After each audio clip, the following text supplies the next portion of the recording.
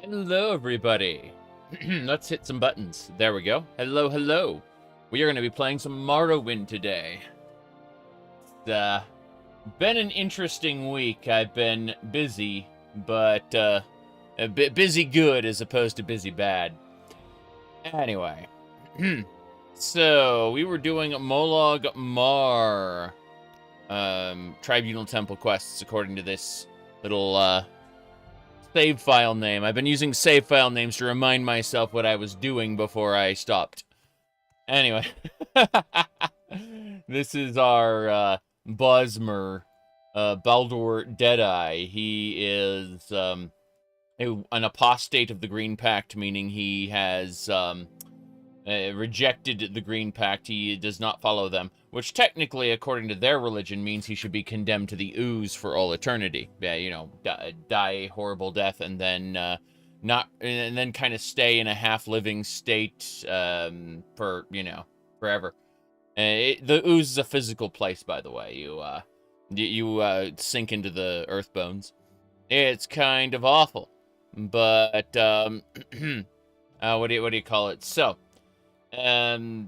Yeah, we rejected that religion. We are actually not a nice person. We've been using mysticism to rip the souls out of the dead, the people, and enslave them as our undead minions. So we are actually not a good person. Not a good person.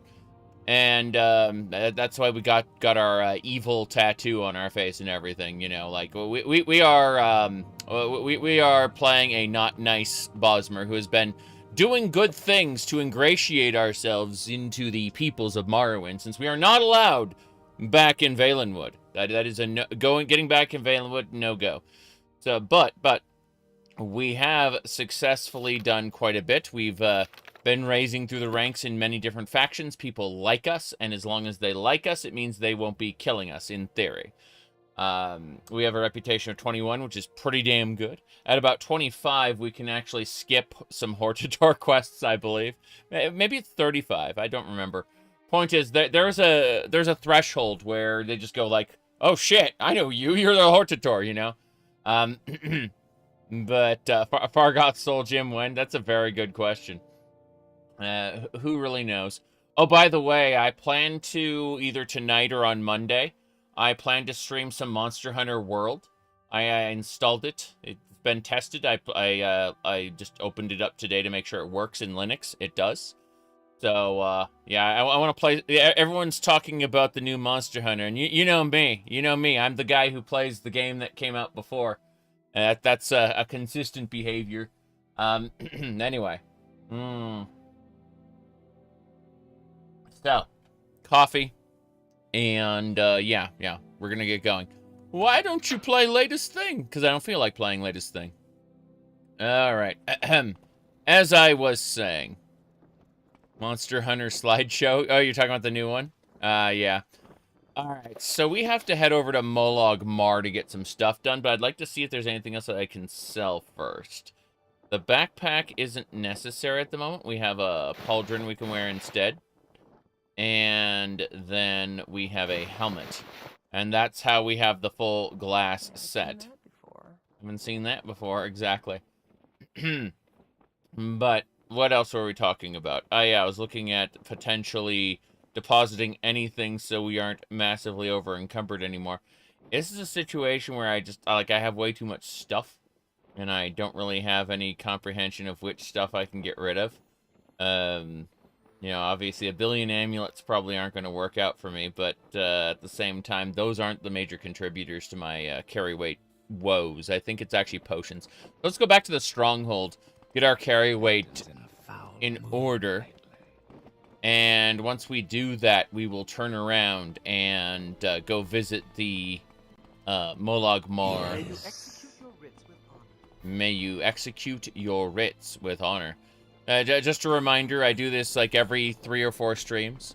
I remind people about the glorious Dunmer culture we are in and how in danger we are. So, no matter how evil we are, keep in mind this is the people who we surround ourselves with are like That big mouth Varro over at Moonmoth Legion Fort says he's going to stop corruption.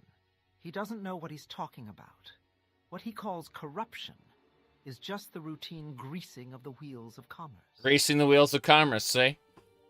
So you think House Hlalu is just an imperial puppet? Shows what you know. Who really runs House Hlalu? Not the House Council. Those posers do what Orvus Dren tells them. Orvus Dren is the Kamona Tong kingpin.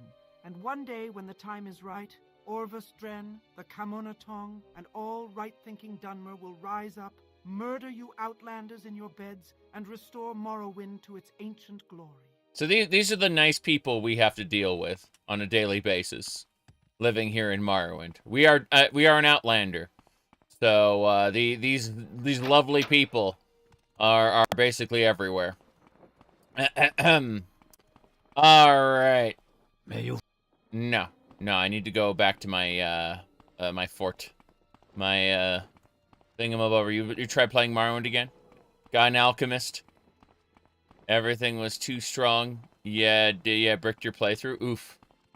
I mean, doing alchemy is good. It really is. It's just, you have to be very careful. I hope you weren't using the hostiles. That mod that adds extra encounters. But, yeah, I could see how you could get into a position where everything was too strong. Not everything level scales in Morrowind. It's, Morrowind uses a very temperate version of level scaling, where there's, like, 3 tiers of, level scaling. The only reason my playthrough is different is because of 2 mods, the Hostiles and Morrowind Advanced, which add extra tiers of scaling. But, yeah, you really have to focus on whatever your main weapon skill is. You'll notice that my, marksman is 103 and my short blade is 102. So I've been focusing on my weapon skills the entire playthrough. Yep. Would beat the Tribunal 1-on-3. Yeah. Yeah. That's what I'm saying. You really, like, the mods I'm using that add extra enemies are for my benefit, not for the world's benefit. It's so that I can run around and still feel like, oh crap, I actually have to pay attention to stuff. Because, you know, you hit that power threshold. Yep. You had to cheese it up since you ended up leveling minor skills to get your strength up. Not realizing the consequences. Yeah. The hostiles in Morrowind Advanced do absolutely have insane tiers of scaling. There's my zombie. Okay, so let's drop our alchemy ingredients first. Then we have to figure out, like, our potion situation. Since we're in a really weird spot with, just carrying too much stuff. And going over to the fort, Molag Mar, the canton in the middle of nowhere, that would not be a good time for us, I say, as I keep clicking the wrong button. Because I'm smart. My goodness. So, I played, does my game stutter? I wasn't seeing any stuttering. So, I mean, Balmora is laggy as fuck, but that's a mod's problem, not an engine problem. And when you get out of Balmora, everything's fine. You know, same thing with Old Ebonheart. Old Ebonheart is a pain in the ass, but when you get out of Old Ebonheart, it's fine. Alright, let's see what else we got here. Yeah.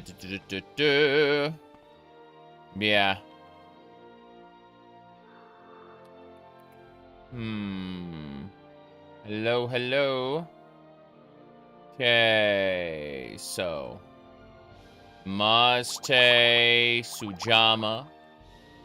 There is Mazte. There is, we need, Flynn. I just need to pick up one of each of the, of those so that I can put them back down. Because it's nice having tons of alcohol. It really is. It's just, wait. Yeah, it's Willow Anther wine. So much wine. Alright. Do you know the total number of mods? Well, I didn't look it up, no. But, thankfully, the bot should be able to tell you. Like, if you go to the, the website should be able to tell you. You should be able to count it yourself. Shouldn't be too bad. Let's see. We should keep a little bit of Cyrodiilic Brandy on us. I mean, wait, it's not Cyrodiilic Brandy. Cyrodiilic Brandy is for endurance. I'm wondering, we take 2 of those. Okay, we keep 2 of those. So 1, 2. And everything else goes. My goodness. Trying to see what else. Yes. Skyrim beer. My goodness. If the search bar is clear when you go in and out of the inventory, would that be fine or annoying? I feel like it'd be situational because there are times when I'd want the search bar to stay the same. But then I also occasionally forget that I was searching for something and go, where's the item I'm looking for? Little did I know I had an X here, you know, or like an A. And so, like, anything that didn't have an A in it, it's like, where's the thing, you know? Like, occasionally you do a W while you're walking forward. Have I used any prefabricated mod lists? No. No, I've assembled mod lists. I think that I used some of Total Overhaul as a base. I'm pretty sure that I looked at Total Overhaul and then grabbed a few things from it. Vintage brandy. Keep the bug musks just in case we need 40 personality all of a sudden. What else? I'm just looking at all this.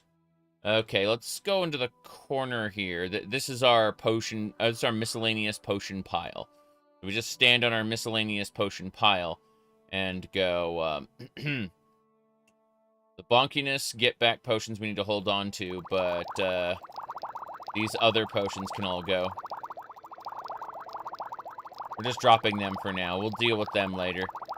I need a mod to be able to distill lesser potions together into, like, stronger potions. Like, merge them. That's what I would like. Okay. I know Skyrim does that. Okay. Keeping some of those Restore Magicus. You tried OpenMW. It's awesome. You've never been able to run so many mods with so much stability. That's great to hear. It only takes one bad mod, even with OpenMW, to cause crashes, though. Like, if you get a mod that is just completely wrong, like, say it was built for, like, 3 versions ago, OpenMW, and you try to use it now, it might still brick the engine. But outside of, like, that occasional edge case, OpenMW never crashes. Unless you have, like, a hardware problem or an operating system problem. Like, for example, if your RAM was bad, you know, OpenMW might still crash. But that's very hard to find out. And, let's see. Common disease potions away. Yep. You said in the original Morrowind, mods with different file formats crashed for you? Interesting. I just need to put my potions away, because otherwise I just have way too many. The blue potions are especially scary. Yeah, screw it.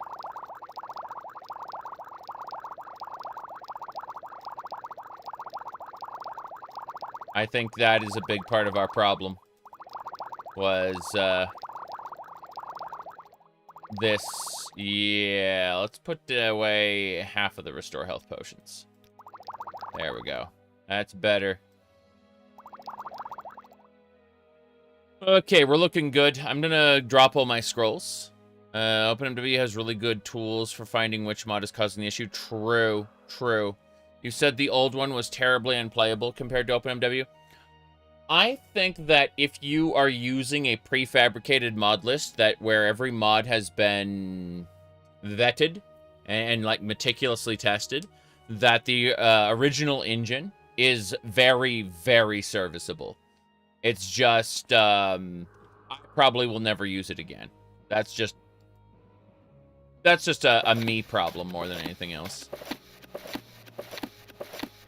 But yeah. Like, there are people who have meticulously put together mod lists that do not crash. But, you still have to watch out for things like save corruption. You know, bloating, file bloating, stuff like that. Whoop. You're really yeah. I would like to see, was that mod called? I would like to see Test 3 MP integrated properly. I'm always kind of tired of it being several versions out of date. Anyway. Messed with one thing. There we go. That should be better. Yeah, that's much better. Okay. Still kind of wary about this carry capacity here. I think it's mostly our ammo. Just having, you know, 100, 100. Yeah, and then 200 here. Yeah, I think it's our ammo that's weighing us down. It's fine, though. Mm-hmm. Okay. Yeah, I always thought, personally, looking at different online games and how online co-op is done, I always thought that the Elder Scrolls would best present itself with a kind of a sidekick system where you have the host be the owner of the world, so to speak, and then you know, let other players engage in that with you, but the host is the one who progresses the story. Test 3 MP is kind of interesting because you create your characters on the server. And so your character is a part of the world as well, which isn't a bad thing. But it also means that you may have an occasional issue with the server itself, you know, making sure your mods are synced and stuff like that. I think that a form of auto-syncing might be nice. I remember back in Quake 1, id Software released an alternate version called Quake World, and the Quake World client would download mods in real time. This functionality was extended in a limited way to Quake 2.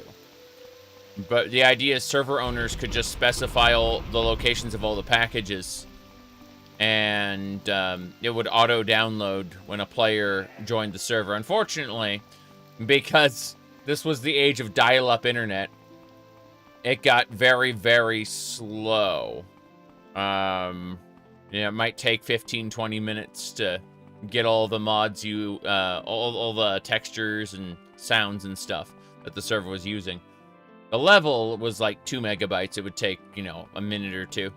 Like, 2 megabytes takes a minute? Yeah, it was just pretty slow. You were very lucky if you ever got the full 56 kilobytes per second, the 56K modem. Yeah, you know, 33.6 was your average throughput on the internet itself. Oh boy. At least as I remember it. Okay, we need to sell some books. Sell some books. Hello? I'm never too busy for good talk. You had 12k BPS? Yes. Well, I mean, I kind of got started around the 2400 BPS range, and then I worked my way up, but the 56k was the 56k modems running with an average throughput of 33.6 was the average was the average back then. You know, like, for the longest time, before we ended up moving away from ISDNs and more towards the DSL system. And DSLs gave way to cable modems, except when they didn't, and they had a big old war.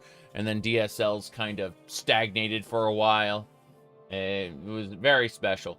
Nowadays, we all, well, not we all, but most of us in the big urban areas enjoy something something close to a gigabit.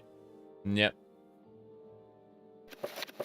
But, you know, depends on the person. Well, let's see the 4 suitors. Okay, yeah, those books were just heavy. That was it. I was just carrying around a lot of books. Silly me.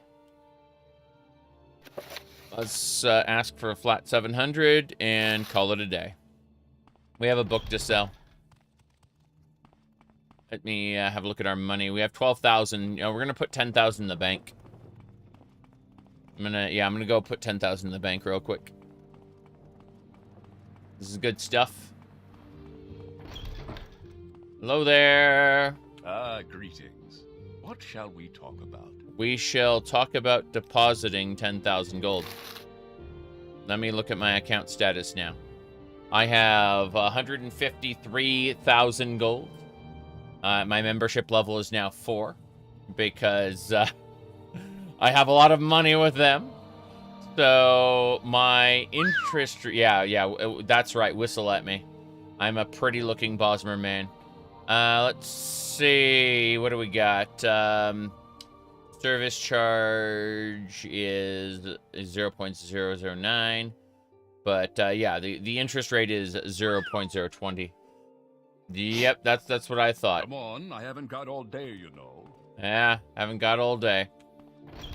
Okay, as I was saying, we are now going to head over to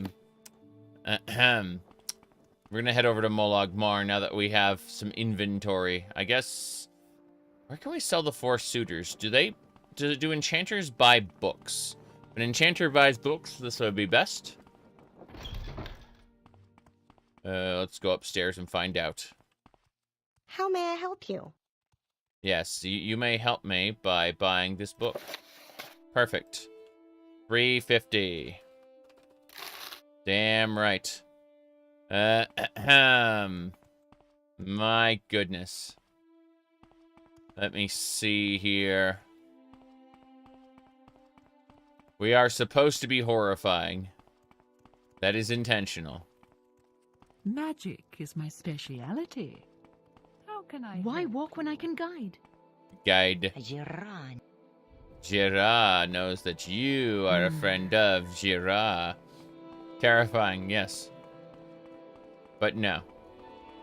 No, we have quite a bit going Do you on. want more duties or not? No, I don't. I don't want more duties. Thank you. Let's May I help? see. Hold on. People everywhere. Friend. All the people calling me friend. Let's go talk to this guard. May I help you? Yes. Tell me about the what do you call it? The Balmora Imperial cults. Latest rumors. Everyone knows the Balmora magistrate Nolus Atreus is on the take. Thieves, thugs, and murderers are getting ridiculous sentences or paying a drake and walking free. But they'll never get Atreus. He's got fat cats and family back in the city to cover him. The Legion champion Larius Varro, over at Moonmoth Legion Fort, he has sworn an oath to stop corruption. But I don't see what he can do. Don't know about that. Just because your superior gives you a task, don't assume you should be able to do it. Your superior doesn't really know what you can or can't handle. And some superiors don't care. Yes, that's true. That's true. The Telvanni do not care what you can or can't accomplish. Like, if you die, they'll just hire somebody else.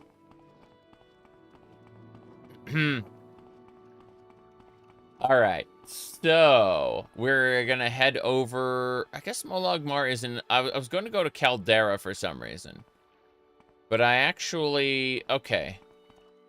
Let me see here. I've got my fork, by the way. I took this fork, and I improved it using the blacksmithing. It's the armorer skill. This is a fork plus 16. It isn't as strong as a Daedric sword, unfortunately. That is beyond my current skill level. But, it is What's this regarding? pretty strong. It's pretty powerful. Yeah. Unfortunately, it has the properties of iron, which means that it can't hurt ghosts or Daedra. No matter how powerful the fork becomes. It has its limits. Know your limits! Alright. I did not like Dragon Age 2. Dragon Age 2 mostly takes place in a single city. And, I didn't really appreciate the story. Too much.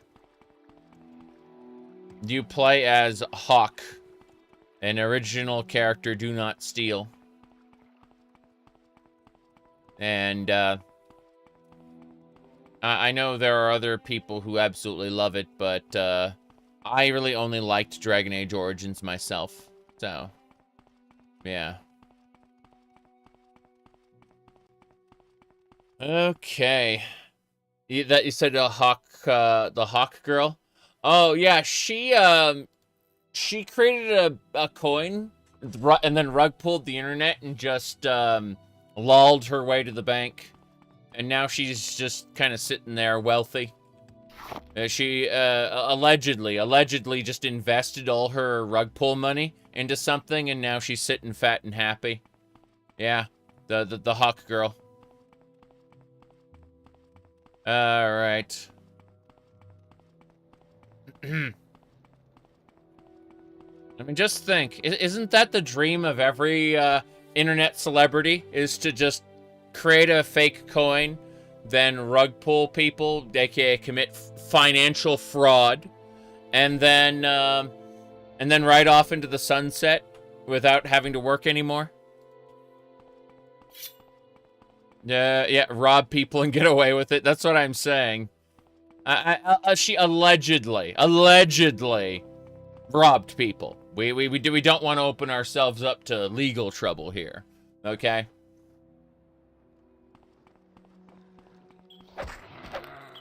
Yeah, right.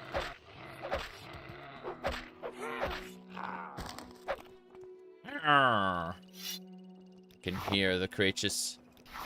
Kaguti meat. Mm-hmm. No, I understand, brother. It's A-okay. Whoop, here we go. Elder Scrib. This is not a regular Scrib, as you can see. It is gigantic. It possesses powers beyond those of normal Scribs. What's a girl gotta do to get some attention around here? Mm-hmm. The court case where the lawyer said attractive people should be in jail. What? That sounds hilarious. Okay. So...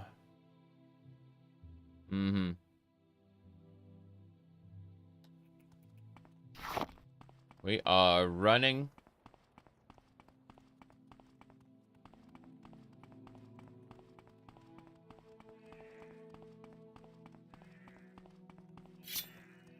Whoop. Anyway, we hit this butterfly. Come on.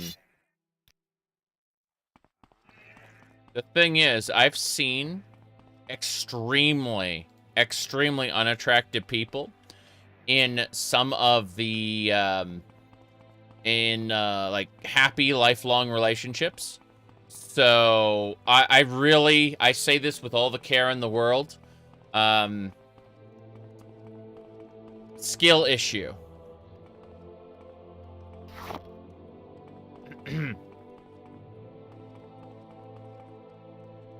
Anyway, let's get going. We are on our way through Saran to Molag Mar.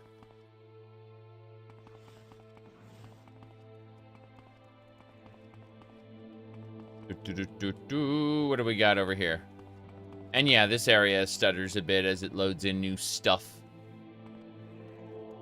Okay. Let's get going. Saving.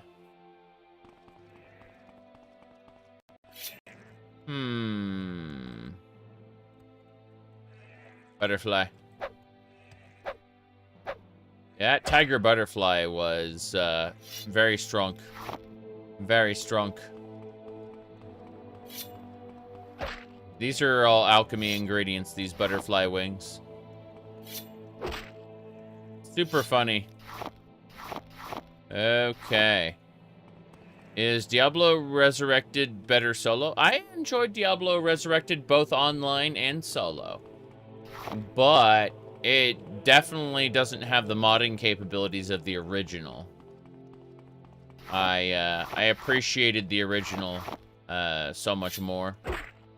Because you could do like local, like quote-unquote open BattleNet, where you can basically mod the game and then play with other people.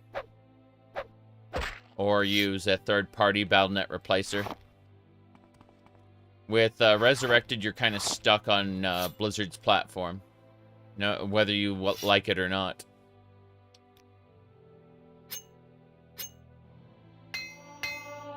Armor skill up to 47. This is exactly what I needed. Okay. There is no escape. There is no escape. You're growing weaker. That's a level 45 Nightblade.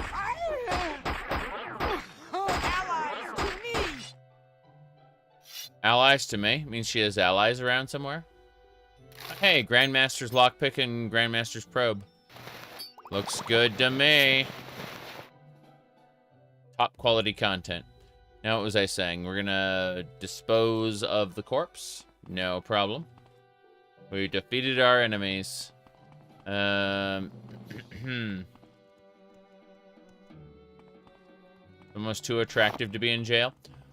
I would argue that if someone's too attractive, then they have to be put into solitary confinement.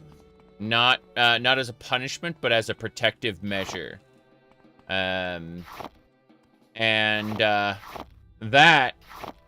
would spiral out of control into some, like, shit fit, because, I mean, I'd argue a lot of things I don't necessarily believe because it's fun. But, you know. Like, there are a lot of repercussions for an argument such as that.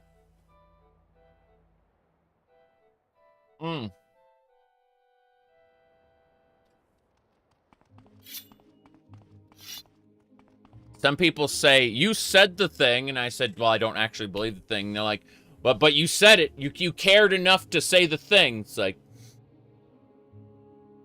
you have no idea. Tomorrow, I will forget this conversation existed. Okay, we have to switch to ranged weaponry. I understand my interactions with people are very important to them at times.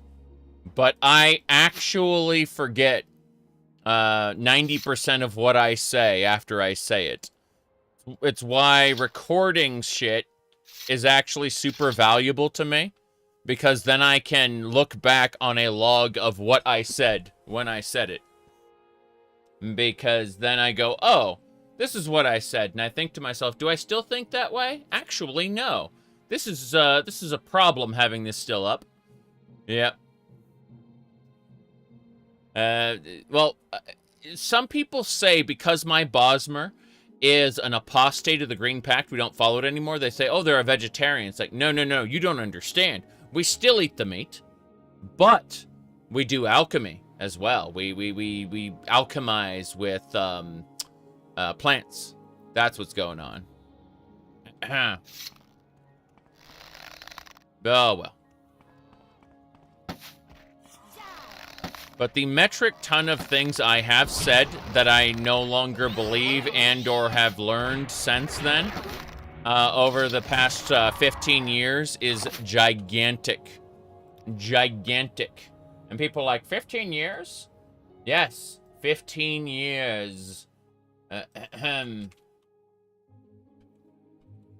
me, see here. Okay. So if I hit that, yeah, I hit that, and then I go over here,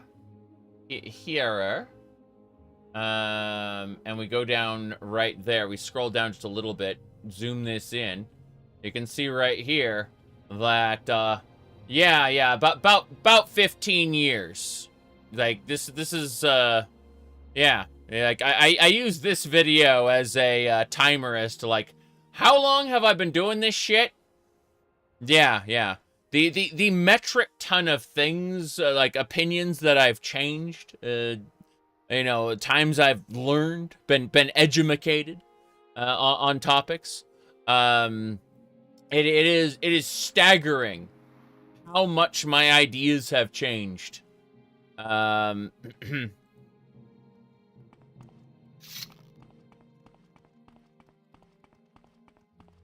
My goodness. Now, a lot of my leanings, those were solidified around the early 90s, I would say. So everything else has mostly been built on top those shenanigans.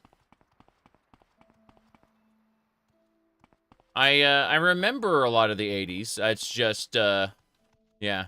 You said, people dumping on you for things you said in the past? Oh, they've always been doing that. But here's the thing, like, if you stop being able to change your mind, you may as well be dead. Correct! Correct. But no, it's just funny. Whoop. Was she swiping the air for no reason? That's very silly. Wait, I'm not going to give up that easily, somebody said? Somebody said they're not going to give up that easily. I don't know. Whoop, a rat. Whoa. A Red Guard monk just tried to hit my follower and died. Well, that was definitely something that occurred. Oh, Warhammer. Fair enough. They are stabbing a rat. I keep getting in my way, too. The sheer lack of damage they're able to output on that rat makes me question their equipment. Let's go over to companion share. Okay. We're going to take some weapons and repair them, I think. So, yeah, we're going to go do that right now. Because I think all her weapons need repair. All her weapons need repair. They were broken, basically. Yeah, her Jink Blade plus 13. All of that shit was busted. No wonder she wasn't doing any damage. Enjoy your Jink Blade plus 13. I'm gonna give her other junk I'm holding as well, just so it's not over-encumbering me. Okay. Let's go talk to our skeleton. Our skeleton should have a few items we can repair. The skeleton has a wide variety of skills, not just like one or two. So we should be a-okay with fixing everything up. Yep. That should do it. Let's hand these over again. These Daedric items I'm going to need to put in my museum. Sorry, my menus, my, my home, my stronghold. We need to find words that fit. But yeah. Hopefully we can sell some stuff in Molag Mar, because we've got way too much junk on us as it is. With these bandits that want to murder us.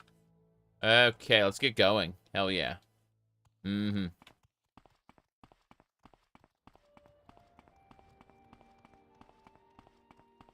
Yeah, I posted this the other day, and it triggered a fair amount of people.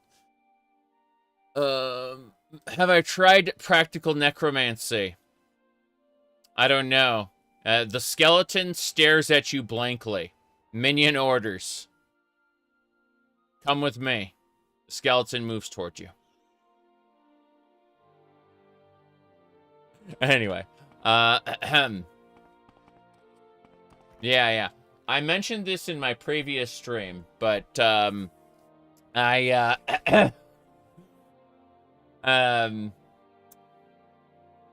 Grace.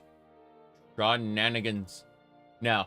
I posted a, because people were asking me earlier, it's like, what exactly do you like about, what do you call it, mixing, the masculine and feminine traits on characters for the lulz? It's like, so I made a post, and it triggered a fair number of people.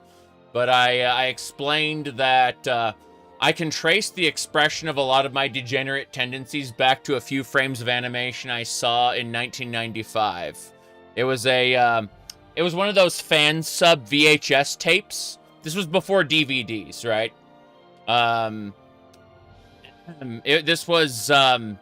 It was the opening to El Hazard, the Magnificent World, specifically. This part there.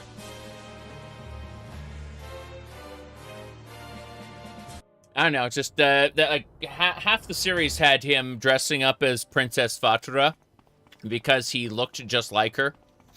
And I thought, wow, that's pretty funny, actually. And you know, that was where I was like, huh, this is pretty funny. But that was back in 1995. People mistakenly think that my memeing is something new. It's more like the tools and base of which I have to meme with. I said, that's it? Yeah, back in 1995. It's the tools and which I have to meme with are larger. I mean, if you want to talk about the Rocky Horror Picture Show and shit like that, you know, those exist too. I'm just saying that the very first time I was exposed to that sort of memery, and it just kind of clicked into place. I was like, huh, yeah, fair enough. Wait, I heard something over here. Thought I heard something, but yeah. Someone asked, but like specifically, people were asking me like, "Oh, how long have you been?" Whoa! What the hell is that? A Kagouti and a spider. Okay, the spider's dead. And yeah, that was some Saran loading in lag. Damn. I could always let me have a look to see what my view distance is. My my actual detail level is sit at 1.1, so yeah, it's fine. No, well, every once in a while you get the urge to rewatch it. Venus Wars was a great movie. I'm so glad that I went back and actually read the original comic book for the Venus Wars, because I understand, like, the cinematic experience, like, the movie is just great, but it's very interesting to see how the character Hero was originally two separate characters. My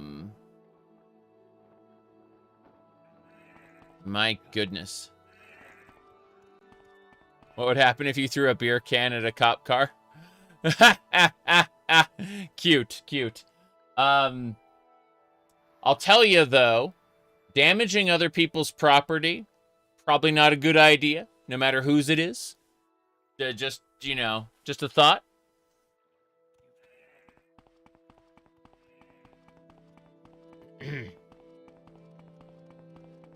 Anyway.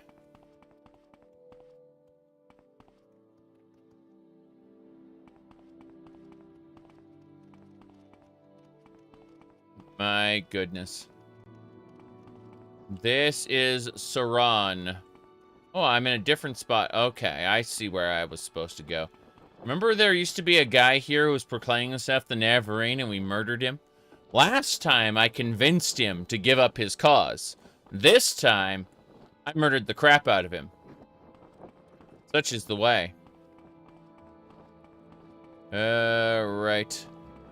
Everything's a bit choppy here. We live in the land of chop.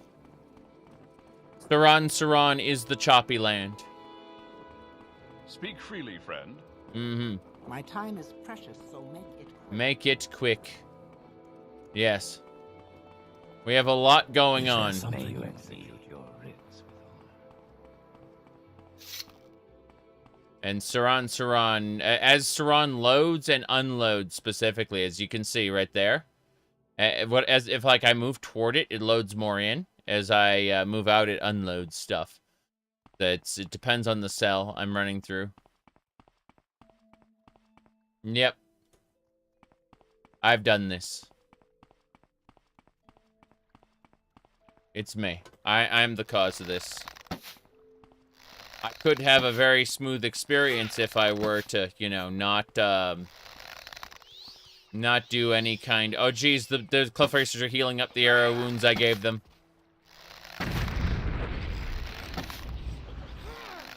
But no, El Hazard, the Magnificent World is a great show. It's like one of the formative versions of Isekai Slop.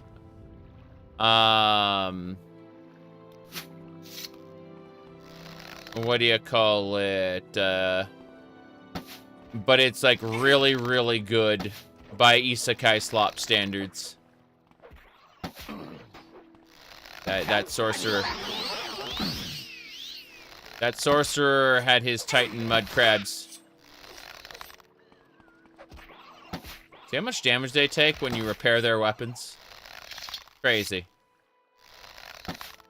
Anyway, we have to clear this area out. It's got lots of cliffy racers. That one's blighted. My goodness. Uh-huh. Does the bow animation cover more than you prefer? This is not an FPS. I do not need to actively see what is going on at all times.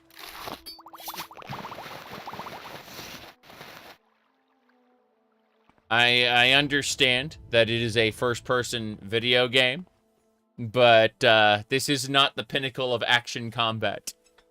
I am, I do not actually care. Alright. There we go. Just walk away, the guy says, as I kill these mud crabs. Yep. Whoop! He's running at me. You're growing weaker. He was growing weaker.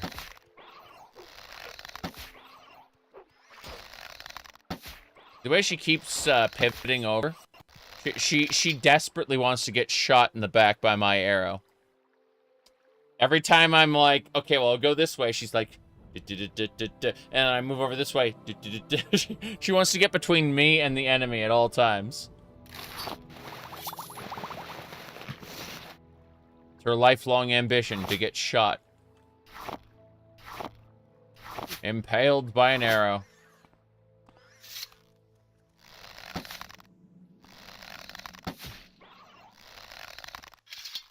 Mm-hmm.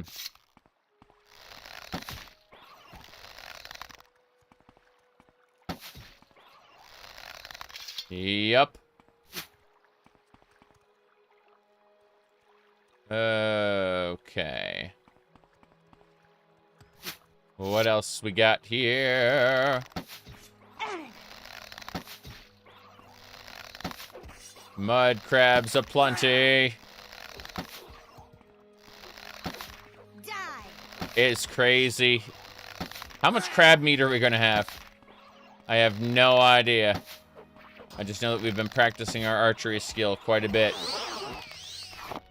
So when we finish this, let's see just how much crab meat has dropped. Let's find out. Mm-hmm.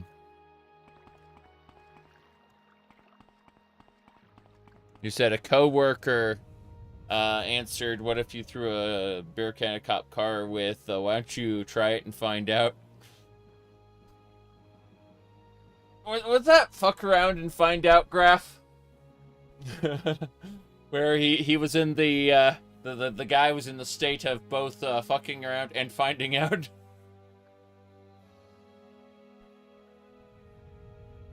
Anyway.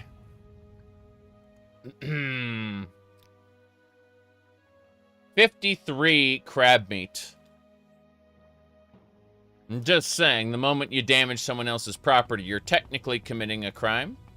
And at that point, a peace officer can go, oh, I mean, obviously it'd be personal because you're damaging their stuff, but even if it wasn't personal, even if you threw like a can at someone else's car in front of a cop, the principle is still the same, right? The legal principle behind it. It's just that they would have a personal incentive to take corrective action, which is their job. And you know how much they have a tendency to follow through on personal incentives. Oh boy. Ant. Oh boy. Fork.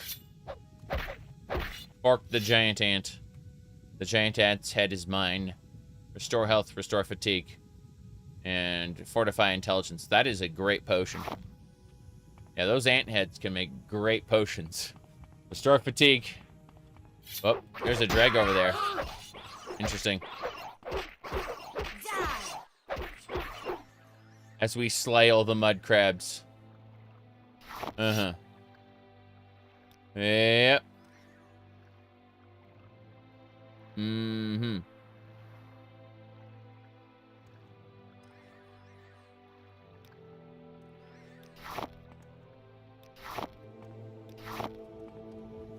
Yeah, what I'm saying is that you, like, there's obviously the personal motivation behind the corrective action, but there is a legal framework backing up why they would arrest you for such a thing. Whether you like it or not. Anyway, silver bolts.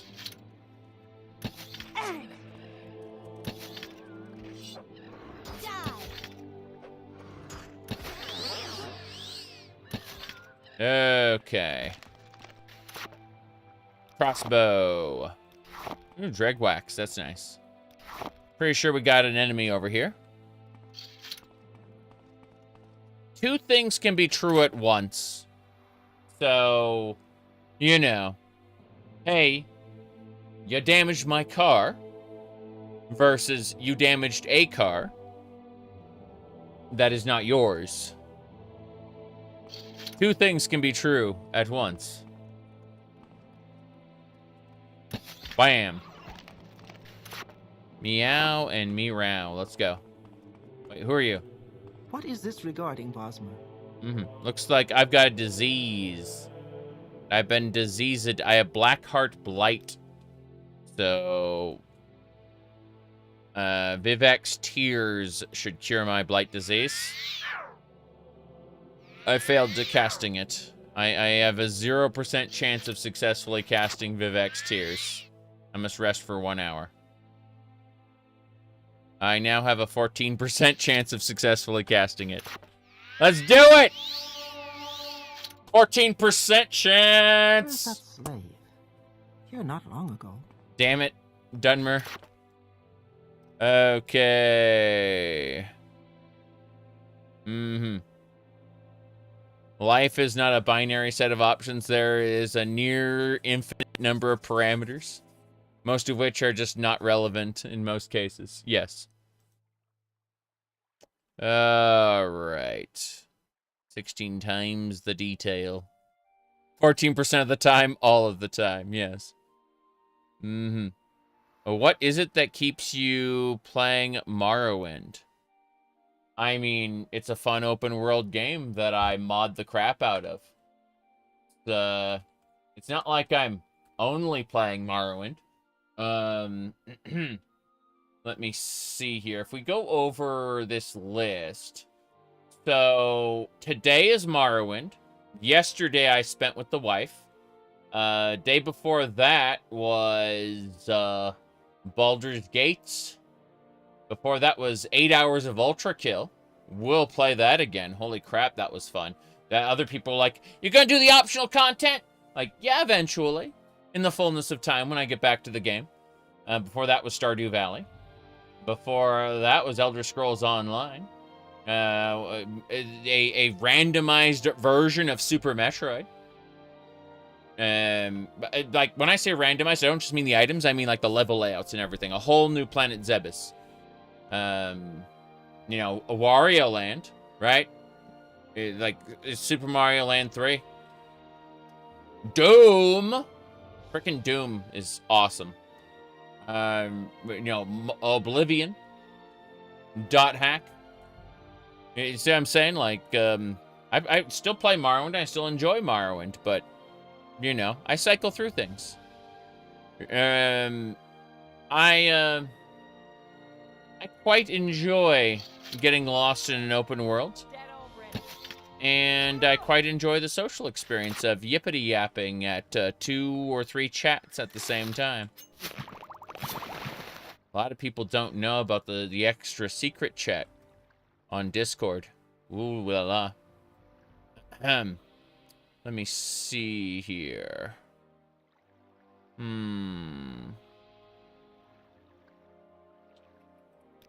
me drop the Dwemer Graves so we can bring everyone closer. These will over-encumber me. Yeah. I'd say modifying Morrowind is absolutely fun. There's a ton of different open world games that I play the hell out of. I know someone got really irritated at me spending time in Stardew Valley. They were, whoops, I over-encumbered the skeleton. I was gonna say, they were like, man, this game looks really boring.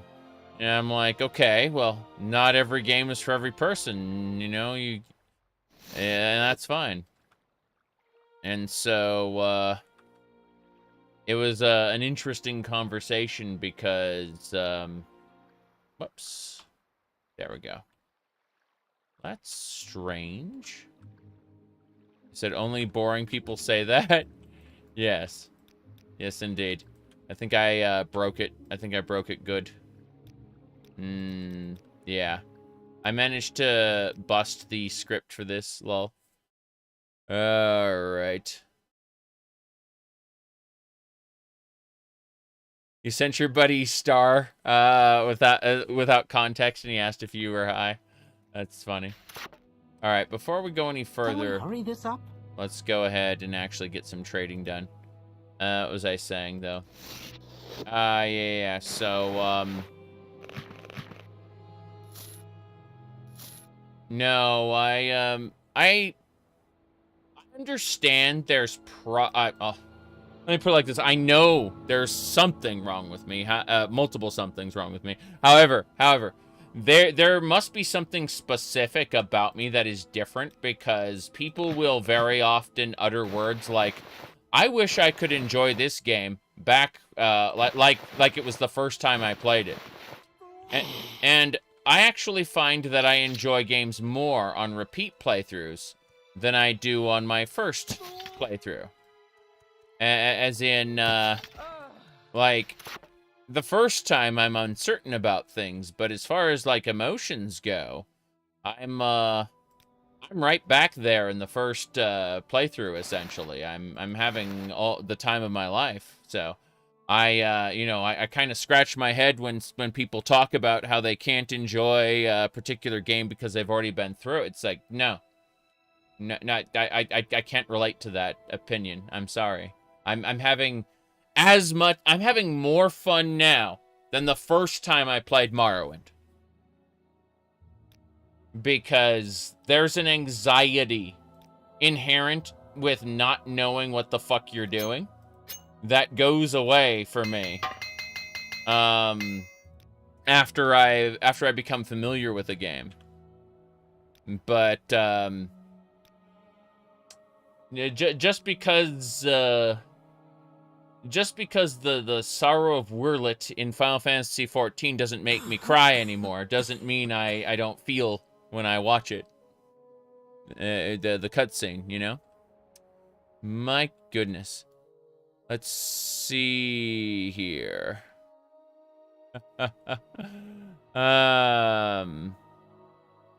But yeah.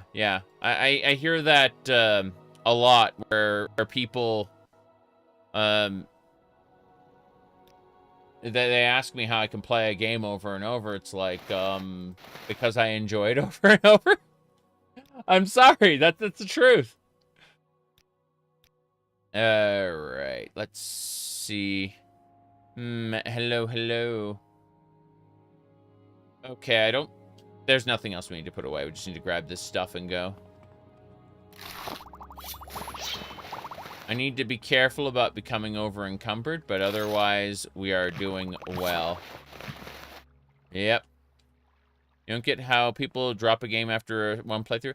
I very often will put a game down after one playthrough to go play other things. But that's I have too many games to play problem, not a I'm not interested in the game problem. What the heck is What this? brings you here, Bosmer? That hat. That is some hat. She is a hunter. At first, it seemed the fuss about the Nerevarine prophecy was just silly superstition. Then I learned that the Dunmer have been waiting for Lord Nerevar to come back for centuries. The Incarnate, they call it. Every few years, an Ashlander appears, and the tribes call him the Incarnate. Then the temple goes out, hunts him down, and reveals him as a fake. Why does the temple worry so much about it?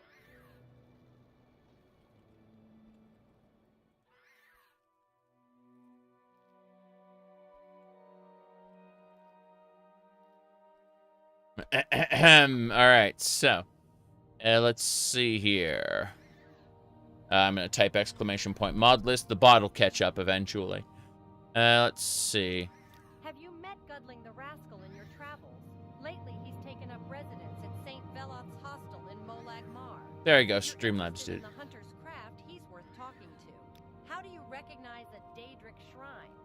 Well, they've got long, funny names like Ashurnabibi or Zaintiraris. Some are well-known sites like Ald Sotha and Bal Fel.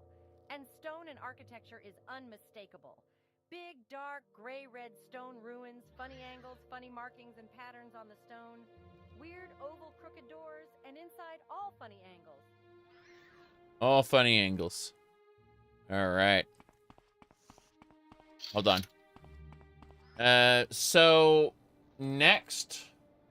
Haha, hold on. Floating mud crab, yes. Yes, indeed. Give me a sec. All right, so today is Morrowind. Tomorrow is probably going to be, not tomorrow, but either later tonight or Monday, I think I'm going to do Monster Hunter Worlds, probably. People are like, what about the new one? I'm like, what about it? I played Kingdom Come Deliverance again recently because 2 came out. Alright. What's your weapon of choice in Monster Hunter? Hey, I played it like 12 hours and I enjoyed a few. So I think I think I've trying to hold on a second. Oh, wow. They're not dead. You're growing weaker. Oh jeez. You're growing weaker. Okay. I'm gonna say I think I enjoyed the insect glaive and its stupid leaping a lot. I think that was my favorite out of what I did play, but I need to clarify this. I am not a quote-unquote fan of Monster Hunter. I just enjoyed Monster Hunter World for a bit. For like 12 hours. So, it shall take a bit. Happy birthday indeed. Alright. I'm gonna end up gonna have to remember things. It's basically gonna be like playing from scratch. I did not get to a high class or anything like that. I very much played until the mushroom area and then stopped because I was busy with other things. And that is, whoops, here we go.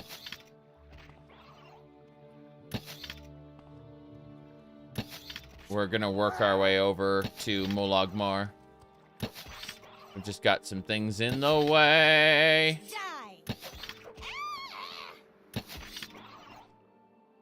Need to clear out these crabs before they, kill us. Okay, how are we doing on this now?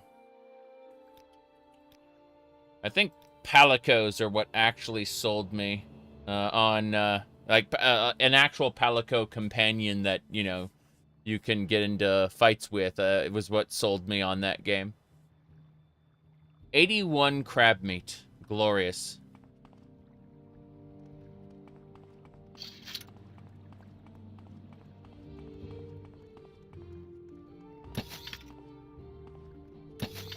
Okay.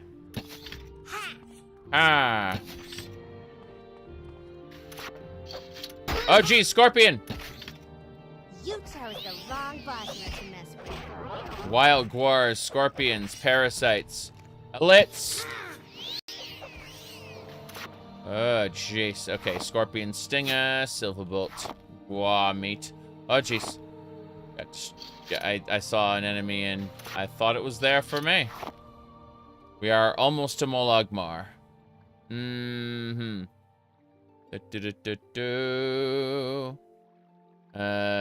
You prefer more concise, direction-driven RPGs over open-ended ones? I would say that I like those too, but I would only want to play one of those once because that's it. You've experienced it. Time to put it down. Goodbye. As opposed to an open world game where you can go in any direction and build your character in different ways. Like I don't know. Like an open world game is just something to get lost in. Similar to how back in the 80s and 90s I used to go hiking, right? You know, I used to just go out into the wilderness and explore. It's a very similar feeling. Just go off in a direction, so to speak, but you know, the breadcrumbs exist. They're just in the form of these different quest hubs and stuff. Whoops. Yep. Whoop, here we go.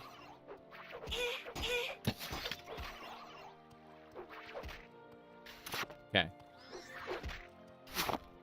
But I think I can actually show you when I first experienced that in a video game and how it resonated with me personally. Let me see here. Okay. So in a video game, the first time I realized I really liked open worlds was let me pull it up. There we go. Here we go. So the first time I had that feeling personally would be The Legend of Zelda.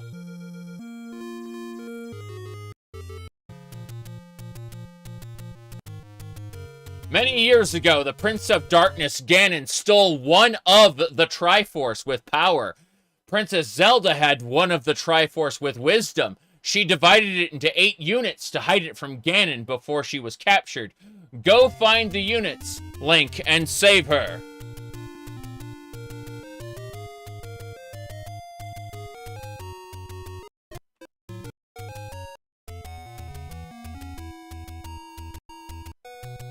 Please look up the manual for details.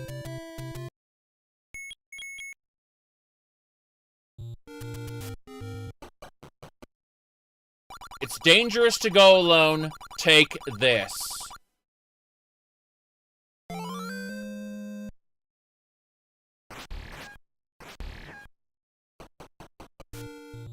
And so, this was the first time I ever felt the real fun of an open world game. Was this one. Not to say there weren't other open world games that existed already. I'm just saying this is the first one I experienced where I really felt that call to adventure, so to speak. Yeah.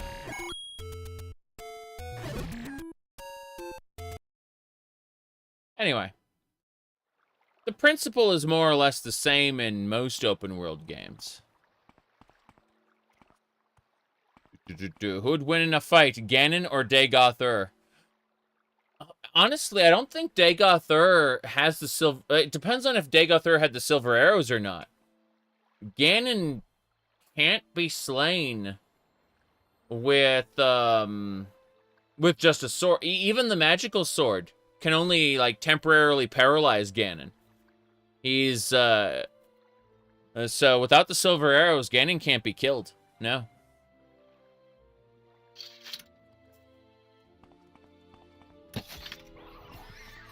Okay. Let's... Uh-huh! She shouted, haha! And she started coming at me with a warhammer. Oh god, there's more. There's more! Fetch her!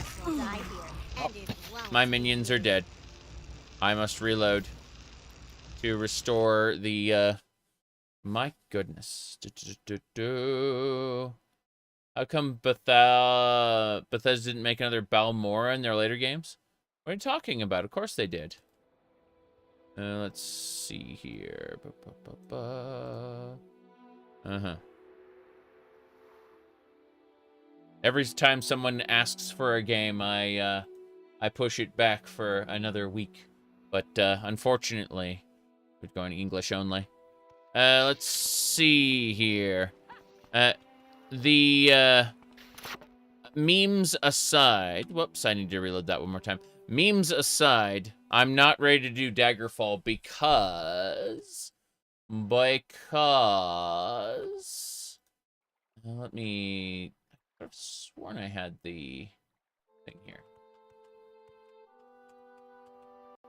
Ah, here we go. Found it. Alright, so... I'm currently playing Morrowind, Baldur's Gate, Stardew Valley. I've got 2 more zones in Elder Scrolls Online. So it's almost done. Elder Scrolls Online is almost done. Just a few more streams of that, and then we can put that to bed for good. I was gonna say that Oblivion and Dot Hack. That's 6 games. I don't have time for more games, man. Not right now. Do not have the time. Alright, let's see here. I played hundreds of hours of Daggerfall. It's due time I put it down for a little while. Then pick it up again later. When? I have no framework for when. Yeah. Where's your yearly Shadowrun playthrough? Jace. I do like Shadowrun. I like Shadowrun a lot. But, yeah. How you celebrate the end of ESO? Celebrate? I don't know about celebrating. I just think it's, put another game in the slot. The answer's probably just more like another 24-hour Stardew Valley game. That's probably the answer. Ahem. Who really knows? But, yeah. I like Daggerfall. Daggerfall is one of my favorite video games. But I'm not going to play it all the time. There are just some months or some years where I simply don't play it. I'm sorry if you subscribed as the Daggerfall guy, but let me see here. I need the good touch random. That's what I was looking for. I got distracted by a bunch of other things. I mean, it's like all the people who hate Japanese cartoon shit, right? They react very poorly when I do a playthrough of Oni Chambra or Fate Extella, you know? Or another visual novel, which I do those from time to time, right? There are people in the Elder Scrolls fan base who react very, very poorly to what they think of as weeb games, and it's like that is like 50% of what I interface with.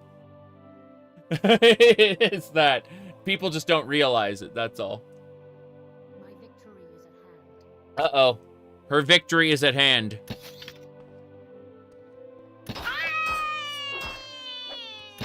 He's trying to kill my skeleton.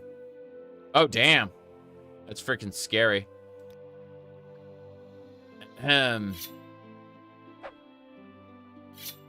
You'll be dead soon.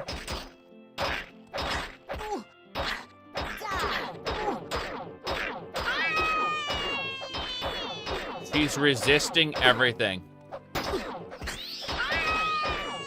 He's desperately trying to kill my skeleton.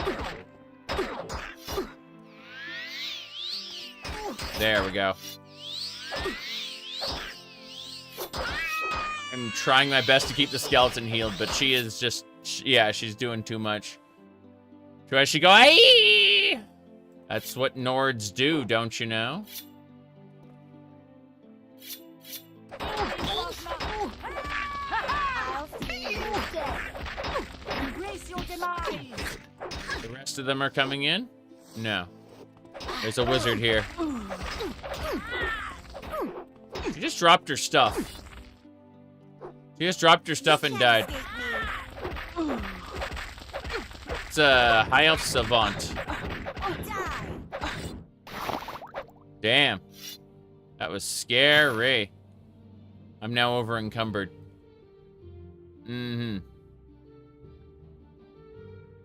Alright. When are you gonna play the new Call of Duty? People have asked me that. Unironically. That one lady just dropped all her stuff so she wouldn't be over encumbered anymore. That's funny. Something's busted here. I'm gonna go, yay, and I'm gonna restart the game real quick. Give me a sec. Yeah.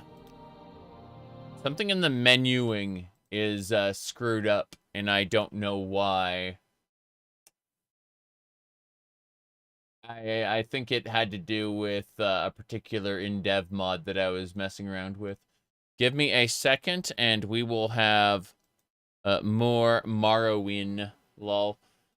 I just messing with something. Okay, I think we got it. So we're just gonna go over here to OpenMW and hit launch game. No problem. See, everything is fine.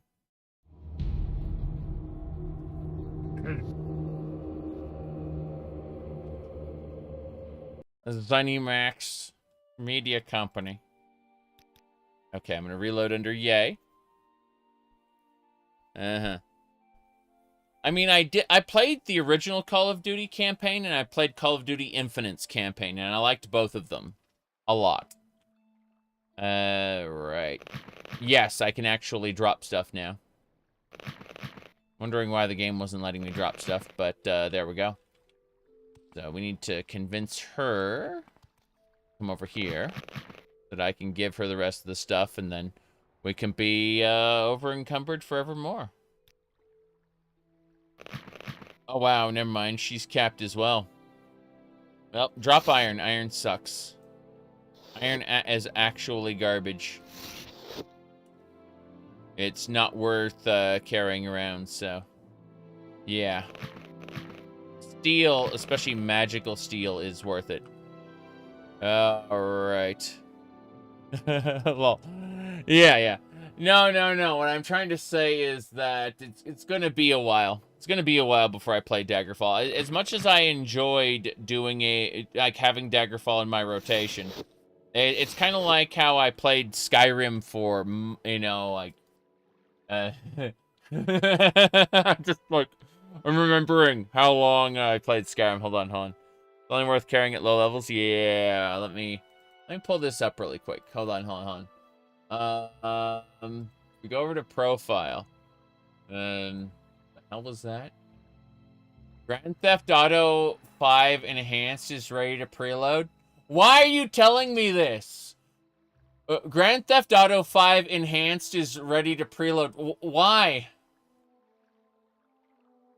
Why do I need to know this? No. Look at what Steam's doing. Steam says, oh, look. Like, preload this game now. Like, why? Why would I want to do that? Dismiss. Jace. Let's see. Oh, hold on. Okay, so we go over to our loadout here. And we go over to games. And as you can see, Skyrim, 3,000 hours of Skyrim versus 2,000 hours of Skyrim Special Edition. That's a lot. A lot of Skyrim. And that's why I haven't played it since 2023, according to this. Yep. 2023 was when I played Skyrim. Why? Because I played too much of it. I'm making an active effort not to play it, despite it still being fun for me. Like, I could go back and play Skyrim right now and have fun. But I'm making an active effort to not do that, because I played too much of it, and there are other games I want to play. Likewise, I'm off of Final Fantasy XIV. You see that I last played it in October?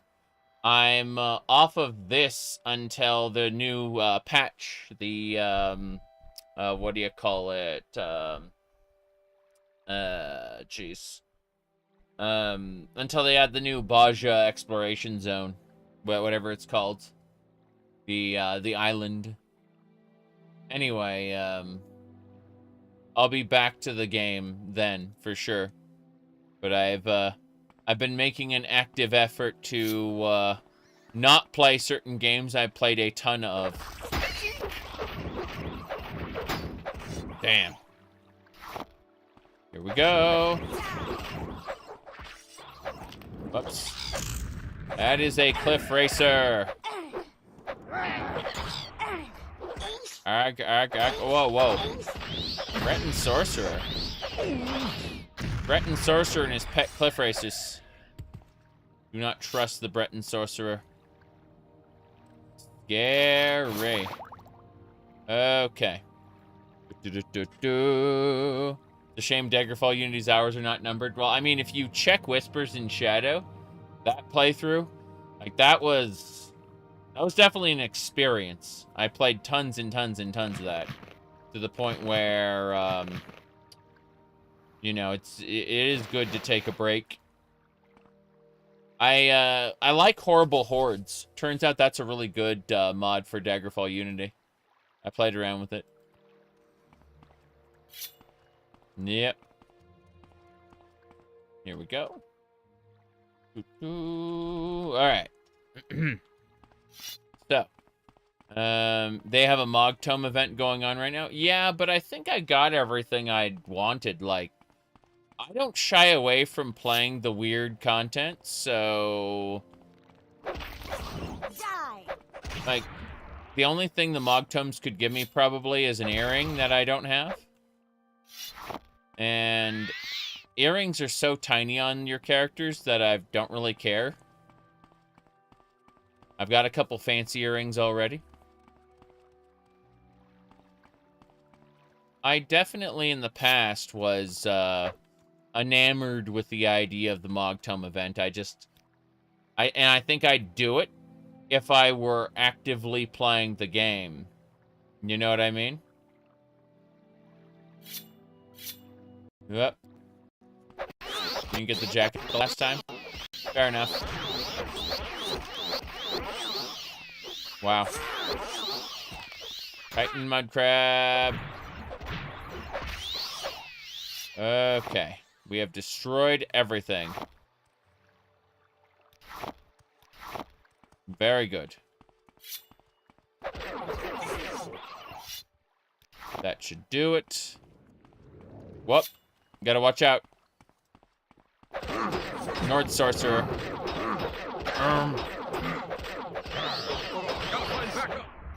Gotta find backup. That was really funny. Okay. That is a special glass item. I want that. But I need to drop some of the other junk. Yeah, we're just dropping some things real quick. Iron. Keep the Sacred Necromancer stuff. That's expensive. Same thing for the rings. Extravagant ring. Glass Tower Shield. Dire Spark Sword. And everything else can damn well get dropped on the spot. I'll be back. I wish there was an option to just spill stuff on the ground. But I understand why they don't do that. Little Ladies' Day starts on Monday. Okay, they might very well convince me then. What are they doing for Little Ladies' Day this year? Hold on. I mean, let's see. Oh. Hold on a second. Let me pull it up. I'm pulling it up right now.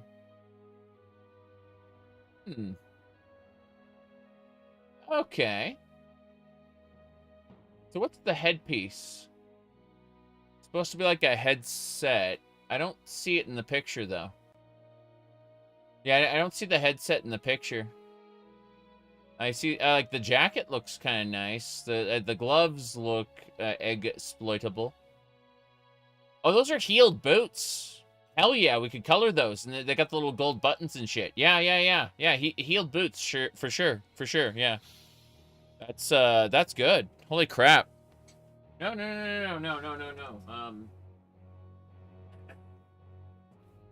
Like, everything I wear are heeled boots. Seriously. I have, like, several different pairs. Not joking. I like heeled boots.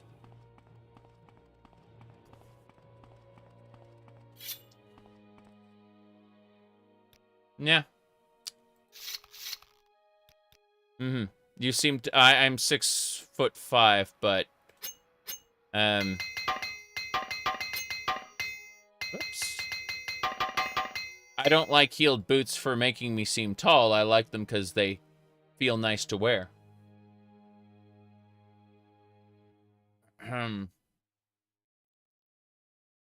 Wife is asking me to do something real quick. I'll be back in just a moment.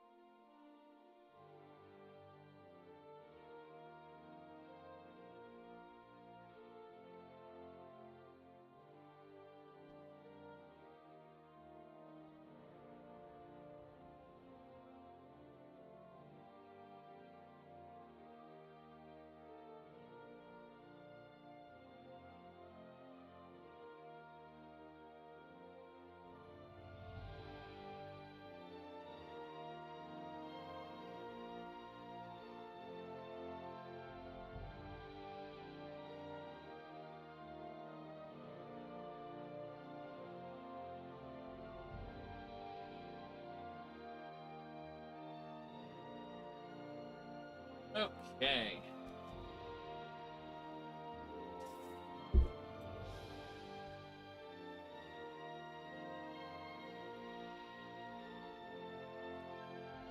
Probably asking me to reach something up high. No, she was upstairs and she wanted me to pull out some beef from the downstairs fridge and just set it out so that it starts to thaw naturally. That way, by the evening, when she comes down to cook, she will... Here's an ice cream sandwich. But, she'll have beef to use. Yeah.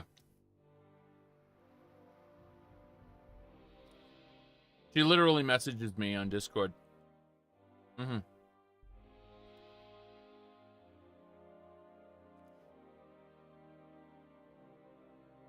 That's the funny part. Like,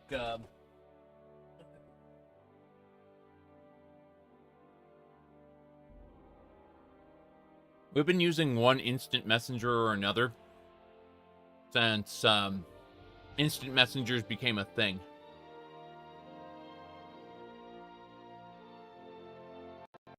Then, you know, you get married, and you think, oh, well, that means, I'll stop using instant messengers and just talk all the time.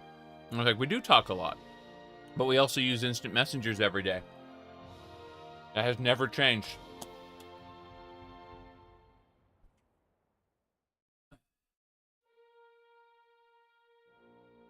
Like, oh, well, he's in the other room. I'm moving some stuff around, grabbing things. This jacket, for example, shouldn't be here. I'll be back in the game in just a minute. Got stuff that's been accumulating down here.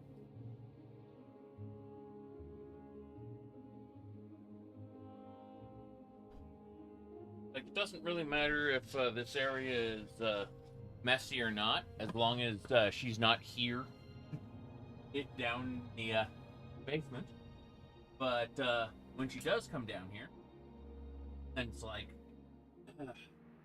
things need to be a little neater. Little neater. I say as I try to figure out why certain or where they are. But yeah. Here's another pair of boots, by the way, that I wear. You know? Cowboy boots. Yep.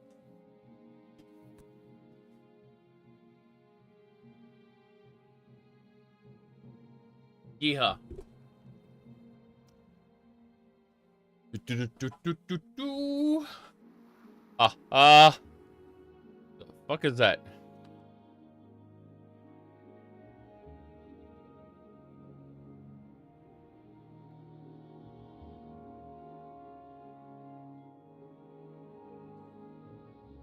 Yeah, boot shops in Texas. We have boot shops here in Colorado.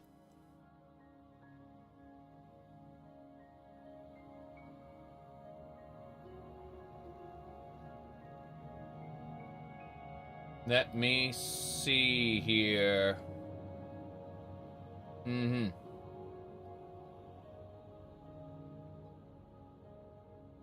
Right.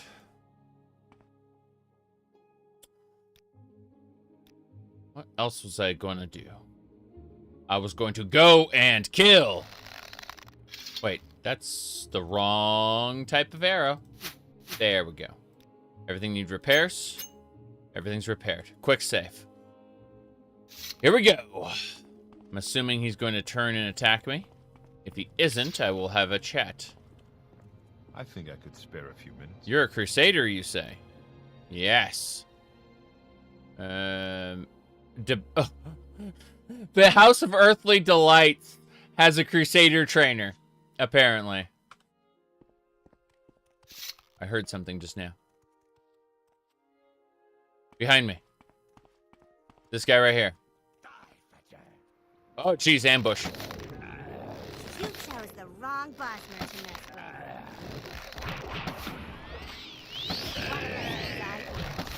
I beg you, show mercy. Take it. It's all yours. Show mercy.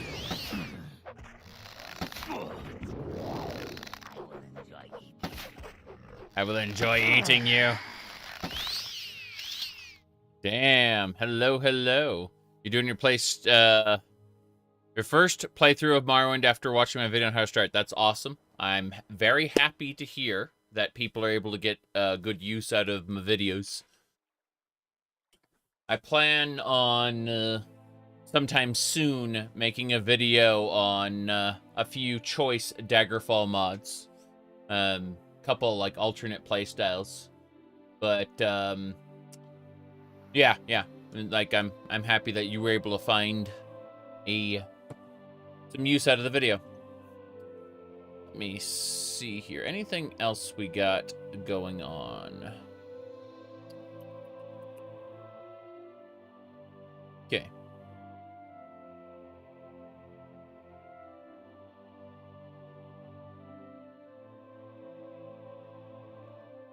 You sent the Morrowind video to like 3 of your friends? Awesome. Oh, geez, crap.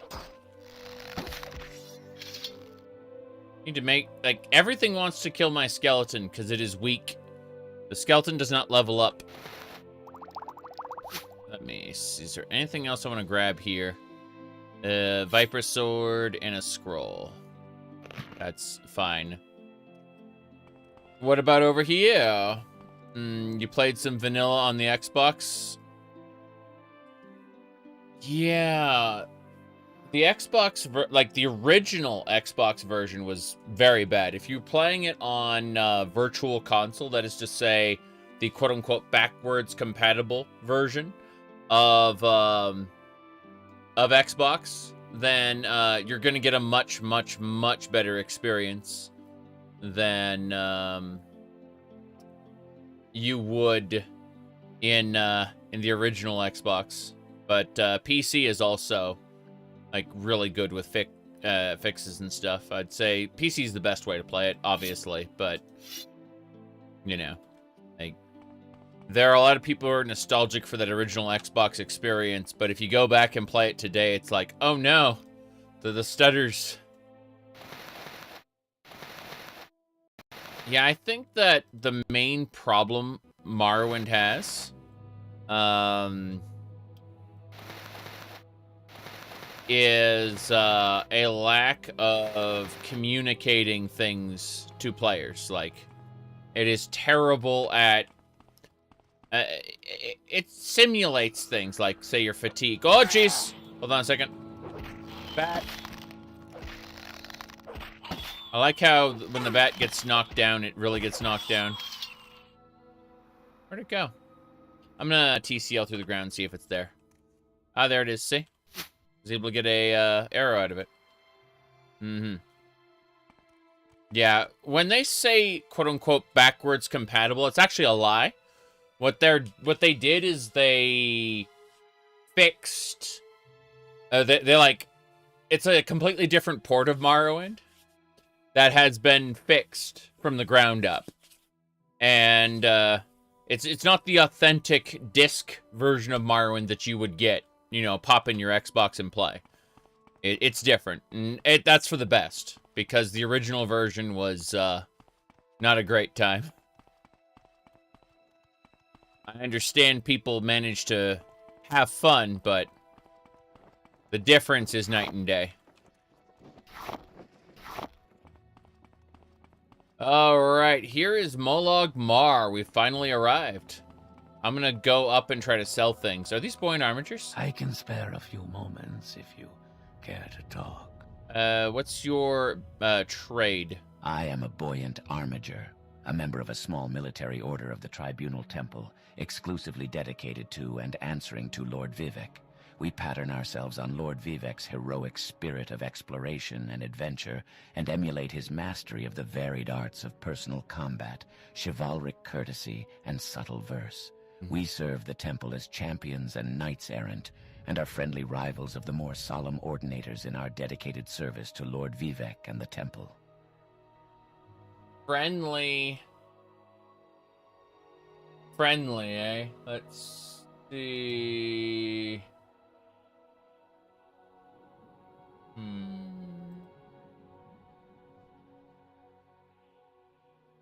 Sorry, I got Distracted. What's this?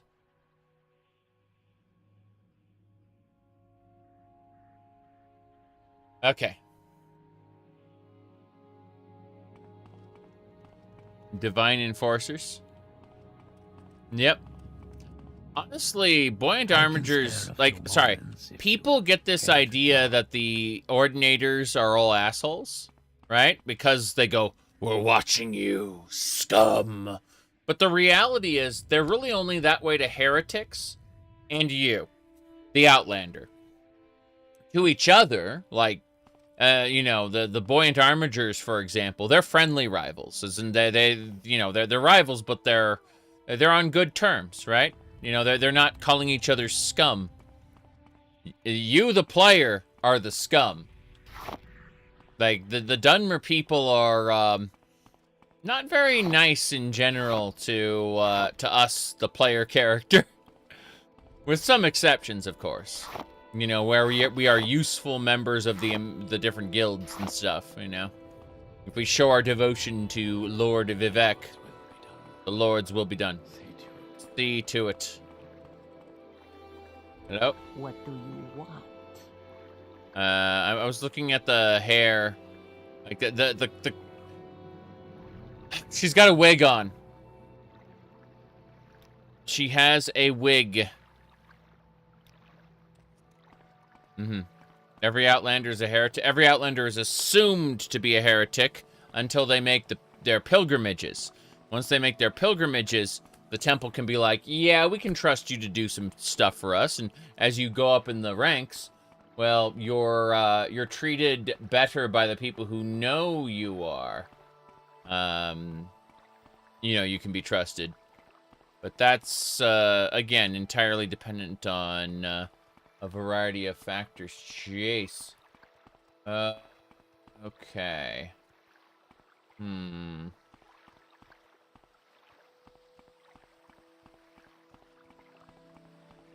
Interesting seeing the people walking around here.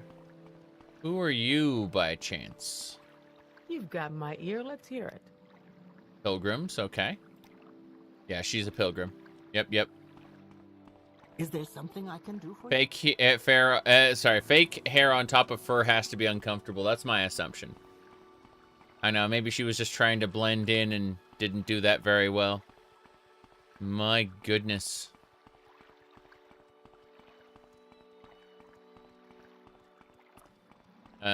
Kingdom Come Deliverance. Yeah, this is the Kingdom Come Deliverance 2 DLC. We are playing as Henry of Skalitz in his ascension to the title of Elden Lord.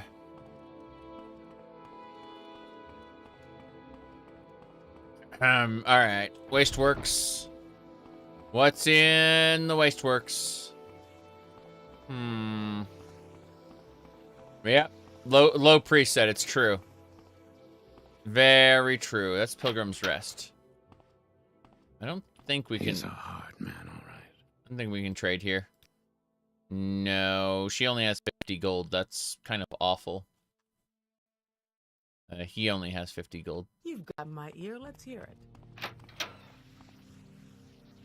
All right.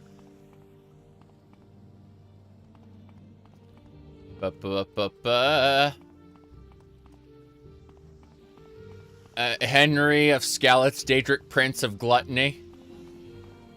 Terrifying. You know, he used to be an aspect of Sanguine, but has, Why are you here? been torn off.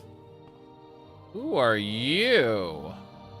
I am a buoyant armiger. Damn. You are a buoyant armiger, but you look extra special. Like, wow. Look at those shinies. All right. I can spare a few moments. Yeah, those are all buoyant armigers. Tell me what you want. I mean, ooh la la. You know, as nice as that outfit was on the men, I'd say the ladies got it good too. Holy crap. All right. Hello? Hello. Why are you? I'm looking for a vendor. None of you seem to be vendors. All of you seem to be buoyant armigers. Just regular buoyant armigers. None of you seem to be like a buoyant armiger tradesman or whatever. Confiscated goods are down there. That's funny. Tell me what you want. What do you? Yeah, ooh, you're a trainer. You train in the long blade. No thanks. Mm-hmm. Okay. Bless and keep you, acolyte. I am an acolyte. How'd you know? Actually, I'm technically higher than an acolyte. Let's see. I know I'm an acolyte. He actually did it. Can we hurry? Smith! We found a smith. Finally. Made the foolish choice to try Anniversary Edition of Skyrim for the first time. You thought the quest journal clutter was bad before. I actually like some of the additions from the Anniversary Edition, but I think they all need to be quote-unquote tempered by using mods that delay the start of all of them and also change some of them. For example, Saints and Seducers, there's a mod for it that takes all the assets from Saints and Seducers, dumps the bad quest line from the game, and uses those assets to tell a better story. Same thing with Legacy of the Dragonborn. You can integrate all of those little mini quests into Legacy of the Dragonborn. The mini quests don't start. Rather, the items are just organically placed in the world, and you go find them and put them in the museum. Move along. Hello. Hail, Outlander. I've great prices for you today. Mm-hmm. You need mods to fix the official content again. You're not wrong, but that is just the way of Skyrim. Yep. Move along. Here's the real problem with the creations system, okay? The creation system was added as like a precursor to paid mods, right? And it's not that developers shouldn't be able to produce mods that of like DLC quality or expansion pack quality and then sell them, right? I think that's okay. I think that part is fine. My problem is that because they need to be standalone products, they cannot, under any circumstances, require another mod to function. Every single piece of content that they sell is standalone, which means that the best part of Skyrim modding is that you have a mod built on top of mod, built on top of another mod, and it creates this complex chain of experiences that you will never have, right? Like in the vanilla game. Instead, it's just a little bit of slop added on, and it might be handcrafted. You know, look, this is beautiful new dungeon. Okay, what other elements does that dungeon have to it? Nothing. You know, what about this new set of armor? What how does it get added into the leveled lists? What kind of specialty content is there for it? Nothing, right? The reality is that modding is at its best when it's the community coming together to not only add on to things, but add on to other people's work and other people's work and other people's work. And that's how we get this, 1,000 mod loadout that is just an incredible addition of experiences that you would not have in the base game. Instead, because of the creation system, it's just more of the same with slightly different flavors. It regressed us back to the most basic modding. Yep. All right. Hello, sir. This guy has a pick hammer. Pick hammer. How interesting. Arrowhead spear, Akavari longsword. What arrows? He has Huntress arrows, silver poison arrows. I'll take those. What about let me see. What kind of bows he got? Nothing I care about. Bolts. Looks like he has 60 bone mold bolts. I don't need those. Okay. Head on. Mm-hmm. You have a mod that combines the Divine Crusader and Vigilant? Interesting. Legacy of the Dragonborn is something I will use in all my future Skyrim playthroughs, because I just love the gallery. I love the gameplay loop it creates. Not right now, Outlander. Move along. Not now, Outlander. Head on. Head on. Jeez. Head on. Okay. Let's do that. Good. Then we must we're going to head back here to convince our followers to run up to the counter. Once they're up at the counter, I'm going to squeeze between him and her and have a chit-chat with our skeleton about grabbing the iron that the skeleton has. We're going to sell that iron. Hell yeah. No problem there. No issues. Of course not. Mm-hmm.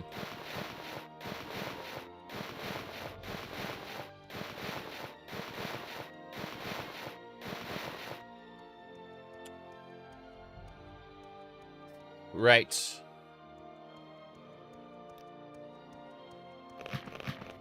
Go on about your business. What? The skeleton can carry quite a bit for having no muscles? That's just it. It's magic. Mm-hmm. Okay. Yeah, unfortunately, Skyrim factions are notoriously short. That is an unfortunate reality. Hold on a second. Hold on. Before we do anything else, sir, I must give you 10 gold. You are generous, and your judgment is good. I know, but 10 more gold. Sharing is good. I like sharing. See? He received 20 gold. Now, he'll give me premium. He won't try to rip me off anymore, basically. That's the idea. Whoops, not the magical one. The regular one. Sharing is good. I like sharing, he says as I give him stuff. Okay, from here, now that we've... is that... yeah, Dunmer boots. Good, we're getting there. Okay, now we're going to ask for all his money. My mercantile skill just went up. I convinced him to trade all his money in exchange for that junk I've been carrying around. That is perfect. Let's get going. Not now, Outlander. Mm-hmm. Head on. I mean, it's funny because they have decent writers in, like, on contract with Bethesda now. Like, Chris Takahashi and such, right? And, it's just, you can tell how compartmentalized their development was. Like, he wasn't in on the main quest. He wasn't in on the level design.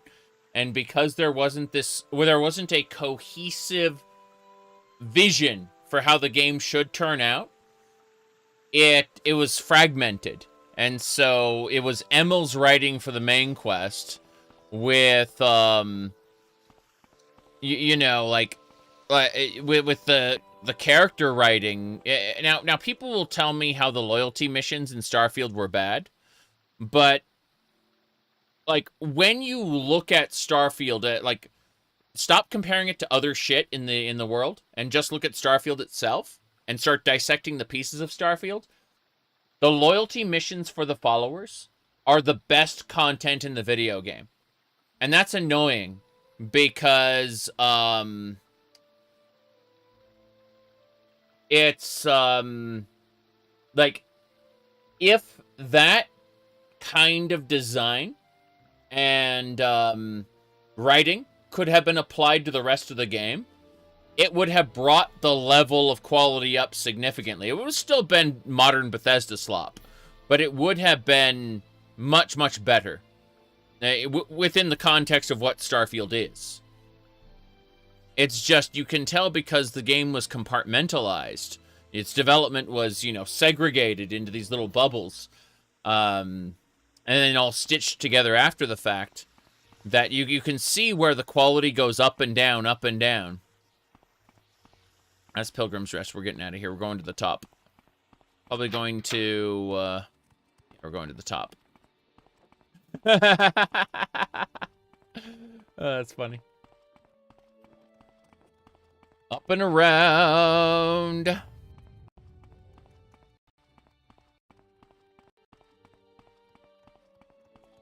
The dome. Let's see what this is. I laugh in real life when we do that. Like, I always say, I didn't expect to be dancing today. You know, I'll say something like that before, you know, stepping aside. Prices just for you today. I usually make, in real life, when that happens, I usually make a remark about it. Yep. You are generous, and your judgment is good. Mm-hmm.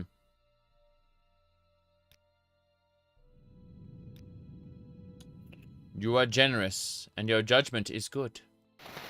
Please enjoy this terrible commoner clothing. She has 600.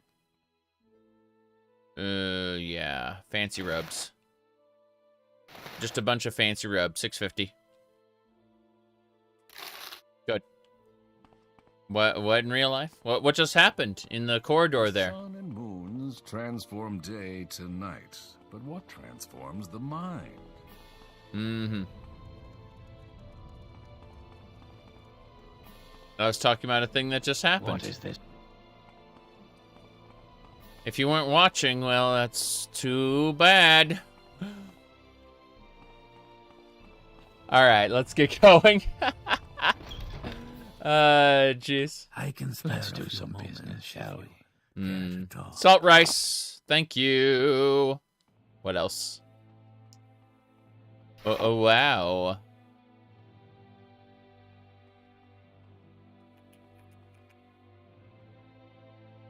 Okay. Wolf claws. Wish you could watch it 24/7. I know. I know. Let me see what we got going on here. I'm gonna sell some potions real quick. I got too many of these anyway, so. Alright, we're just gonna ask for 50. I'm so hungry. I could eat a rat. You could eat a rat. Some of the factions in Morrowind are poorly written, though. The interesting part is all of the factions in Morrowind are well written as in the context of world building, but most of them are two-layered, dual-layered. There is the overt that you are reading. Go and kill this guy. I'm like, okay, fair enough. Like, okay, I did that. What happens now? Now you fight me. Like, okay, I fought you. I am now the leader of the guild. Well, like, on the surface, on the top level, the surface level, that was plain and boring. Why was I told to do that, right? But if you actually look underneath, the person you were killing was a rival faction member. They were actually part of the Thieves Guild. And they were doing it because the guy who you were talking to, the guy you were getting the kill quest from, was actually on the take from the Kimono Tong. The Kimono Tong was paying this guy to kill off a rival faction. Not a rival faction to the Fighters Guild, but rather a rival faction to the Kimono Tong, the Thieves Guild. In other words, there's politics being played behind the scenes that is not being told overtly to you, the player. You can only figure that out if you go and talk to all the NPCs and you don't just do what you're told. That's why, like, if someone just does what they are told and goes through the motions, the game is going to seem boring, and it's not going to, like, there's no whole lot to it, right? You know, you do the thing, and then the thing is done. But you aren't spoon-fed the repercussions of what you've done. You, like, it's actually quite scary. How you are altering the political landscape of Morrowind by doing a simple kill quest. But it isn't told to you that that's what you're doing. You have to figure it out. You said the Imperial Cult and the Imperial Legion? Yes, those are Todd Howard quests. And, I agree. Todd Howard did not, like, it's funny because when you get to the Cult of Talos, suddenly, like, the Imperial Legion seems quite interesting. But, you can see, like, the remnants of the original writers, what they provided Todd with. But yeah, Todd, like, the original faction writers wrote a little bit for the Imperial Cult and Imperial Legion, then, like, tossed everything over to Todd, and Todd finished them. Todd did the actual content. And that's why the Imperial Cult and Imperial Legion feel very plain. Until suddenly there's a couple interesting tidbits and they go back to being plain again. That's because that's what Todd Howard was working with. By Oblivion, Todd wasn't allowed to write code or script or do anything like that anymore. He was a manager, and that's it.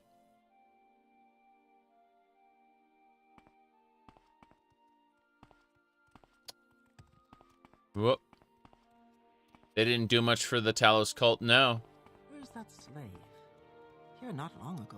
Okay, I need to actually go into the temple. I ran around, I did some trading, and then I didn't do what I came there to do because I was too busy yippity-yapping. It happens, it happens. The ash storms are a nuisance. Now we just got to go to the Tribunal Temple and pick up quests here. I'm actually going to set this as a mark so I can recall back here because this was out of the way and I had to kill like a million mud crabs. I got 130 crab meat. 130 crab meat running over here today. I regret nothing. It's been a fun 2 hours, but yeah. It's something that... Can we hurry this up? We're going to just place a mark and come back here. Like, you know, teleport back here. Let me see. Okay. Here is the spot. I like how the floating inscriptions. You massive guild wars. Well, there's supposed to be what are referred to as house wars in Morrowind.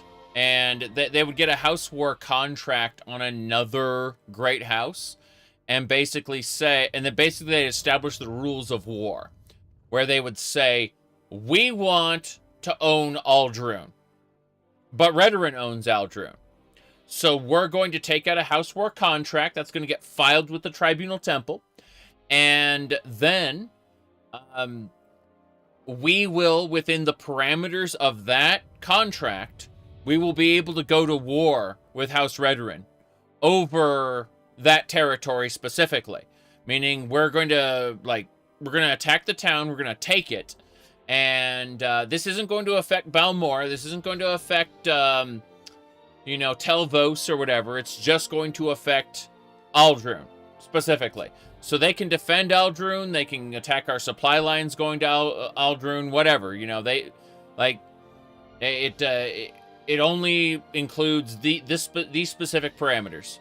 You know, our headquarters in Vivec is safe. No one's going to attack that. So they have a that's how their house war contracts work. And what the House Lalu has been doing lately is they've been getting a lot of Imperials to move into their settlements and arguing before the council that because these are Imperials here, that it's not just our great house that you'd be attacking, you'd also be attacking innocent, like, third parties. And, you know, these third parties own land, they own contracts.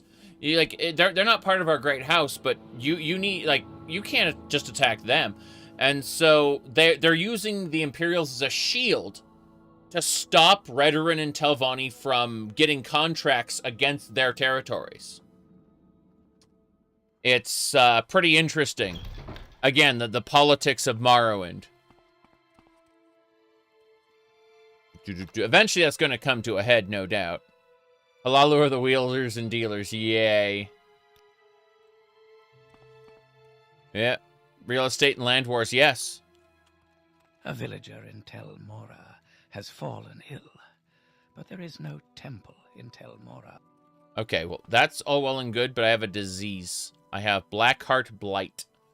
I need to cure the blight using Vivek's Tears. Well, thankfully, Red Mountain never happened from the perspective of playing Elder Scrolls 3 Morrowind.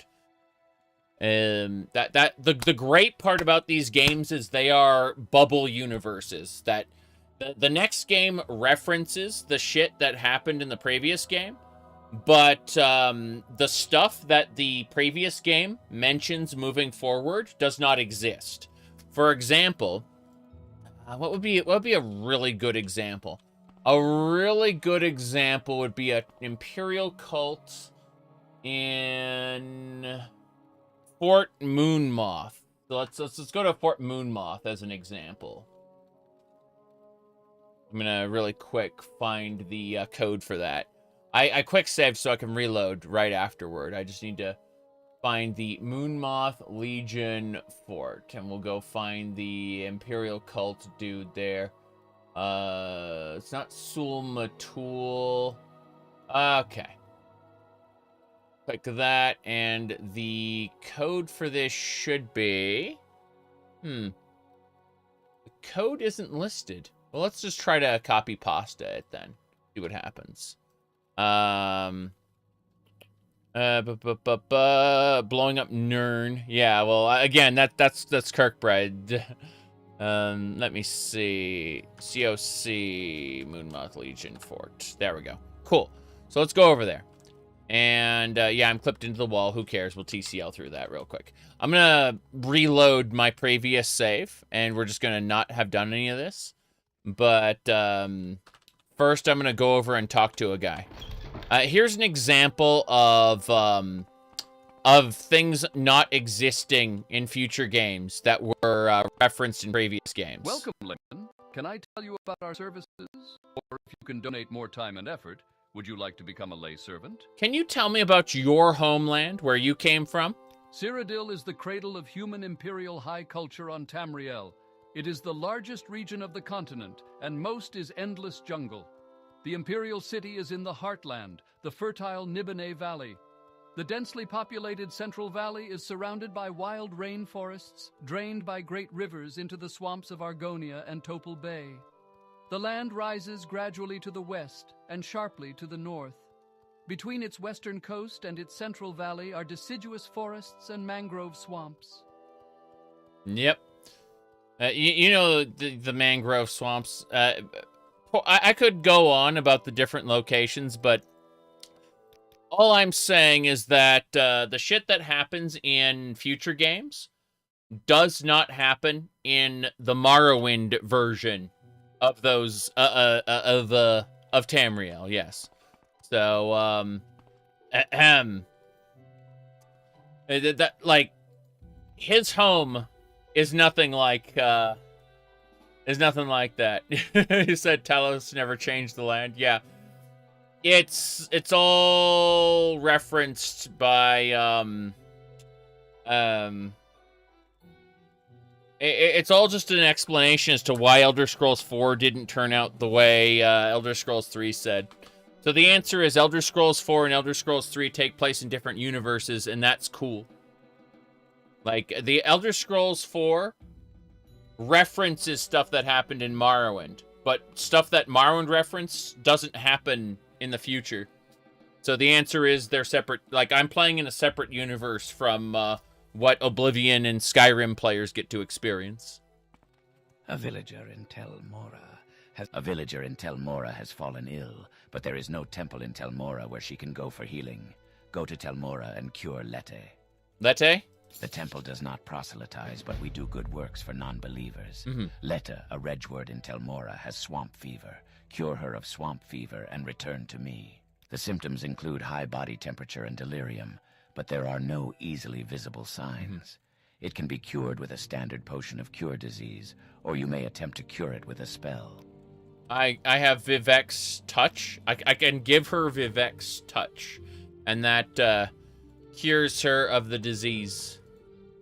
I cured myself of a disease as well. So let's get a mark placed here. No, Oblivion didn't start as a Lord of the Rings game. But I'm certain someone was unduly influenced by the Lord of the Rings movie that had come out during the end of development there, yes. Oop, here we go.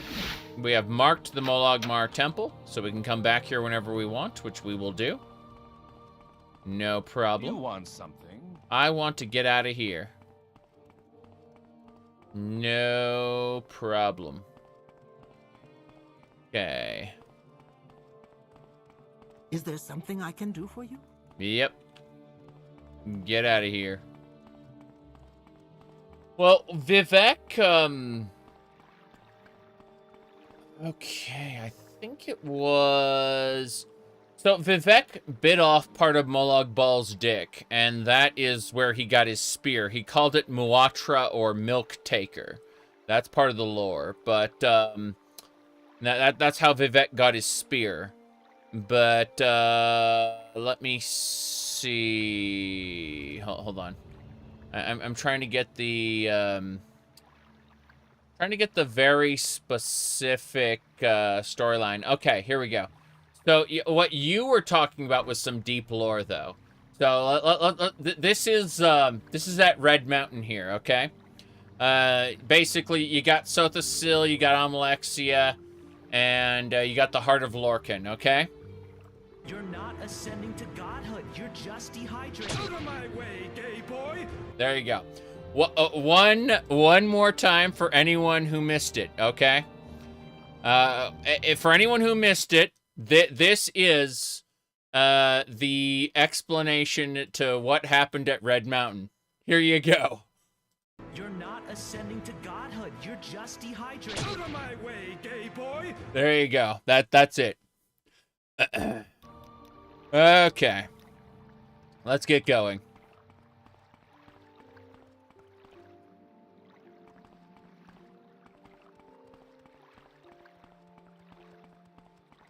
Good hunting. Good hunting, yes. So, I actually have to take a short break. I've been streaming for 2 hours. I plan to take, more. Where was the video from? I don't know. I saw it on the internet. I think, a Dagoth account on the Twitters posted it at some point, but it's been going around Discord as well. All right, I'll be back in like 5 minutes. I'm gonna go, as you said, stay hydrated. But I'm also gonna stretch my legs because I need to go do that. So I'll be right back. But yeah.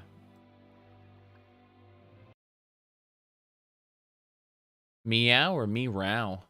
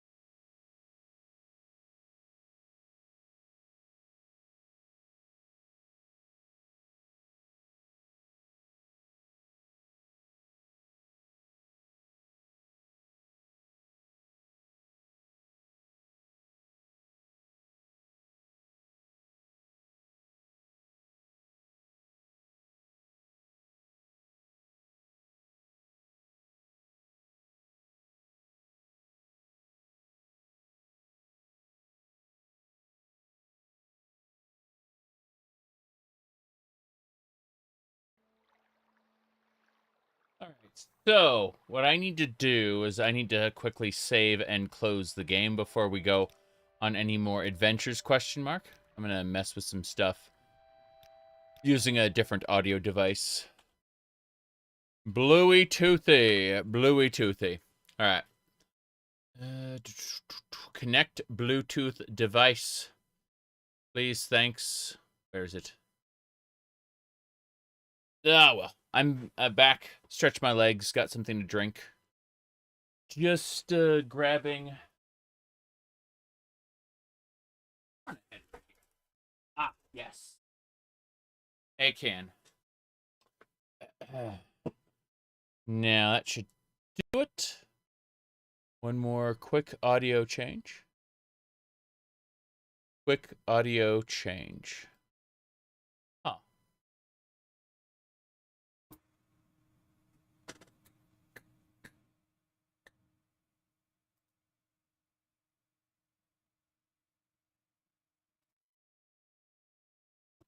That's weird stuff. Oh well.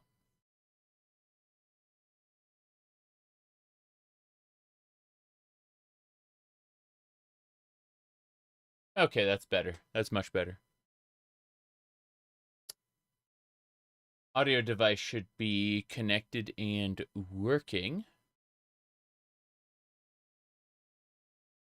Mm-hmm.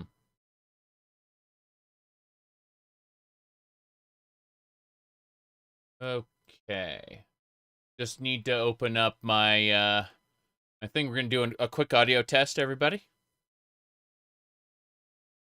There is no audio for that, so I have to fix it. Hold on. Okay, audio should be fixed. One more time. One more audio test. You're not ascending to godhood. You're just dehydrated. Out of my way, gay boy! Yeah, so that that works. We got audio. Perfect.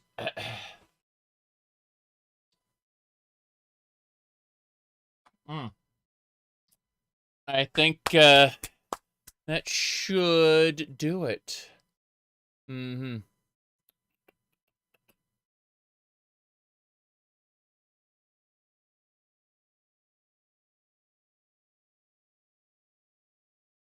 My goodness. Y'all heading to the gym today? Probably tomorrow. But that is a completely different thing. Let's see. I'm just closing up a bunch of stuff running in the background. All right. Launching the game in just a moment. We have to get the launcher open. All right, launcher is open. We just hit the play open MW button. No problem. Yep. Workout stream. Lol. No.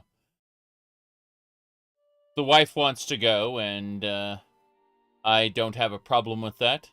I do a lot of stair climbing, just naturally, right? And that combined with jogging and what do you call it?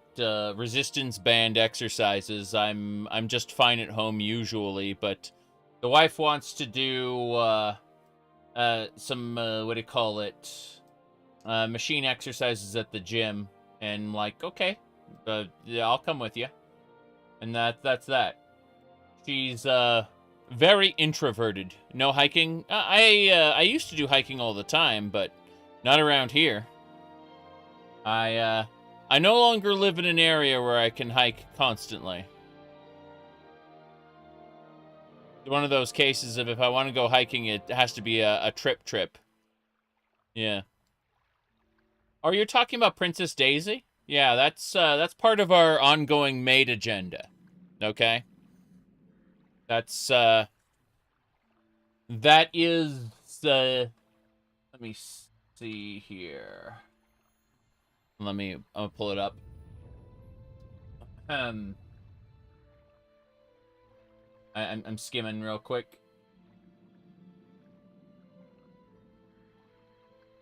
You're already hiking in Morrowind? Yeah, something like that. No, I was finding the shenanigan there. Oh, where was it? Yeah. So, it would be this one. Yeah, whenever I don't want to be on camera, I use this VTuber avatar, which is also part of the ongoing maid agenda. Anyway, speaking of... Weird taste there.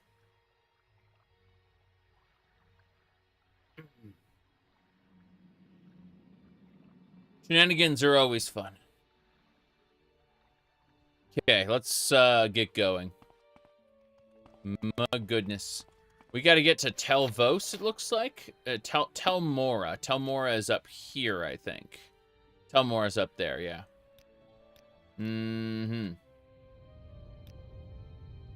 This way. Lol.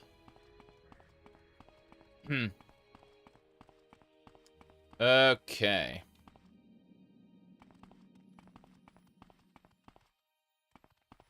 Madness. Absolute madness. But no. We're having fun. That's the point. I believe that's an enemy. I'm gonna walk up and say hello. Oh, they just pulled the knife. Gonna shoot him. A Red Guard Sorcerer level 1. They had no chance to survive. You're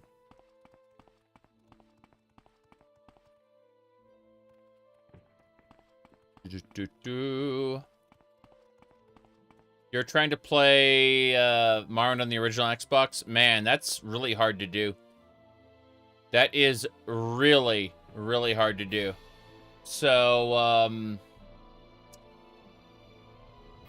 I actually think that the Xbox version, the backwards compatible one, played on a newer Xbox, is actually pretty good. Is that a buoyant armature? Whoop! Cliff racers. Here they come! I gave them magic. That was a smart thing to do, right? Give all the cliff racers magic.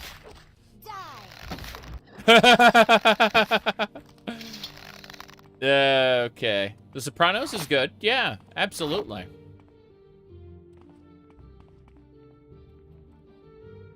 Chim chimney, chim chimney.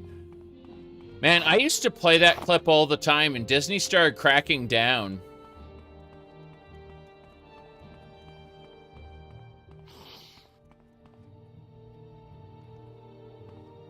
Can you moan my name? It's James. No.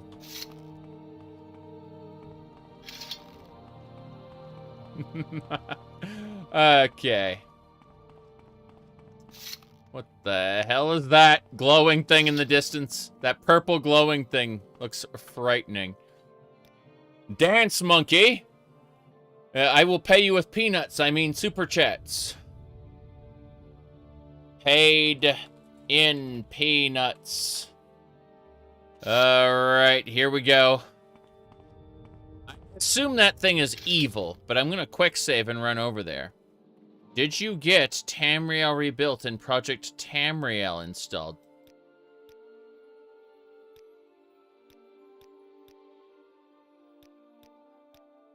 No. Alright, let's go, mod list. There we go. Anyway. No.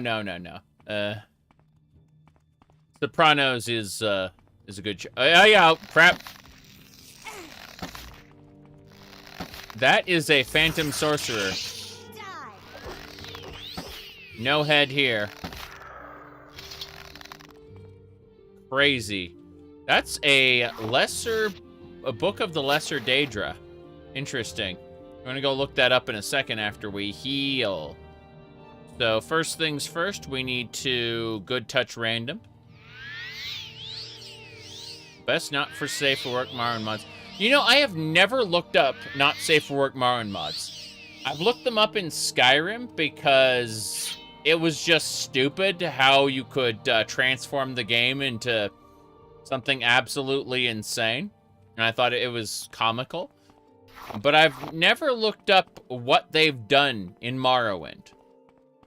Seriously. Like, it might be something to do sometime. Just poke at what kind of memery they have going on there. Turning Skyrim into a sex game is a rite of passage. Lol. Let me see. Just take a look at the main page of the Skyrim Nexus. Oh, no. The Skyrim Nexus is not where the worst ones are. You gotta go to the, you gotta go to the Lover Slab, I believe it's called. Yeah. Go to the slab. Here we go. When we meet again, you will die. You will die. I do not wish to fight.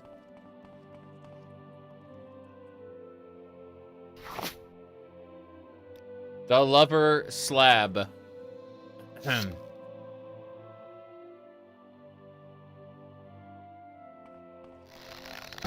I have absolutely added jiggle physics to all of my more recent Skyrim playthroughs, no question about it. Yeah, the House of Earthly Delights existing is funny because it becomes the canonical strip club of the Elder Scrolls, which kind of like how skooma became the canonical drug of the Elder Scrolls, right? Despite like Daggerfall having 5 or 6 different types of what do you call it? 5 or 6 different types of drugs unique to that game.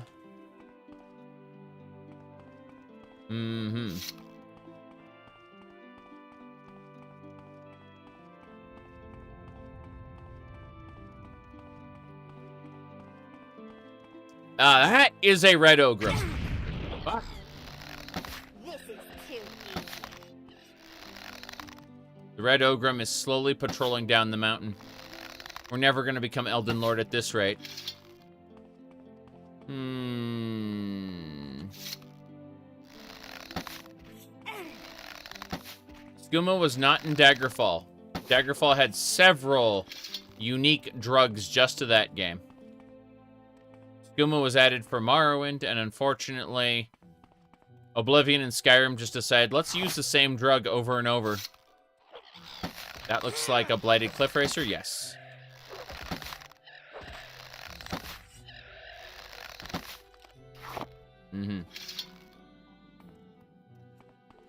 Elder Scrolls Prophecy? No, Redguard was just the, had the best dialogue and character development, in my opinion. Like, it was the best, in the Elder Scrolls series, it was the best, I don't know about prophecy, I don't know where you got that word from, but, yeah, it was pretty good.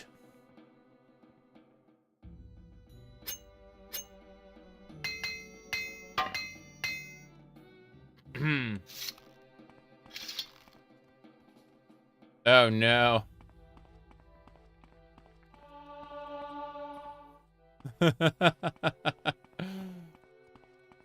Let me see. First-person body instead of floating camera. Yeah, I could see that.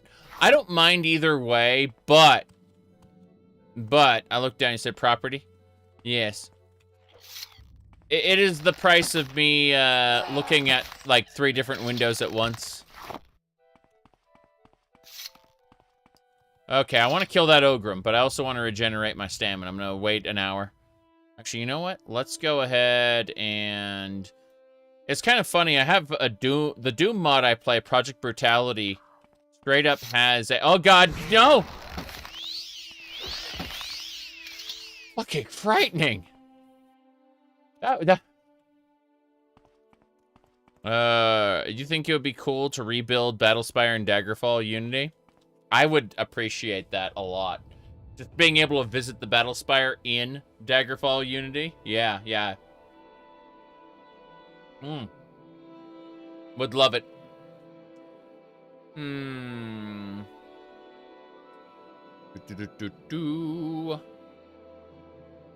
still skimming. Redguard was a flop, yes. Honestly, it's not a very good game. What I mean by that is the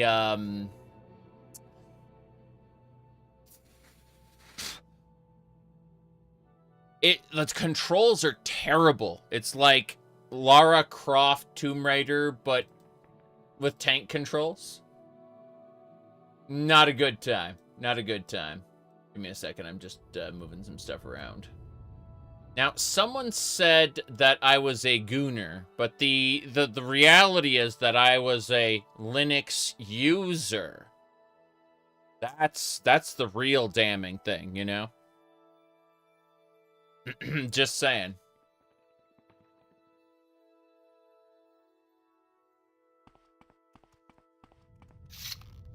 Good 75% of the time now I spend in Linux as opposed to Windows. Okay.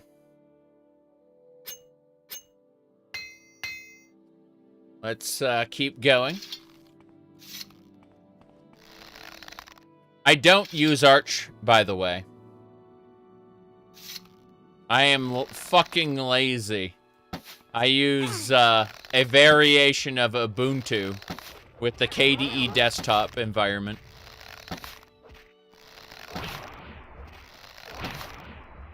How dare you steal your wife's headphones? Oh, these are mine. Hold on a second. Let me pull open the side cam really quick. I need to, like, the side cam hasn't been calibrated, so I gotta fix it. Hold on. I can at least show you my wife's gaming chair, which is down here right now. It isn't always down here, but, okay, yeah. So, her chair's right over here, as opposed to my chair right over here. Currently the chair is being occupied by an IKEA shark. When she goes to play, this will end up being tossed onto a couch behind the screen back there. But for now, it's kind of sitting in the chair. Let's see what else we got. She's got headphones that look just like these, specifically.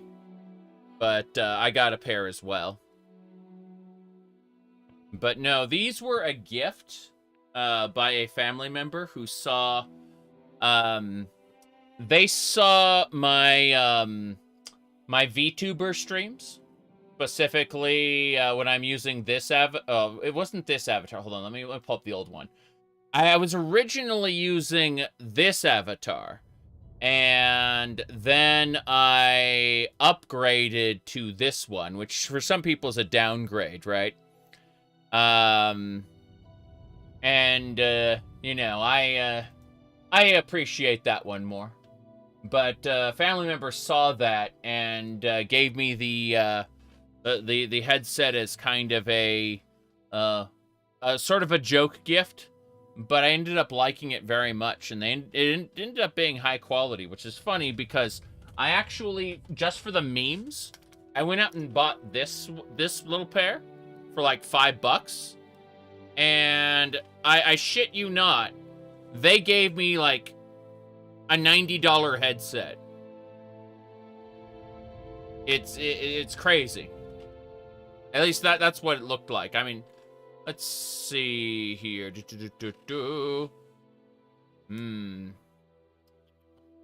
What modern game fits decent to good writing? Oh, Disco Elysium and Pentiment.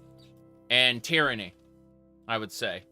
Disco Elysium, Pentiment, and Tyranny. Those are 3 quote-unquote modern games. Yeah. That I'd recommend.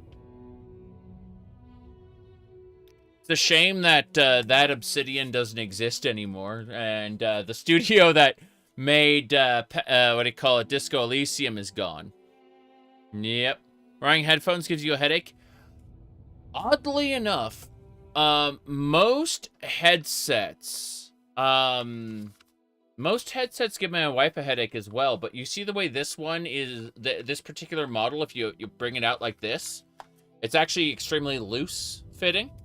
And that's what she does. She has it like completely loose, right there, like this. You know,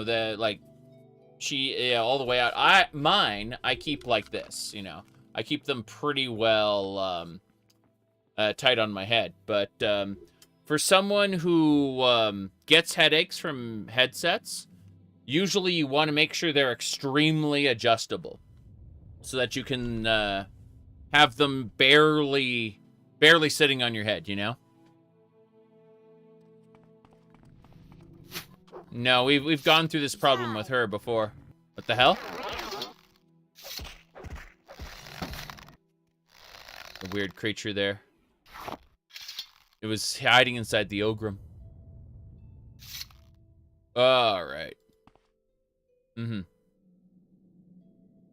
If they don't... Okay. If they completely cover the ear, they don't make you sore? Yeah, that's how all of these are. Like, all of my headsets will completely cover the ear. That's true. Like, these, I wore these as a joke one time. Like, I got these for like $5, right? And, you see, these fit on they go over the ear. They don't go around the ear. They actually sit on the ear. And, they hurt my ears, flat out. Like, these little things. These are the things I bought as a joke. These are the thing, like, as a little meme. And then my family went and picked me up these. And it's kind of funny. Like, I don't invest a whole ton into the jokes and the memes, you know? But then other people will go all in. And as a result, I have a case of Pink Monster. Not because I asked for a case of Pink Monster, but, you know, someone thought that would be, haha funny. Yep.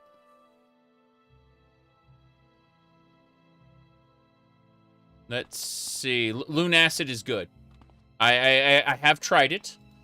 Back when it was newer. And it was good. Yep. You're surprised I don't have 100 attribute points? That's because I have it set to low, right?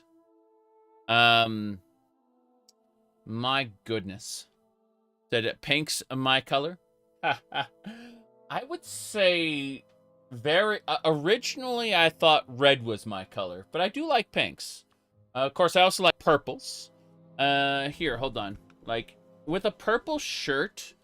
This comes out really, really well, in my opinion. Just depends. Do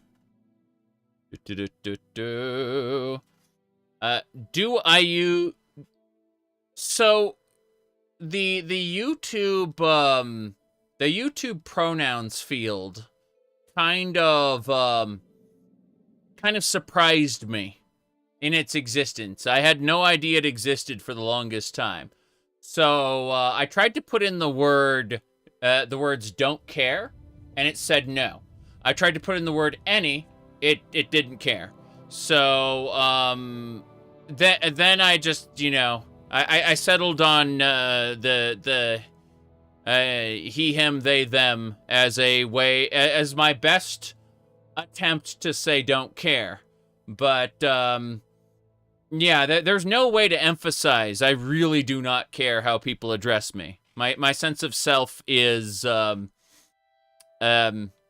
developed enough to where like it really doesn't it doesn't faze me no matter like I don't really have a preference other than to just be me.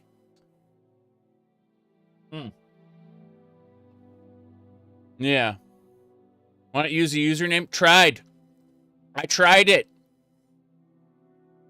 I tried. The field wouldn't accept it. I tried all kinds of shenanigans in that field.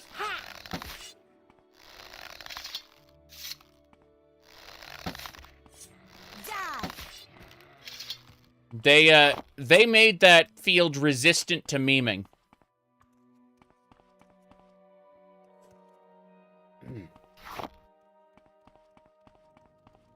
But no, whoops. Whoops. Onwards and sideways.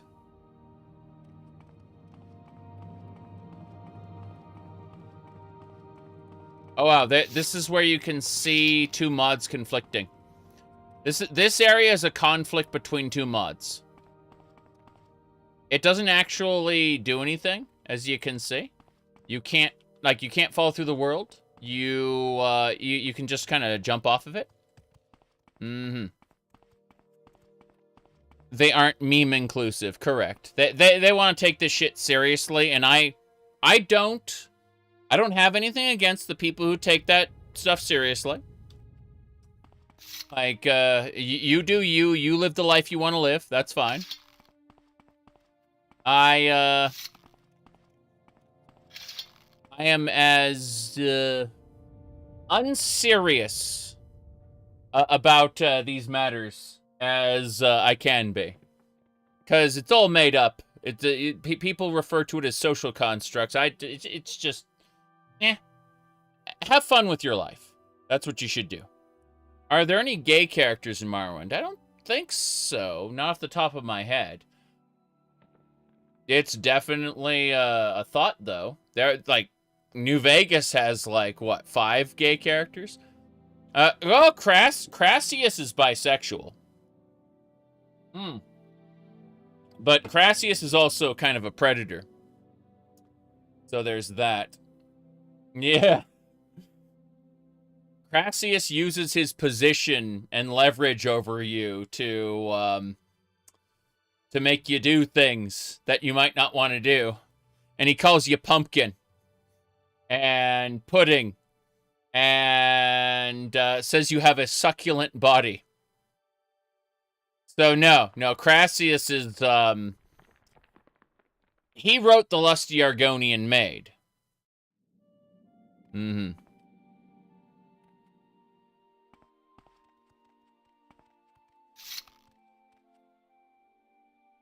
Okay. Some of the people recommend the Morrowind graphics extender over Morrowind. Yeah. Well, I mean, unfortunately, talk like that has to go away for now. Yeah.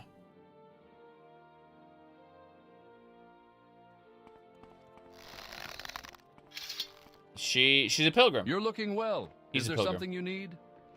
Damn. You got the ears. Are you a Breton by chance? I am a pilgrim.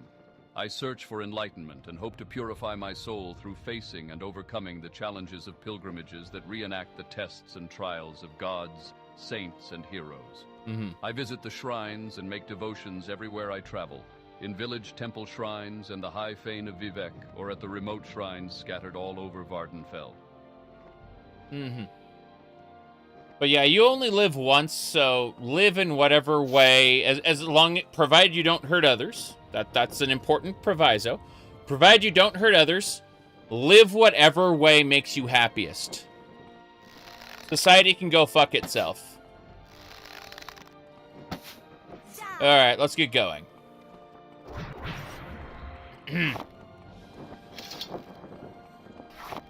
Now then, let's see what other direction we're going. We gotta continue up north. This is the shrine, the birthplace of Almalexia. Cool. Cool.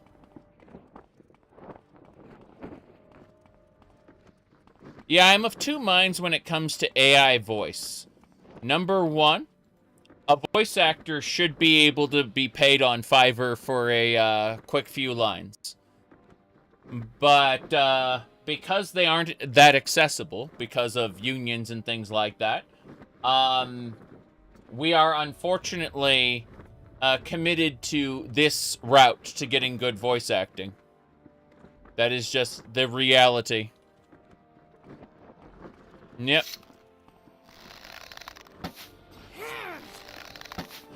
So for now, at least, the future is theft and stealing, theft and fraud, by way of AI, as we put it. Pomegranates from Asubanibe. Taking those. Starwind had all non-AI voice actors. Yeah, absolutely. Starwind did a lot of things to try to keep out of copyright issues. But I would kill for a proper voice acting slider, like audio slider for Starwind, because having Calamore Osborne in Tatooine being all low voice acting, and then having another person like blasting their voice loud, there really needs to be more consistency with that. And I don't like if I want to turn down, say, the sound effects so blaster shots aren't blowing out my eardrums. I have to then turn it back up for the voice acting, or worse, miss out on the voice acting. Starwind has a few issues like that. Oh no, that is an iron golem. Damn.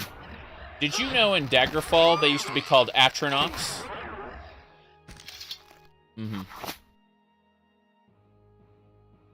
Yeah, in Daggerfall, golems were Atronachs.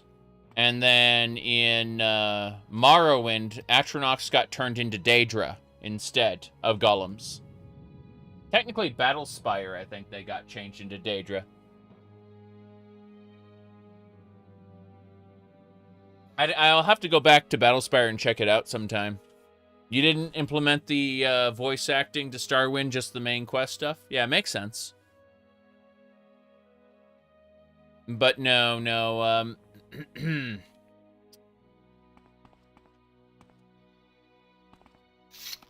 let's keep going. Oh, damn. We ran out of silver arrows, didn't we? We can't kill Ganon anymore. We have 20 silver arrows. We're going to switch to our elitist rifle. Yep. Now, it's going to be a little while before I'm ready to go back to Daggerfall. Because I've got so many games on my plate right now. And I'm going to play Monster Hunter World tomorrow or tonight, most likely. Tonight or Monday. Tomorrow I'm going to be spending time with the wife. For reasons. Good reasons. Anyway. Boom. That's one. Hell yeah. Critical strike. Sneak attack. Critical strike, sneak attack. As long as we can take these Kagautis down. What do you mean you're playing the stealth archer character? This isn't Skyrim. We've killed, oh god, the Kagauti's still alive. Good. Those were all standard Kagautis. They are going down. This is perfect. Able to recover a good number of the silver bolts. Ah, crap. A Golden Saint Assassins. Oh, geez, my guy's gonna go down any second. This is a problem. Alright, Dire Flame Blade, let's go. Stupid. Damn. That Golden Saint is weighing down heavy on me. Her powers, I mean. Stupid. She ran away in order to heal up and came back. Frickin' combat AI being actually somewhat smart sometimes. Terrifying, terrifying. Okay. You hate DOSBox today? I know the feeling. Like, I really enjoyed DOSBox when it was new. Because it felt like, oh, hey, it's DOS again. But it is super inconvenient to use. I think that it's not so bad when you actually get like a config for each game that just works out of the box, but even then feels sluggish. Like DOS games feel sluggish even then. And if you speed them up, you speed up every aspect of them. I agree with that. I've noticed that on average, I have about 20 years on a lot of the people telling me shit about retro games, and like, I got to experience those games the first time around. So, experiencing them now in the more modern era has been, interesting. Where was I in 2004? I was that fat guy, in the, I was that fat guy in the South Park episode of the World of Warcraft South Park episode. That was me. Next year, I managed to clean up my acne and go get myself some girlfriends. But for that 1 year, for that let me see here. That 1 year, absolutely.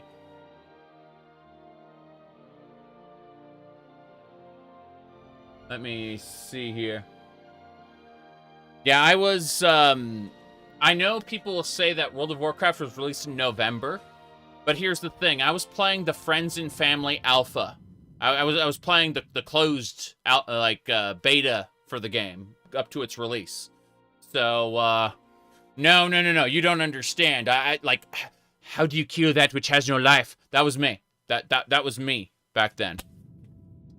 I spent like a whole year on it, and then I started to clean up my life afterward.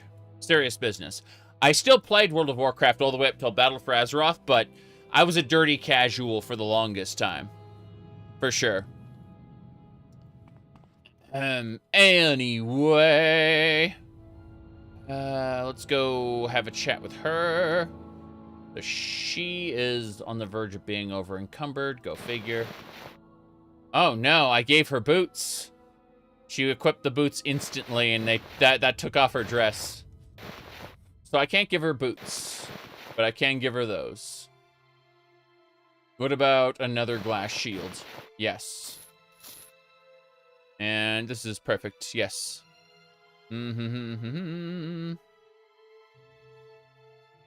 Yeah. Okay. Makes you happy that pre-90s kids still find retro games fun? Like, I can pick up my my Mario Brothers any day and enjoy it.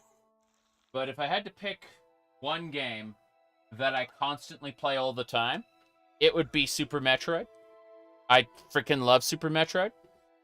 Now, these days, much like how we play Morrowind with mods, right? I have a tendency to play Super Metroid randomized. And, here, hold on, let me pull up the last one. The last stream I did was titled, Cat Made Samus Isn't Real, She Can't Hurt You. That was the last one I did. I think it was, yeah, there it is. You can see right there. So, if we pull that up real quick, and I mute this so that we don't have our thing going. You can see how this is a randomized version of the planet Zebes, like with the level layouts being completely different. And it's pretty nice because like this is not how Brinstar looks in the vanilla game, but all of the rooms are randomly assembled in a way that uses uses logic to make the game completable, despite being randomized.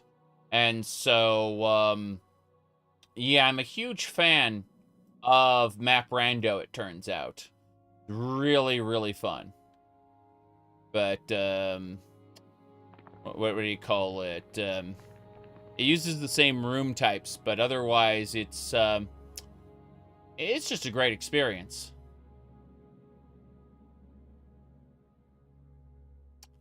Okay, anything else we got going on here?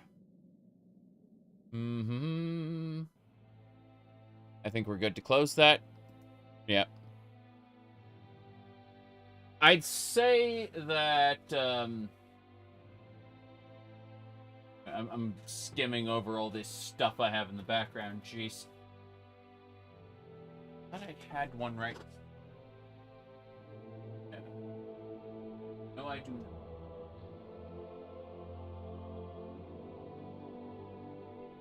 I need to put this away soon. Why do I have a 970, a GTX 970? Why do I have this? I do not know. It's just sitting here. But, now I was looking for something and I just can't find it at the moment. It's probably fallen back behind stuff on a shelf. But, yeah. Okay. Kingsfield 2. I freaking love Kingsfield 2. I need to go play it again sometime soon. Pomegranates. Hell yeah. We're gathering pomegranates on our way north. The mouse must die. Do I have a heal spell? There we go. Mother's Kiss. That is an awful spell. Let's go. What are Turkish delights called on Morrowind? Yeah, that's a very good question. So, my favorite flavor of anything is typically strawberry. People thought I was memeing that when I made my Stardew Valley character. But it is actually true. If I had to pick a favorite food, like, because this is like my Stardew Valley, right? If I had to pick my favorite food, period, it would probably be strawberry cheesecake. But, like, basically strawberry anything would be basically my favorite flavor.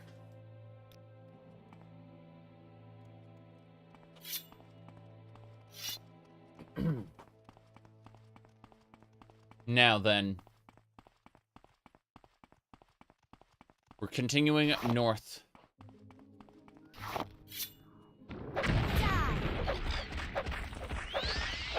Racer there. We gotta kill the racists. There's another one coming in.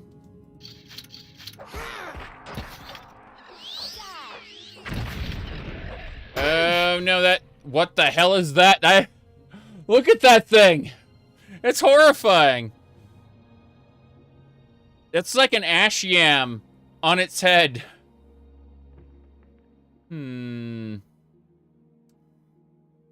Okay.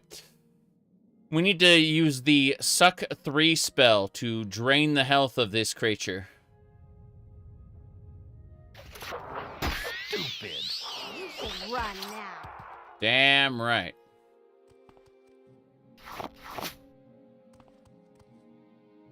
Yep.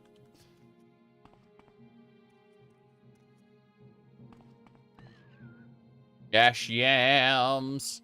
Whoop. Okay. Girdle-tailed cliff racer. It did. All the cliff racers must die. We will go and kill. Who says pizza? I do like pizza. I typically enjoy garlic and chicken or beef on pizza. I will definitely accept pepperoni. And my wife likes pineapple on her pizza. However, because I didn't really like pineapple on pizza, and she did, we learned through some experimentation that if we replace the tomato sauce with barbecue sauce, then I can enjoy the pineapple with the barbecue sauce. And so it's just a case of we check if she wants a pizza with pineapples on it. Then I ask, you know, like I don't ask anymore. She just knows to change out the sauce from tomato to barbecue sauce. Yep. Otherwise, no big deal. Let's go.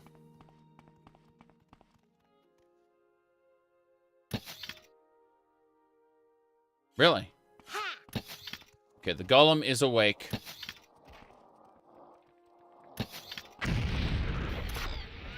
Here we go. I have drained the Cliff Racer's health. It is dead. The golem must go next. Mm-hmm. Now you're going to get it.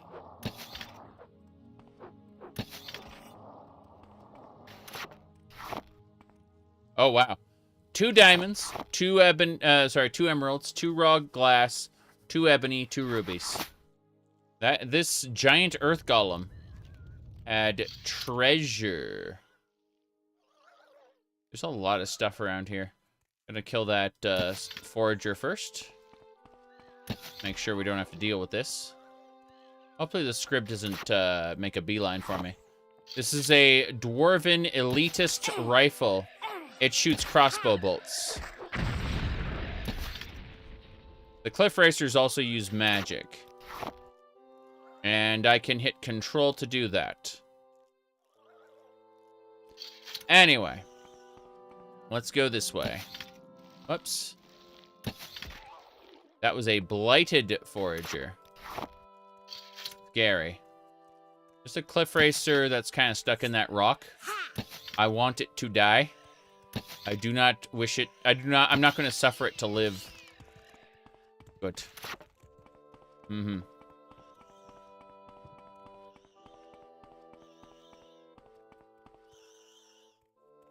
Do you have a CRT? No. CRTs give me a headache. I appreciate the pixel blending that goes on in a CRT, artistically speaking. However, I used to suffer from eye strain. And that went away after I started using liquid crystal displays. And so now I just have 3 LED monitors. 3 LED monitors in front of me, kind of in a wing shape, and then a television on the back wall. And so, like, whenever I show off my desktop, like I show off a website or something, that's always the television set on the wall, back behind everything else. But I run 4 monitors, and I do not use I don't use any CRTs because they induce eye strain. Like I can do, if we go back over to my YouTube channel real quick, and you can see how I can do like a 10-hour Stardew Valley stream here.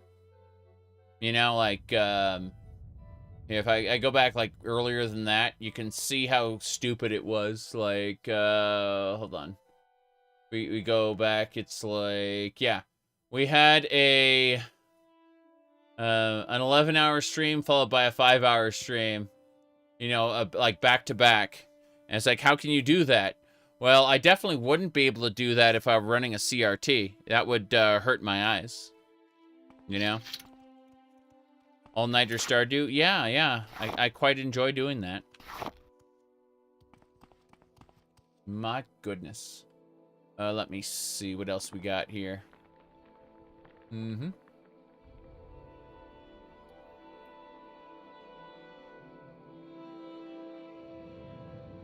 I'm looking. Oh, yeah. So, here's kind of what all-night streams end up looking like. If we pull this up, here we go.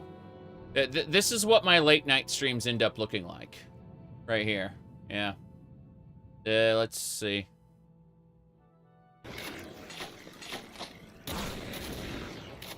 I'm impressed that we found a stuck spot.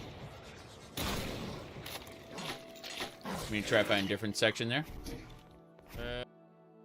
Yeah, chain gunners are annoying, to say the least. At least they aren't like the vanilla game, where they are hit scanners. Not a fan of hit scanners. That's one thing I really liked about Dusk, is that basically nothing was a hit scanner. Yep. That was basically it. Streamception, yes. Dusk Dev actually asked at one point, like, what are people's feelings on hit scan? Most people said it feels cheap.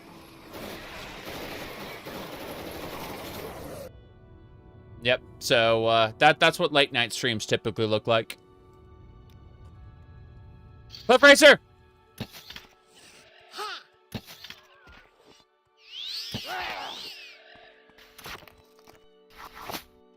Anyway.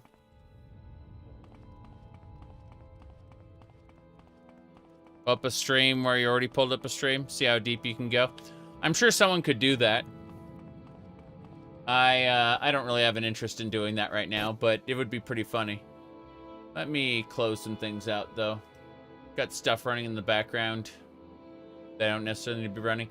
I'm looking at my streams lately, and I really do need to finish up ESO. Like, I need to get... Like, I'm only 2 zones left, and the game is done. And I will have finished all content. People are like, what about the new content? They said, you rewatch your own streams? I show them off every once in a while. What I do when it comes to my own streams is, like, let's say I haven't played a game in 2 months. I will go back to my last stream and skim it to see what I was doing so that I'm not lost when I start the next stream. People very often ask how I can go back to a game, you know, like months later. And the answer is, I watched myself playing it. I know exactly what I was doing.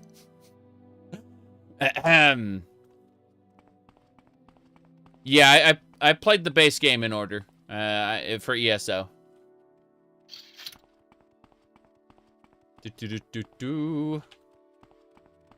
But yeah, we just skip around a lot.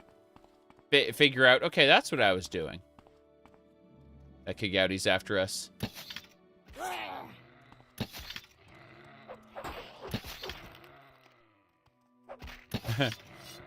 We got it. You keep notes? Yes. I understand that. I understand the need to keep notes. I used to do that before I realized if I stream all my games, I can just do that. Yeah. You can't remember what you played last year? My problem is that I remember stuff from last year and the year before as being a lot more recent than it was. So I'll be like, wait a second, I played that back in 2022. I thought I played that like a couple months ago. And that can be an issue.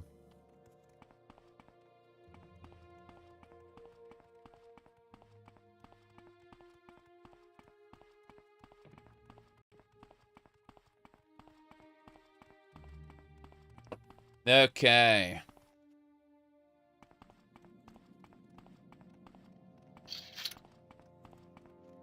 Yeah, I'll remember the weirdest things, but I won't remember,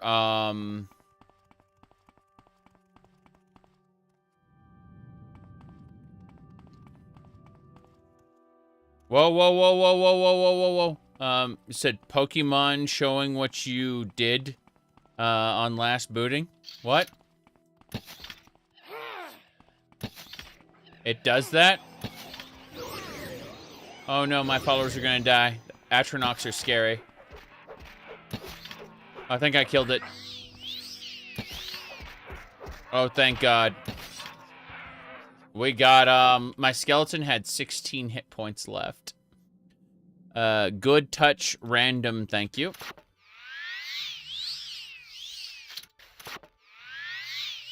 You ever use the game map notation? No. I can't do it on the world map, only the local map. And I mean, it's like, yes, right? I can say yes, and then it gets marked as a note. And that's a really, really cool note. It's just, I can't search for them. Like, there's no search box for it. There's no journal for it. There's no way to see that on the world map. And the world map is where I need them. I need the notes on the world map, not on the local map. That's the main issue there.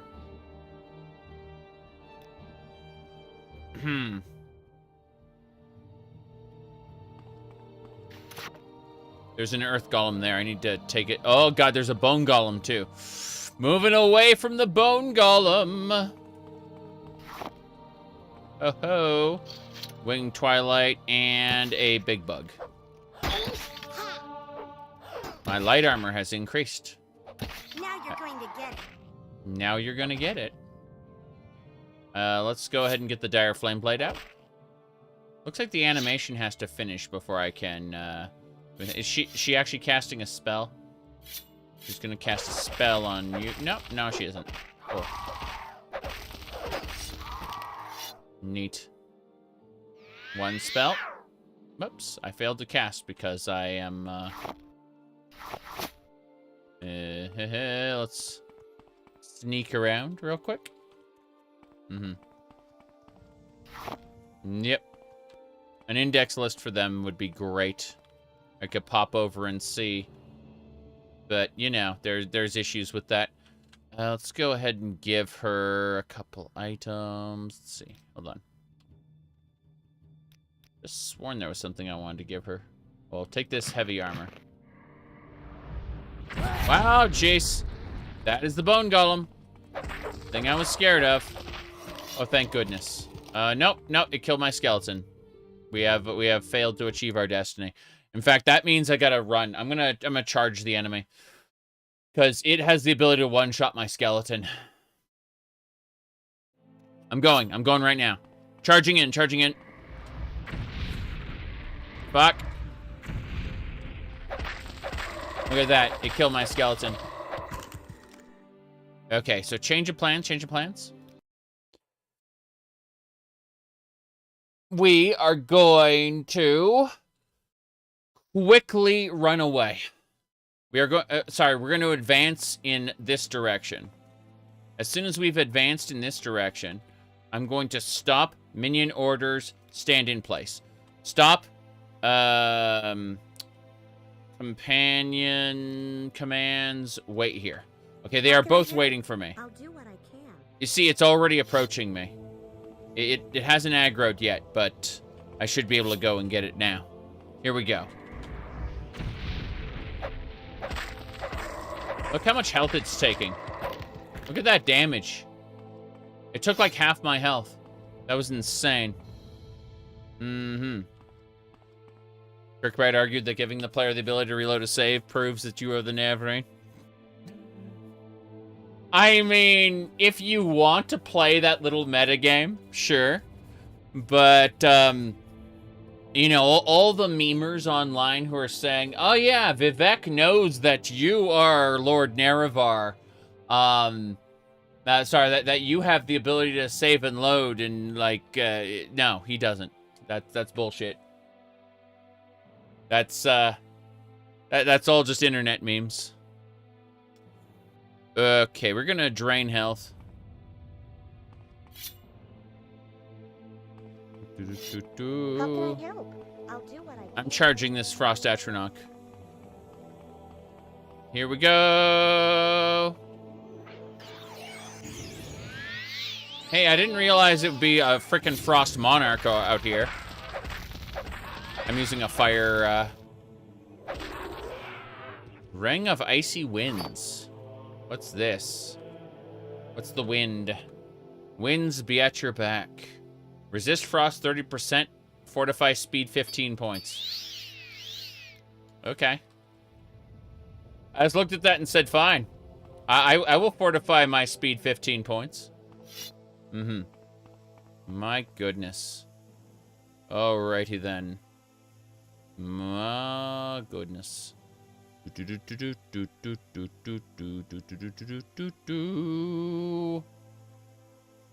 Inspector Insomnia timed out 5 times on this channel. Lol. Good work. The bait runs strong with you. How can I help? I'll do what I can. Alright, let's get going. Commands, follow me. Skeleton, Follow me. Ahem. Let's go this way. Gotta kill it. It paralyzed me. The cliff racer paralyzed me. I'm gonna die to chicken wings. I'm free. I'm free. Okay. Right, right. Let's go. Rifle. I gave cliff racers magic. I thought it would make the game more interesting, and it did. Racer meat. Okay. There's some mud crabs and a person. Mm-hmm. Thank you much. I'll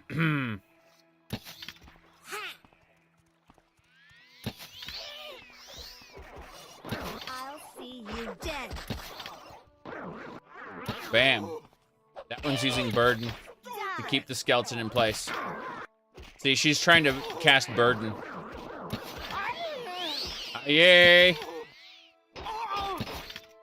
Damn. She's trying to heal herself. You need back up? She pulled out a stick. Okay. This is fine. Yeah, I'm over encumbered, but you know, 'tis what it is. Alright. I have a dwarven elitist rifle. It fires crossbow bolts. That's all it does. It just fires crossbow bolts. Okay. I need to, I guess, drop things. Yeah. This cuirass of sealed armor sucks. What's the word on the Oblivion remake? It probably doesn't exist.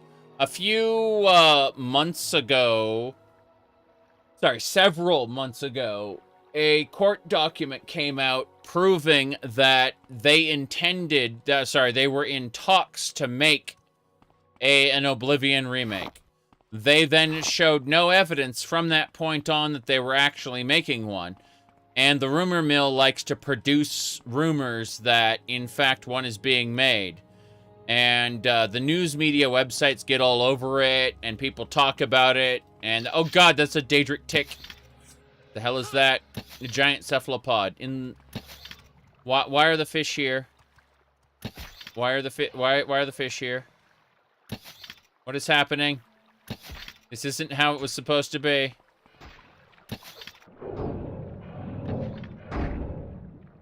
I don't think we can survive this. Okay, what I'm going to do is I'm going to go underneath the world to kill it. Yeah, I fight you. I fight you, giant cephalopod. I challenge you to underwater combat. I will get my iron fork out and go. Excuse me. No. Air. We're good. Let's go. Hey. Where the hell is it? I give up. I give up.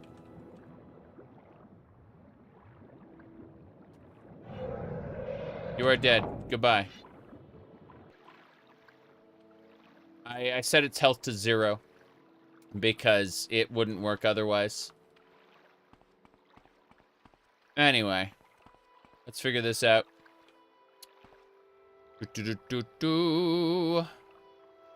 Okay. Some channels were confident that it was happening. The hitbox on the thing is messed up? Probably, yeah. I mean, the thing is, it was underneath the world. That was the main issue. Now, let's start heading on. Every Elder Scrolls game is in a different Culpa. That's why the games are different. Like the areas are different each time. Yep.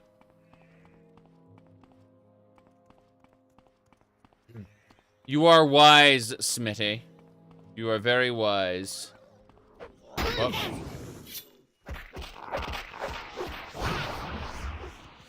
What are you, Daedroth?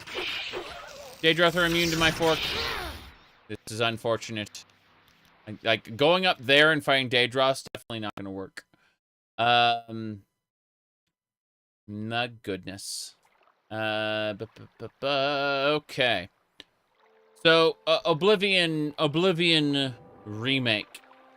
So originally they were talking about an Oblivion remaster, Oblivion remake. People had things to say. Now I'm not saying it doesn't exist definitively. I'm just saying I don't believe it exists.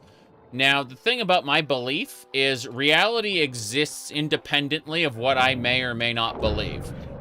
I have no proof it's happening, nor do I have proof it's not happening. So, all I do is just shrug and say, life goes on. And, my life is not diminished for the lack of an Oblivion remake at this time. Let me see. Whoop. Slaughterfish.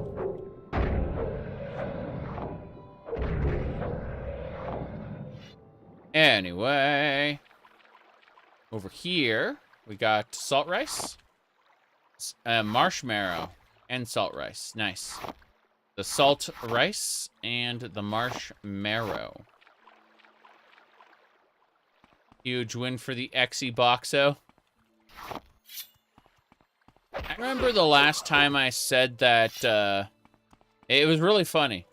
Because, I said that, modern PlayStation is shit. I said that when,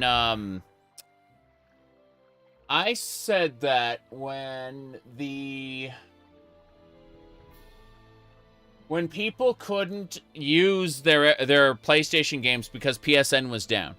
I said that PlayStation is modern PlayStation is a terrible console, right? And when I said that, people started replying to me about how bad Xbox was. And I'm like, I've never owned an Xbox in my life. Why are you telling me about how bad Xbox is? Why? Like, what does that have to do with PlayStation being garbage? I've never owned an Xbox.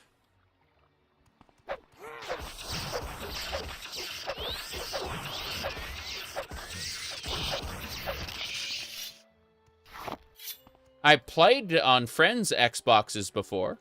Just like I played on friends' PS4 and 5. But, yeah. Yeah, it's Clan Fear Warrior. It's the warrior class of Clan Fears. Let's go and kill our companion with good touch random. One more. I like PlayStation 2 a lot. A lot. But the moment that the PlayStation stopped having true value is when you could no longer just pop a disc in and play. When you had to do installations and day one patches and shit. That's when PlayStation stopped having like value over PC. There was actual value in that. You know, when you could just pop a disc in and play immediately. When you could pop a cartridge in and play immediately. That's when consoles had real value to them. I need to get down to, need to find, oh geez, Telvos is up there. I was at the halfway point thinking I was already up to the top. I'm nowhere near the top. Oh no. Oh no.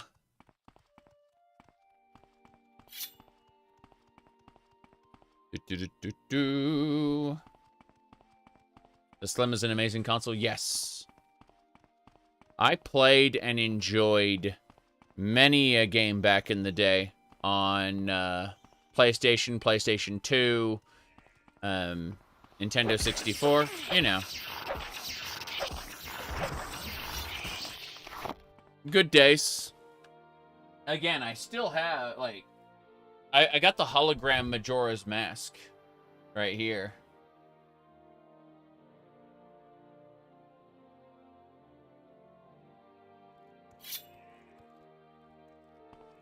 You have to be careful about the fork.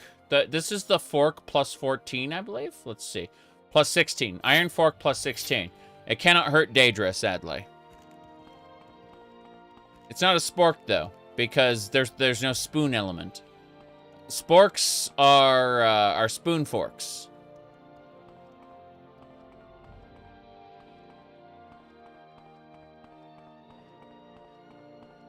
Oh, I remember killing all the crabs on my way to Telfir. Good time. Let's see. Oh, yeah, I remember this. Good, good.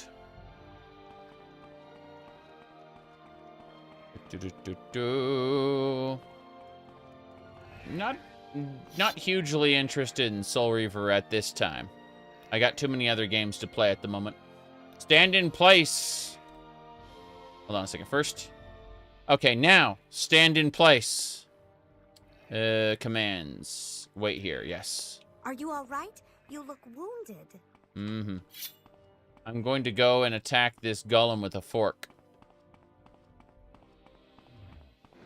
Stop it! That is a magma golem, and it does not get hurt by forks, it turns out. I need to put on my helmet. I need to switch to a Jink Blade. I am able to hurt it. Okay. Good. It's paralyzed. Now we must go with the Frost Sword. Now it's paralyzed. Frost Sword. Got it.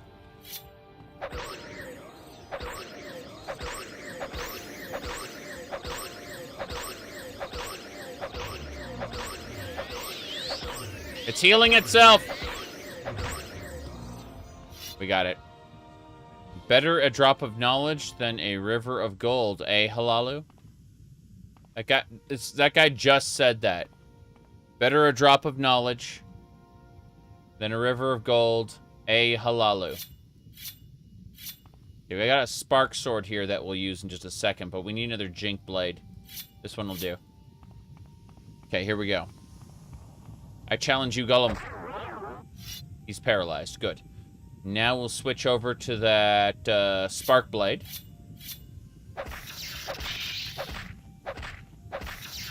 It resists lightning magic. It's earth-based, so of course it resists lightning magic.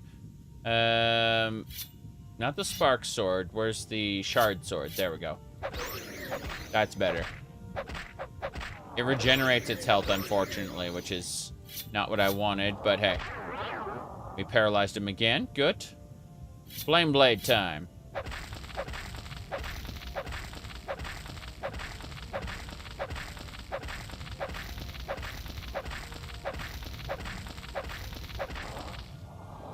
No, it actually resists earth magic. Sorry, lightning, because it's earth-based. It may reflect it. That might be a thing. But, it's absorbing like 100% of lightning damage.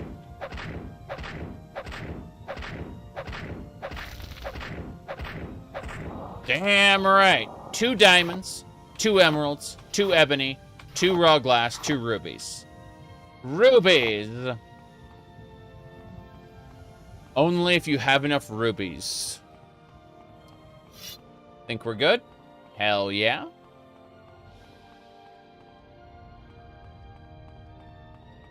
Let's go and tell my followers to continue.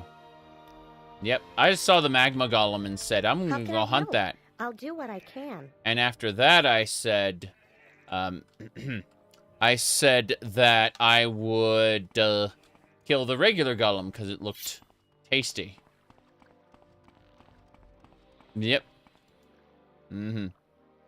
Or Nintendo Wii's and a Wii U.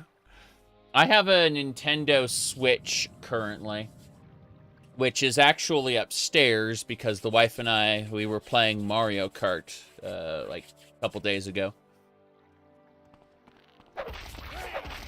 Usually I have the Switch down here. But we have two docks. The one dock is right here. Kind of see the edge of it. It's plugged into a capture card plugged into the computer. Hello, computer.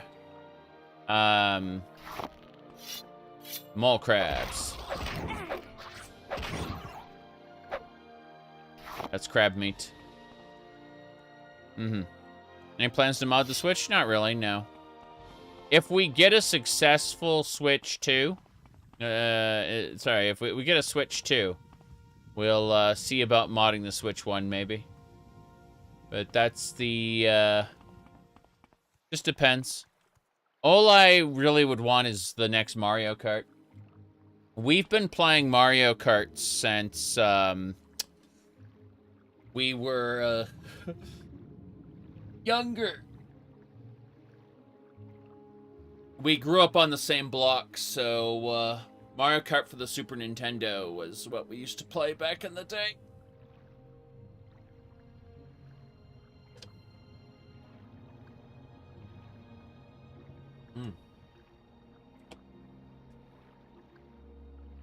I'm gonna try to avoid those crabs, maybe. See if that works. Don't know for sure. Ashlanders? Why Ashlander? Why do you do this? I do not hunger for your blood, but I will kill you if necessary.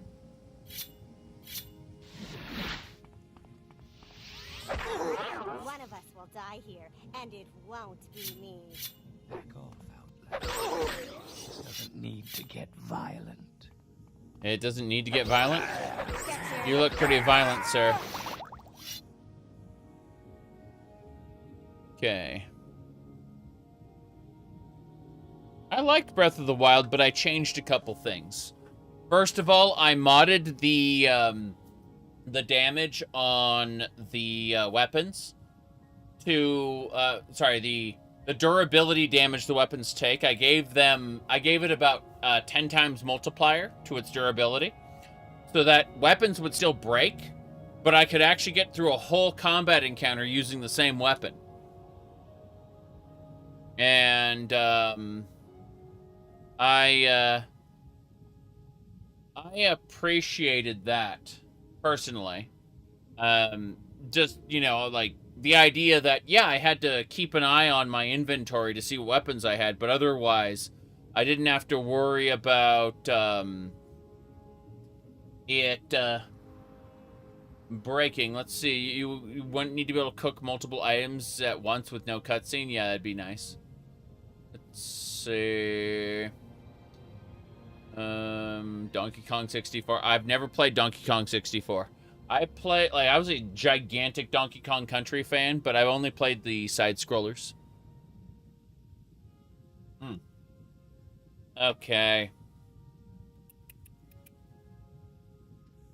I kind of look at the different formats and go, why? Hold on. That's fine. And drop some things. We're good.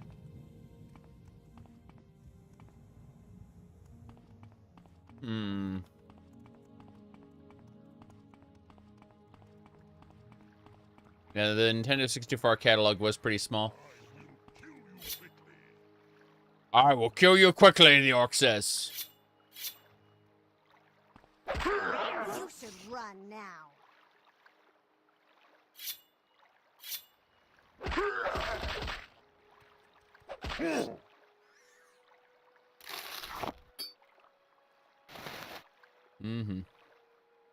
The Chiding Cuirass. Interesting. Let's drop the Chiding Cuirass here. Got both these cuirasses, actually. There we go. Looks like we're gonna have to go through Assuming this guy's a hostile. I don't know if he is or not. Hello. What do you want, Outlander? Tell me about Dagoth-Ur. Dagoth-Ur is the devil and the enemy. Dagoth-Ur and his beasts and servants are the source of many evils that beset the Dunmer and Morrowind. Dagoth-Ur dwells in fiery caverns beneath Red Mountain, served by his kin, called ash vampires, and by legions of deformed monsters. Rinslayer, thank you for the 84 months. That's a little crazy. Watching me for 84 months. I appreciate it, but it's a little crazy. Alright.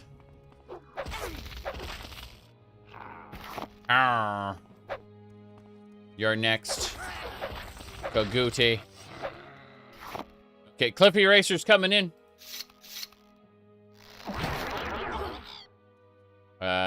Did not work. We need silver arrows.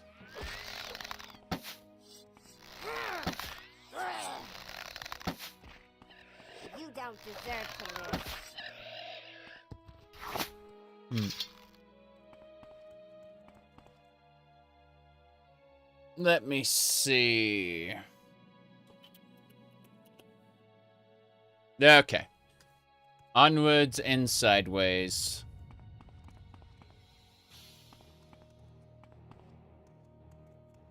Hello there. I wish to speak to you. What do you want, Outlander? What do you think about what is your trade, Tristan? I am a herder. I watch over the tribe's herds of guar and shalk. I butcher the guar and shalk and preserve their meats to feed the tribe. I tan the guar hides, render the shalk resins, and season the shalk shells. Then the tribe's craftsmen take these things and make the things we need for ourselves, and the things we sell to traders and other tribes. Fair enough. So you are the Ashlanders, then. What is your opinion on Argonians? Argonians are the savage half-men of the southern marshes. Our peoples used to keep them as slaves, but they are useless. The settled people still keep them as slaves to grub in the soil. They are dirty and wicked, and we should drive them all back into the swamps they came from. I see. What about Bosmer? The Bosmer are foreigners, outlanders. They live in trees and eat nothing but meat. We have no forests here. Why don't they go back where they came from? Bretons? Bretons are outlanders, foreigners, westerners. They don't belong here. They should go back where they came from. What about Dunmer? We are the Dunmer, the dark-skinned, red-eyed elven people who followed the prophet Veloth out of the southwest generation upon generation ago, settling here in Morrowind. We are the true Dunmer.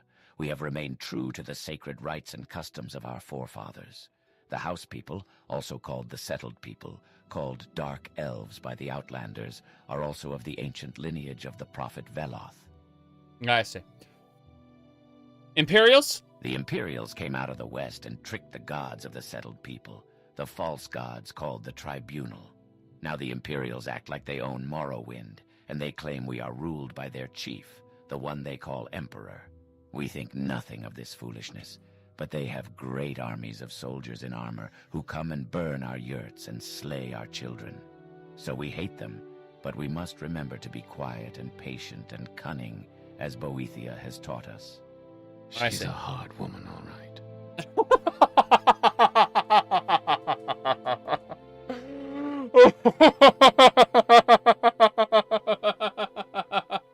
That second line. Okay.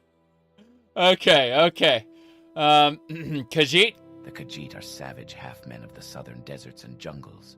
They are ignorant and superstitious, but they are clever and dangerous.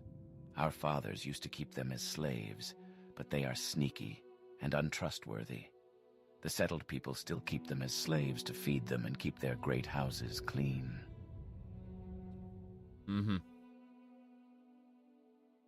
Okay, so you had a girlfriend who was watching you play Mario, and she goes, what language are they speaking? And you explain to her they just yell slurs at you. It's true. It's true. You are not wrong. Nords. The Nords of Skyrim are the ancient enemies of the Dunmer.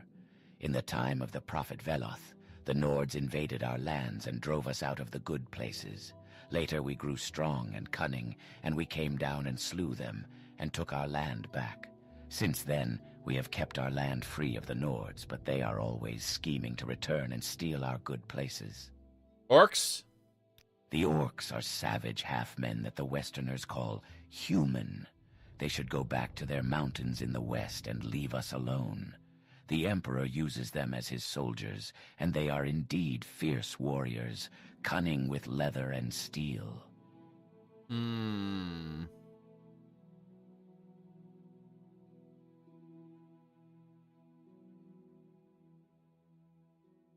Okay, so Red Guards. Red Guards are outlanders, foreigners, Westerners.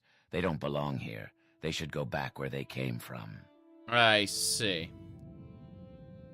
Well, what do you think about Morrowind? Morrowind is the ancient homeland of the Dunmer people. Once, long ago, this was our land. But now the creatures from the west have come, and the House Dunmer have meekly submitted to their rule. Now, in all the lands of the Morrowind, only the Ashlanders still lead the free, reverent lives of honor of the ancient Dunmer. I see. I see. Well, what about Lord Nerevar? In ancient days, the Deep Elves and a great host of outlanders from the west came stealing the land of the Dunmer. In that time, Nerevar was the great Khan and war leader of the House people, but he honored the ancient spirits and the tribal law, and became as one of us. So when Nerevar pledged upon his great ring of the ancestors, one clan under moon and star, to honor the ways of the spirits and rights of the land, all the tribes joined the House people, fighting a great battle at Red Mountain. Though many Dunmer tribesmen and housemen died at Red Mountain, the Dwemer were defeated and their evil magics destroyed, and the outlanders driven from the land. But after this great victory, the power-hungry Khans of the great houses slew Nerevar in secret, set themselves up as gods, and forgot Nerevar's promises to the tribes. But Nerevar will come again and cast down the false gods, and by the power of his ring will make good his promises, honor the spirits, and drive the outsiders from the land. And that you call it the Nevering? We Ashlanders have a prophecy that one day a reincarnation of the legendary hero Nerevar will unite the Dunmer against the Outlander invaders, driving them from our land and restoring the ancient faith and honor of the dark elven peoples as taught us by the prophet Veloth. You are an Outlander, so it is not proper that we should speak with you about this. I see. Well, just tell me about rumors then. They call them corporous beasts. They come from Red Mountain. Once they were men, then blight storms come. They walk in the storms. They get sick, grow fat and stupid. Now they wander like mad beasts, killing and eating. Very bad, very bad. Got any advice from me? Carry good, nourishing food. When you stumble wearily into trouble, eat and refresh yourself so you will fight well. Man, they should have had more restore fatigue food. Made more restore fatigue food better. Yes. Now, little secret? Kushtashbi. That is the name of old Daedric stones west of Ahimusa camp. No one goes there. It is a deep and dark place. Cool, thank you. What do you think about my disturbing dreams? Speak to a wise woman. They know the lore of dreams. I see. So, wise women would be able to tell me about it, not you. You are not a wise woman. You're a dumb herder. Okay. Which way are we going? This way. Kill the birds. So yeah, I think I'm gonna try to play Monster Hunter World tonight, and we'll see if we can have some fun with that. I don't know. Maybe. Whoop. My skeletons.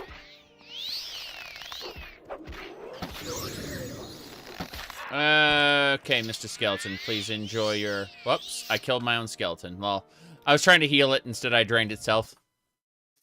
That's my bad. Oh, jeez.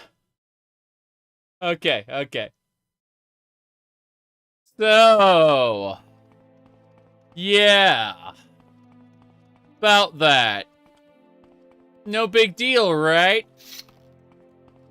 Cliff Racer first.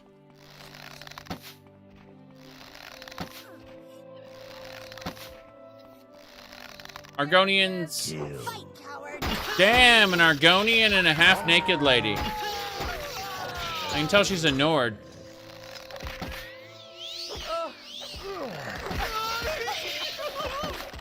That I was not expecting. You won't fight.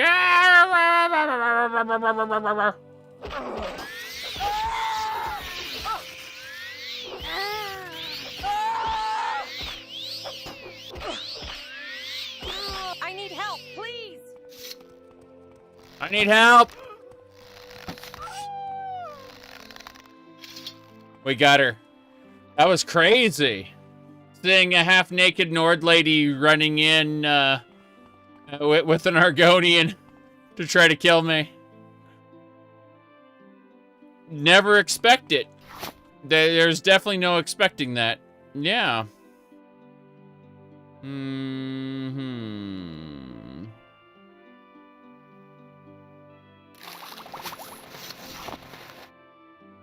Yes.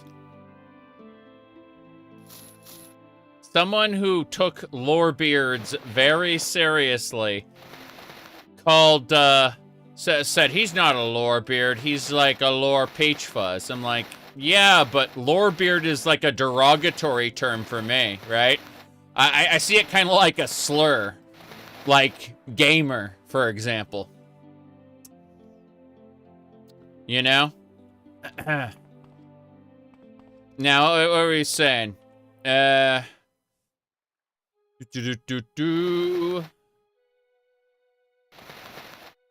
Like, I always see, the concept of a Lorebeard is also a clown. And I admit I'm an internet clown for different reasons. Yes.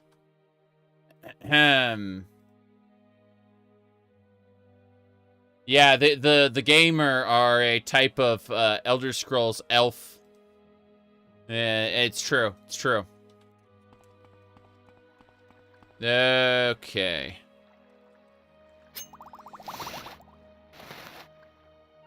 Now.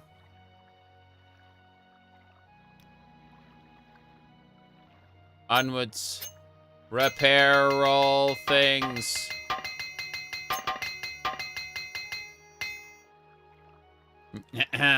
Hold on.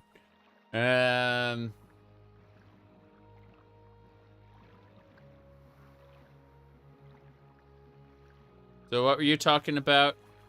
Yeah, it was this one. With the glass ceiling broken, all the oppressed groups shall prosper, especially the most oppressed group of all, gamers. There you go. All right, let's get going. So, companion share. We need to take from her the swords. All the blades need to be repaired. Yep. Okay, so moving on. Perfect. Command share, yeah. Perfect.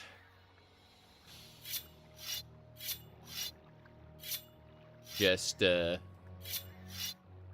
couple of those. She should be good now. She should have good weapons. What do you use? The blades. This should be fine. Repair a couple of those. I just need to make sure my companions get their stuff repaired. And that's what we're doing. So, where's the demon Twanto? There it is. And a couple of those. Anything else we need to do while we're here? I don't think so. I think we're good. Okay. We are traveling. Frickin' bull netch. Wait, did it switch arrow types? Do we not have any arrows left? I think we've, oh, no, we got spark arrows, yeah. Cool. Do I have, oh, I have regular steel arrows I can use. As long as we aren't fighting Daedra, those are good. For fighting Daedra, we need some kind of supernatural metal. Like silver.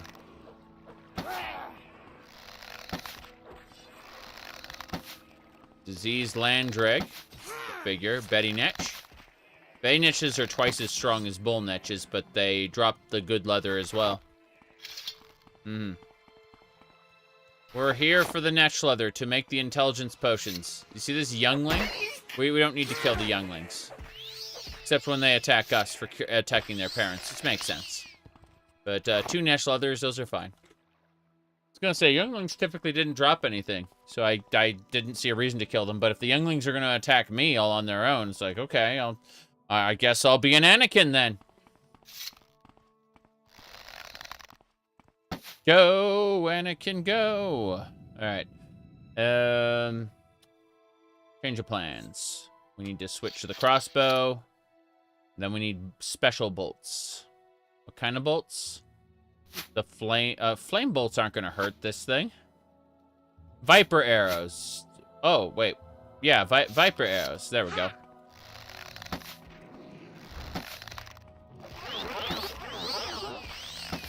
Excellent. We did it. Fire salts are mine. Smitty knows his references. Thank God someone does.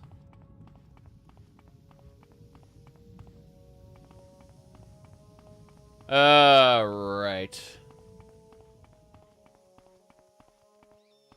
We are going this way. Whoop. Stupid. I'm getting killed by a pack of rats. My knife, my fork is ready to eat rat. Oh God, someone just summoned a clan fear.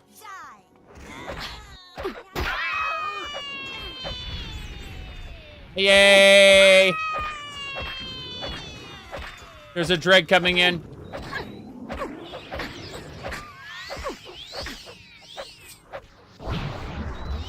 Oh God. Why? There's 2 wizards here. They're all level 50. My skeleton's already dead. We have failed to achieve our destiny. That was frightening. Yeah, that was terrifying. Okay. We're gonna have to have our companions wait here. And then we can deal with this. So, you 2 wait here while I deal with the horrors that are to come. I need you to not die. That is your job. Wait here. Hail, friend. Hail, friend. Okay. So when we walk up here, we're going to encounter a something. We don't know what it is. It's going to be randomly generated, but we know it is hostile. That is the important thing. What kind of mushrooms are these? Really? There come the rabbit rats. This is when I pulled out the fork. Stupid. Rabies is something. Okay, 2 rabbit rats defeated. A rabbit rat and a rust rat. Rust. What are these? What? Really? Vent worms. Vent worms. Raw sulfur. Damn. Don't inhale sulfur in real life. That's a bad idea. But, yeah, it damages your personality. I don't know how... Oh, fortify alchemy. You like Dexter's mom? I mean, everybody should. It is the ideal shape. Wait, is there another one over here? Oh, God, it's sulfur. This is the ideal What? Oh, steaming vent? Sure. Can't collect any more raw sulfur. What a shame, what a shame.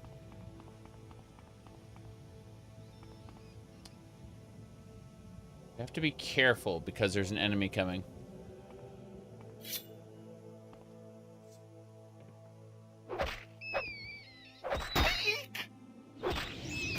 Okay.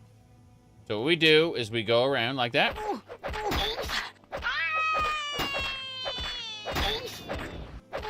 We just dodged her spell. Okay, what I need to do is drain.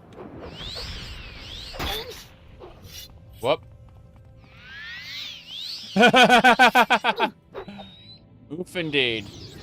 Alright, next. Here we go.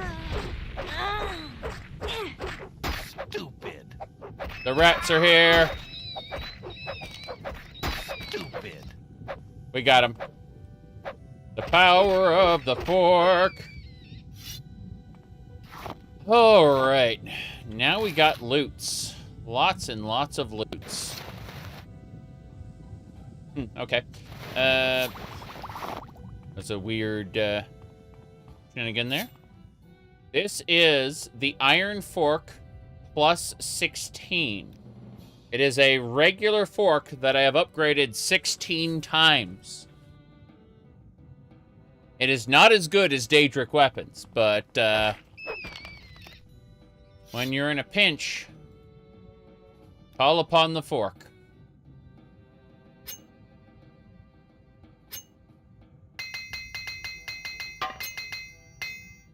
Yeah, I think that the different barks NPCs make is really what makes or breaks a good open world game in terms of memorability.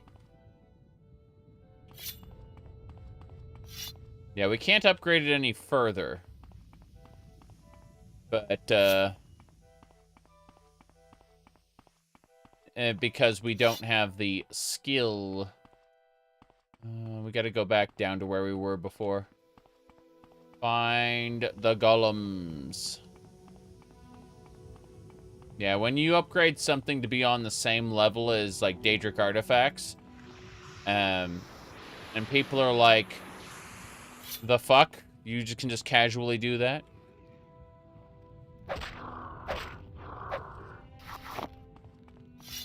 Hello. What do you want, Outlander? What's your background? You're a herder. Any advice? Go around Trouble. Leave it behind you. Then return later, when you can give Trouble a big surprise. True, true. I got any Morrowind lore for me? A few of the Dunmer tribes that settled Morrowind became the Great House clans. Our Ashlander tribes also descend from these early Dunmer tribes. I see. What about Red Mountain? Red Mountain is the great mountain of fire in the center of Vardenfell. The outer slopes are steep and rugged, and the crater is deep and filled with burning rock. Beasts and servants of the devil Dagoth-Ur live on Red Mountain. The settled people built a magical barrier called Ghost Fence to keep the... Whoa! An orc assassin. He just attacked me out of nowhere. She has orcish greaves and pilgrim sandals. Truly a superior specimen if I ever did see one. Now, that said, Pauldron, we're just dropping some stuff that otherwise over-encumbers us. Bone mold. Netch leather. Do I have weapons that I don't want to keep? There are weapons I don't want to keep, you bet. What else? Contos and spears. There we go. We're better. Orcs are violent by nature. Hey, that's what the NPC told us. What do you want, Outlander? Got any other lore? Morrowind used to be free hunters and herders, the proud tribes of the Dunmer. But since the Outlanders rule our land, the Dunmer live in the cities and grow soft and mild like herd beasts. Damn.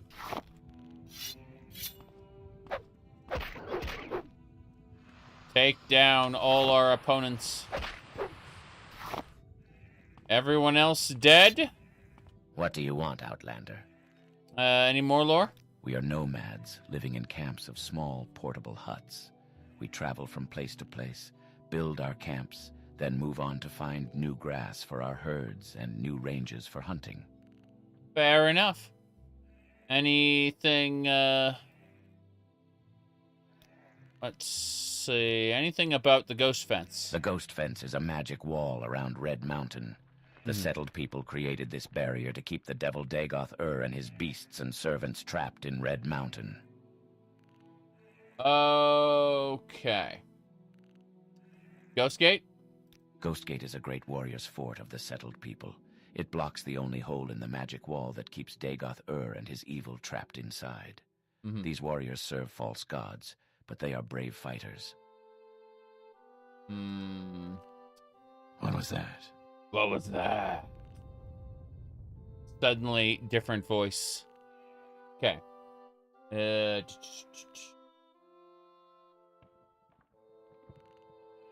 think that'll just about do it.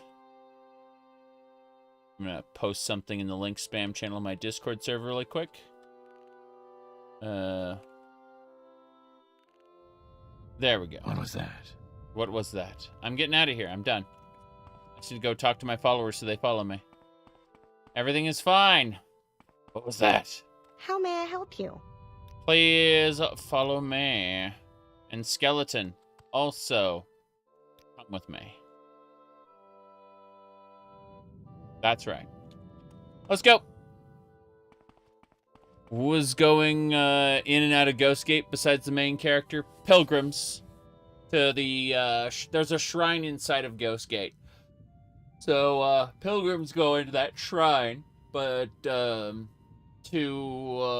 donate a soul gem to the temple, which is then used in order to power the ghost fence. But additionally, there are crusaders that go into Ghost Gate, and you can find their corpses in Dagoth-Ur's various, like, citadels and stuff. You can find the corpses of the crusaders who went in and died trying to battle the forces of Dagoth-Ur. It's all there, in-game. It's not even, like, just lore fluff. There's actual, like, dead NPCs who failed to take him down. What the hell are you? That's a Telvanni mushroom creature. Stupid. What the hell are you? Scarab. Thing is frightening. That was a Telvanni mushroom creature there. Horrifying. Okay, let's follow the road wherever it goes. This is barely a road, it's more a path. Anything else?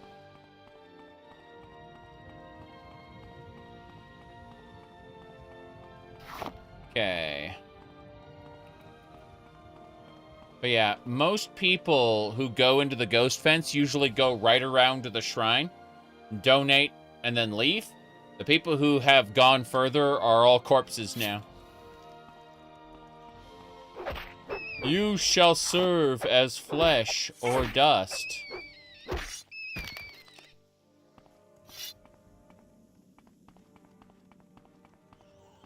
We're going... What time is it? 8 p.m. Let's sleep for 10 hours. Get interrupted. No, we're fine. It's a foggy day. Get Corpus for a free trip. You end up in the Corpusarium, usually. Or dead.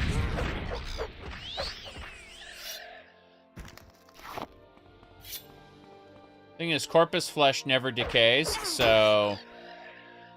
If the Neverine dies somewhere, after completing their amazing adventure, they're just gonna be like a non-decaying corpse on a road somewhere. Forever.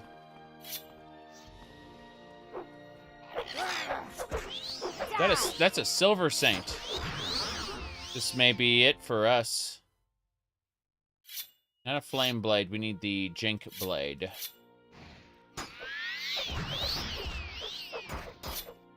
Silver Saint is dead. Golem is next. It is so paralyzed. Hell yeah, everything is defeated. Iron Golem defeated. Silver Saint. Those Silver Saint greaves look pretty good. I can't wait to not use those. There you go. Companion share. Please enjoy your Silver Saint pants.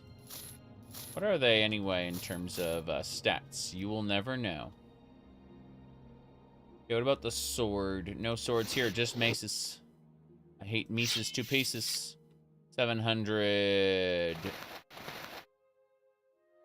Okay. They send you through the ghost gate? No, you go to the Corpusarium. And Devaith Fear looks after you. As in, experiments on you. Okay. Devaith Fear has a dungeon where you go if you get Corpus.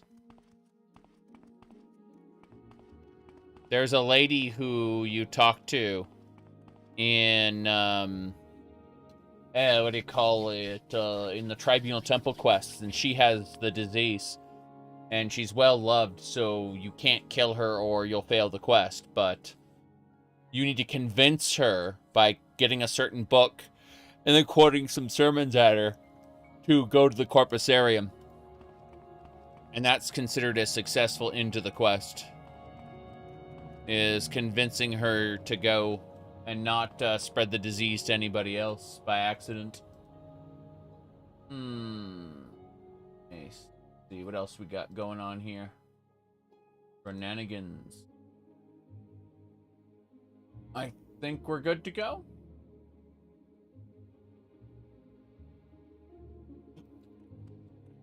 Okay.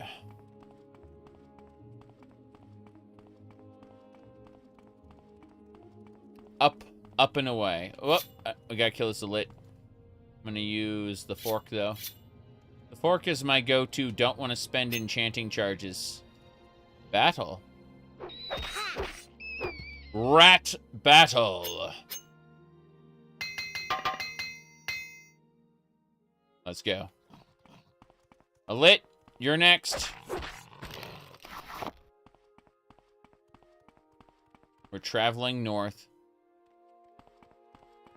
Our destination is Tel Vos. By way of everything. The grasslands. Freaking love the... Oh, yeah, Wickwheat. Forgot about that. Wickwheat's the good stuff. Is that a wyvern? Pretty sure that's a wyvern. So, wyverns are a type of cliff racer. They shoot fireballs instead of peck at you. Daygother is a follower is funny. Yes, they're the developer of the mod, posts regularly on social media with his updates and stuff. He also likes to create customized versions of the mod to poke at VTubers specifically. I saw a clip where he was saying things to a femboy, catboy VTuber.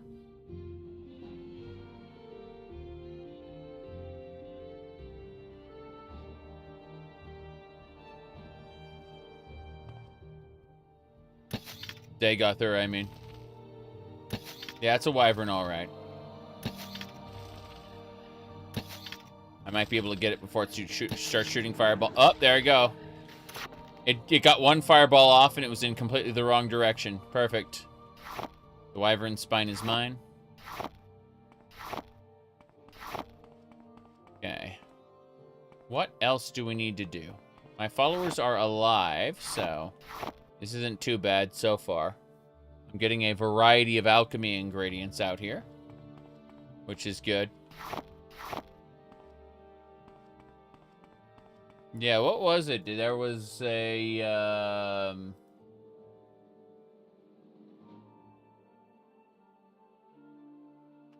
think there was a chart that accurately described this shit. Hold on. I found the chart I was looking for. It just was a little busted. Let's see. was, gonna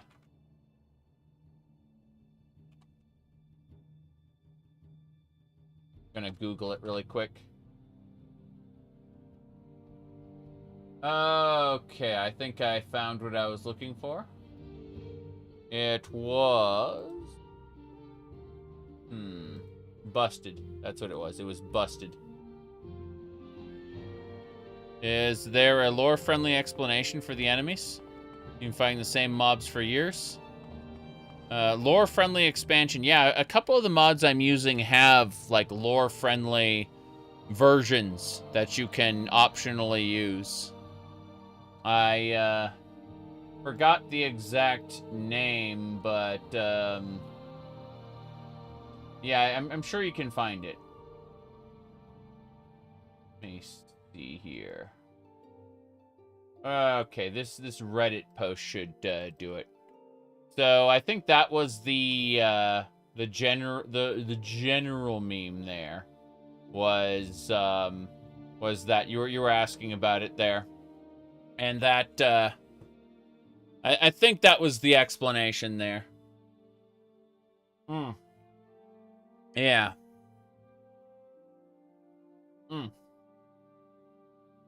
But I personally would like to get...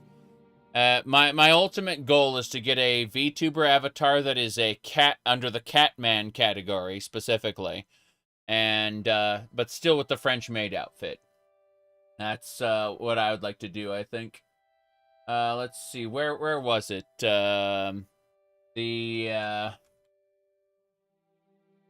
I think it was here. Hold on, I'll get you the other picture, the Catman specifically.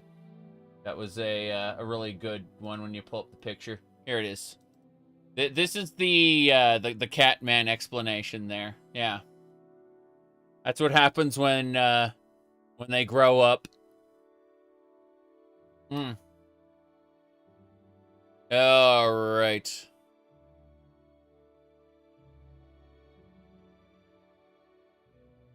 There you go.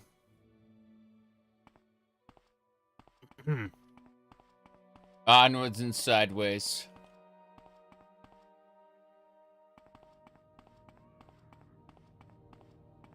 This way.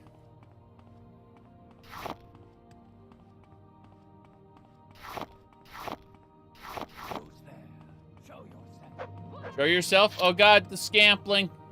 Scamplings! Little hungerling, scampling.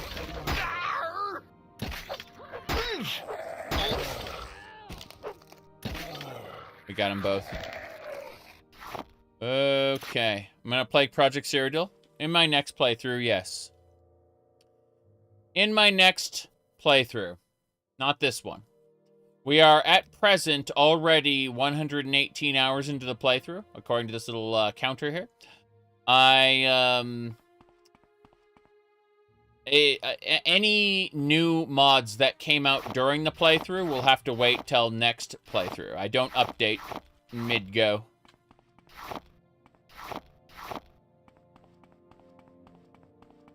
I learned that from the early days of modding. It is better to not update. Whoop. Cool. Arr. Oh god, Silver Saint. Weaker than a Golden Saint, thankfully. Yep, Daedra Heart, Curus, Daedric's Sword. Oh. Less powerful. Yeah, I don't think that the modded... I don't think that the changes I made to the game and Tamriel Rebuilt would apply to Project Tamriel, oddly enough. What a shame. Okay. Heart Wall is only worth 100, so we'll drop that. But also, that weapon probably isn't that good. Yeah, it's 700. Wait for 27? Nah, we'll just drop it over there. Okay, we're good. Let's keep going. Tin Saint. Yes, exactly. You said like Skyrim Home in the Woods? Yeah, there's Anvil. The Gold Coast. Don't you want to go pay a visit to Anvil? You can. Right now. It's good.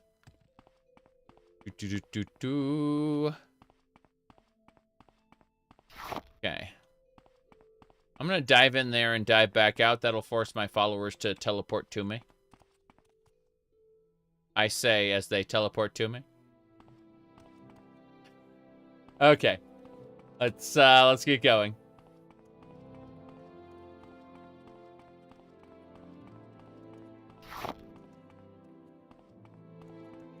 All right. Damn. What the hell? Okay. Yeah, we've explored quite a bit so far.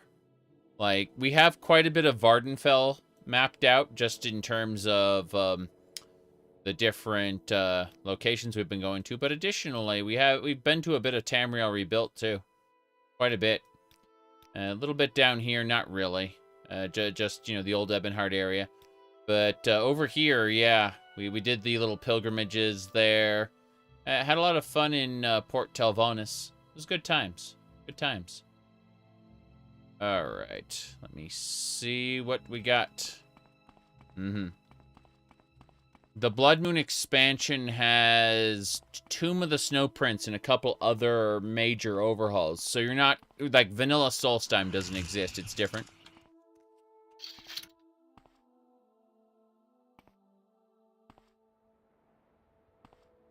I'm going to ignore whatever that was. I mean, this playthrough is 118 hours. I wasn't joking about that. People remarked about how I don't have 100 in any of my stats yet, but that's because I automatically level as I, as I use my skills, right?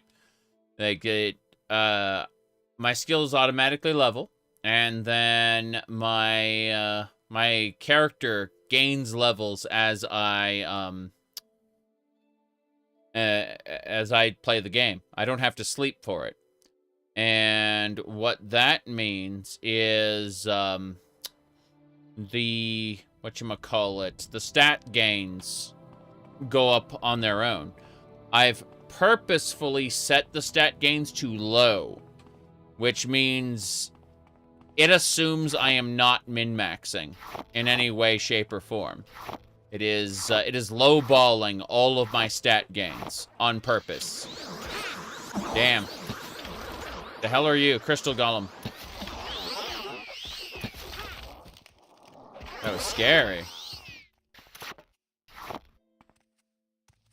I am purposefully much weaker at level 42 than I would be on a character that is mindfully leveling up.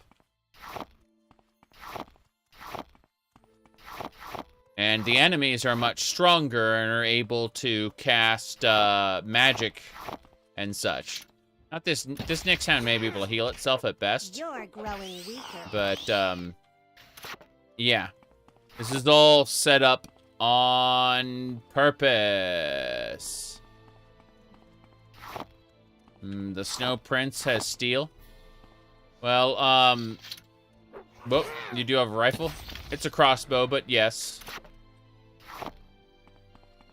It's the magic arrows that are making things work, or magic bolts, I should say, that are making things work better. I'm gonna let them do that while I grab these herbs. Wick wheat for days. And Heckalo leaf. Good stuff. Heckalo leaf and wick wheat. Okay. Let's get going. Hello, hello. We are 4.5 hours in. We probably got another hour or so, roughly, before I have to go break for dinner.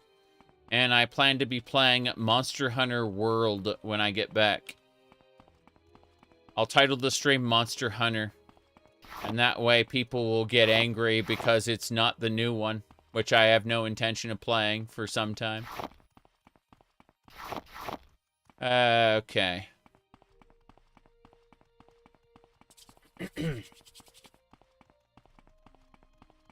Okay. Moving on up.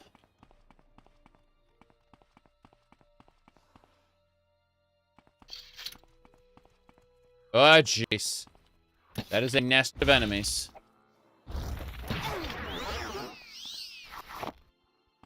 I never play the latest and the greatest. Lol. Okay. I mean, I did buy Palworld on release, but Palworld had something special. It has, what do you call it? It has this cognitive dissonance built into it, where basically people go, they have guns, but no. That's not it. Pokemon are slaves. You put them on an assembly line, and they actually work in a sweatshop to produce shit for you. It is amazing, because regular Pokemon has this, we're friends, and we're gonna fight together. And it's like, okay, you are forcing this animal to fight in what is basically dog fighting, you know? Or you know, when you get the two roosters to fight, cockfighting, right?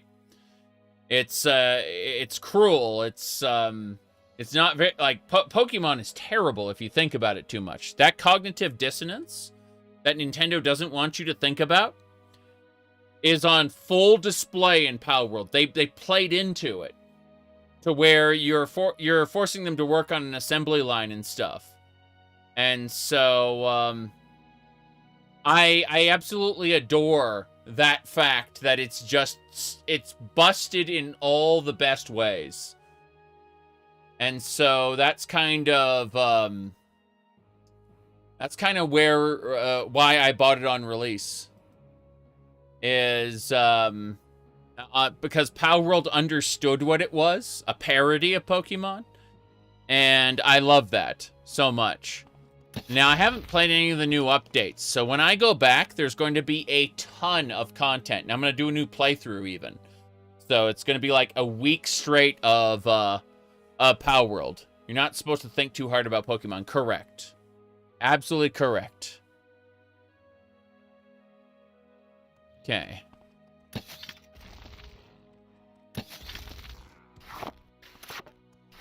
Mm-hmm.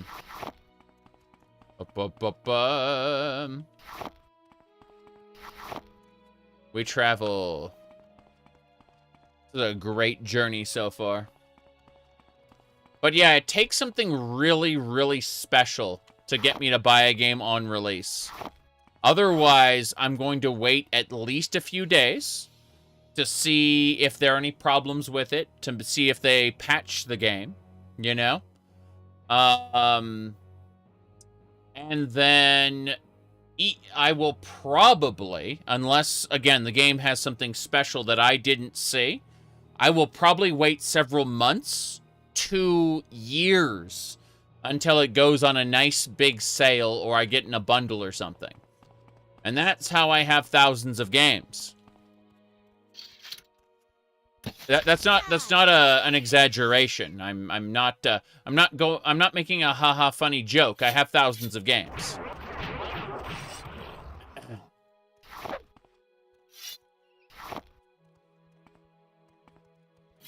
Here we go.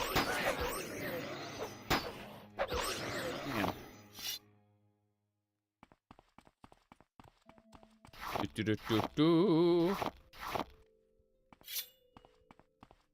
Here we go.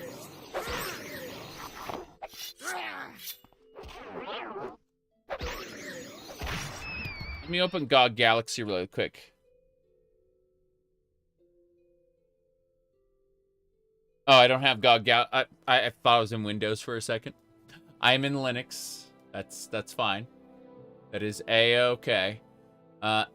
Closing some other windows in the background. So, let me see here. Whoops. Okay, so if we, yeah, I'm in. You can see I'm in Linux right now. All right. It was A second there. You're right. Which best Elder Scrolls for newcomers?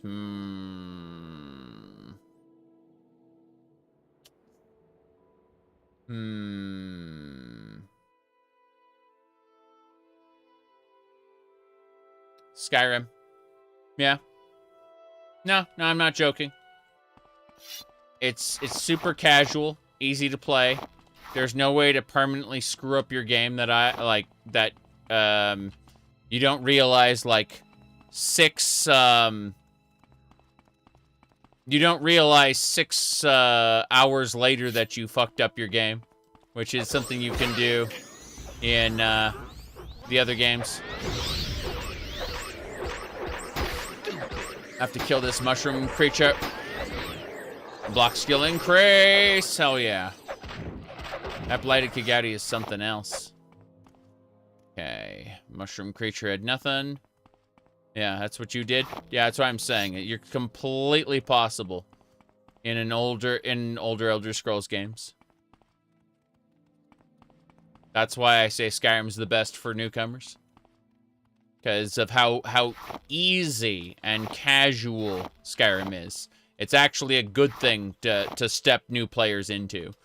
And then they can go back and play some of the harder games. You said ESO. ESO doesn't play like the Elder Scrolls series, though. It's a mid-tier MMO that has an Elder Scrolls skin, which is actually very fun. I've been playing through ESO from the beginning all the way. I'm on Necrom right now, so Necrom and High Island, then I'm done with the game, basically. I played all the content, with the exception of some trials, because the trial community died, right? But ESO is not a good way to get a sense of what the Elder Scrolls series is, because it is so different. It's a good game, it's just, you aren't going to get, like, Daggerfall to Skyrim has the same format of what I refer to as hand-waggling. You are not going to get the hand-waggling experience in ESO. You're going to have a skill bar with cooldowns. Different video game. Different experience.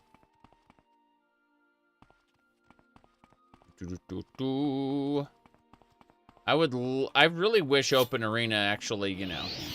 What the hell are you doing? It's a Golden Saint with magic. Don't know why that Golden Saint was casting spells, but, it's conjuring! Okay. Let's have a look at what we got. There's some Golden Saint leggings, which have resist fire, shock, and reflect 4 as a constant effect. Crazy. Please enjoy these Golden Saint leggings. Damn, constant effect on you. Ooh la la. Right. Well, from there, up to Reldil. Companionship. She can't have anything. Got it. What's hand waggling? This. Swoosh, swoosh, swoosh, swoosh, swoosh, swoosh. You see, you wave your magic fairy wand in front of an enemy, and damage happens. That's hand waggling. If you want something a little more visceral, try Chivalry, Mordau, or Kingdom Come Deliverance. And then you can feel like there's, like the combat is actually substantial. I personally am I'm A-okay with hand waggling. It is fine. But, yeah, there are a lot of people who want to take, like, combat systems from games that, quote-unquote, do it better. You know it's different than that? ESO is mostly a third-person action-adventure game with a skill bar at the bottom. Well, sorry, technically 2 skill bars at the bottom. And you switch between the 2 skill bars to use cooldown-based effects. And what doesn't have a cooldown has an energy meter, either stamina or magicka. Kill this Golden Saint. Why is the Golden Saint running? It's really strange. Okay, let's drain the Saint's health. It just reflected that. Okay, one cool thing about reflecting health drain is that it doesn't actually do anything. ESO has a first person. Yes, and it's I play ESO in first person a good chunk of the time. It's pretty bad. And I know it's pretty bad when I'm doing it. That's why we'll often switch between the two. You are absolutely worse off playing it in that optional mode. Ooh, Golden Saint stuff. I need to get my skeleton over here.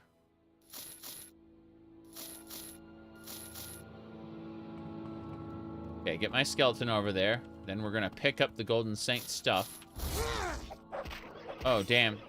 The shock beetle came over and moved the skeleton, so I have to drop the stuff again so that the skeleton moves up. There we go. Golden Saint chest piece. Give me a robe so I can see.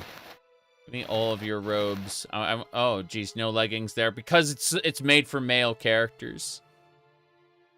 I see, I see. Oh, well.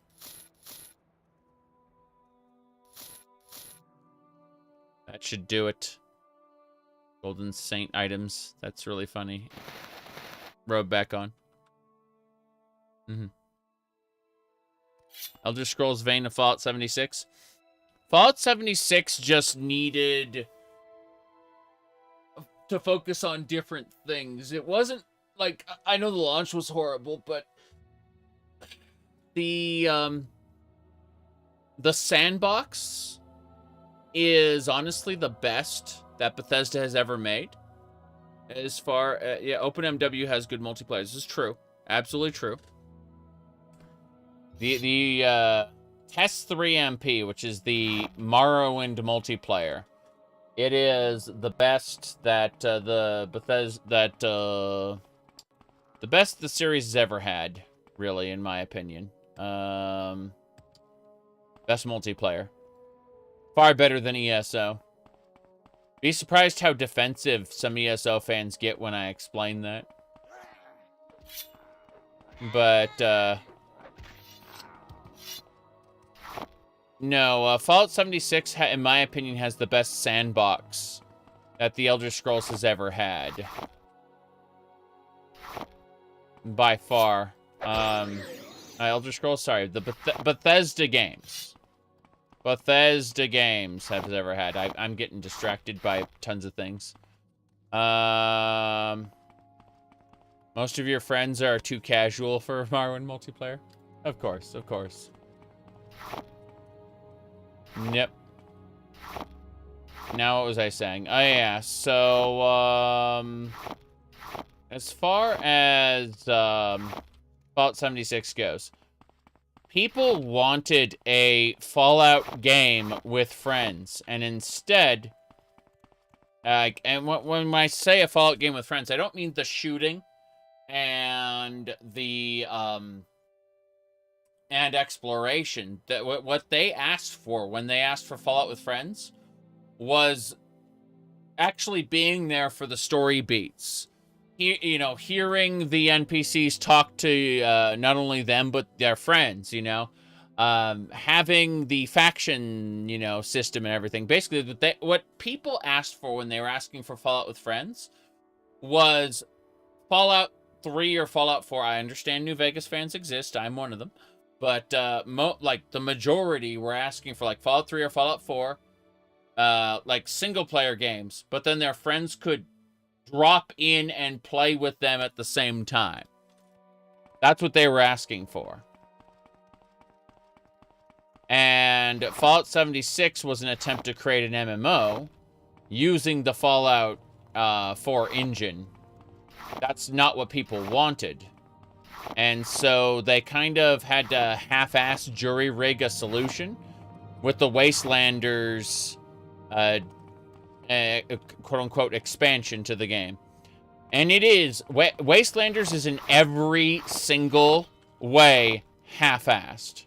I'll defend myself if I have to. Okay, I'm leaving. I'll defend myself if I have to. Those guys will follow you sometimes. So, yeah.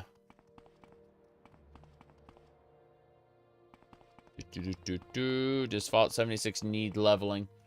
I mean, Fallout 76 has level scaling up to a point, but then as soon as you get into the Great Divide, suddenly you'll come across like max level enemies because a player has like a higher level player's been there.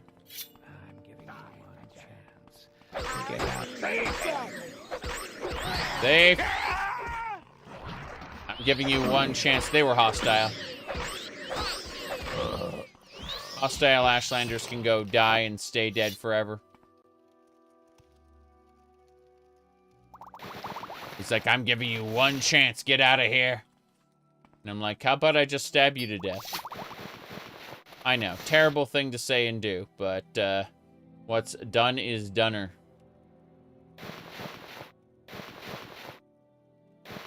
Dropping some stuff here.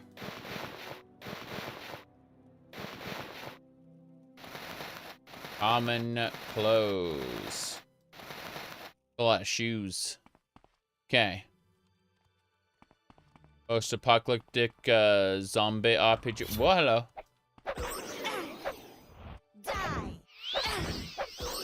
I prefer fantasy over post-apocalyptic myself, but I'll take either one if they're good. You ever heard of DayZ? What do you want, Outlander?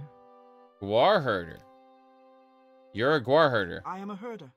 I watch over the tribe's herds of Guar and Shal. The great houses are always fighting each other in the Great House Wars. The Great House Wars, yes. But there's no House War contracts out right now because that would be too complex. Tell me about advice. No one will ever grow rich hunting, but it is a pure pleasure for itself. Take your time. Sneak up on your prey. Surprise it with a swift, silent arrow. There is no greater pleasure than to drop a cliff racer with a single arrow. It's true. Hello, Lit.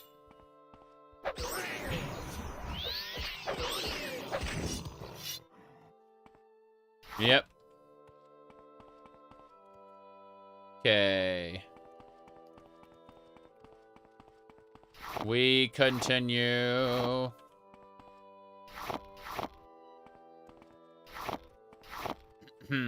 Players targeting players. I mean, yes, early WoW, where the honor system was added before they,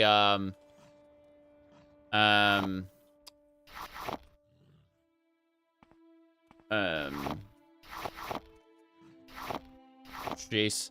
Before they added Battlegrounds, but after they added the honor system, there was a period in World of Warcraft's time where, like, bands of people were roaming around hunting each other. It was very interesting, because WoW was not designed for PvP. The zones simply are not made for with player combat in mind. There are too many choke points through the leveling brackets of World of Warcraft.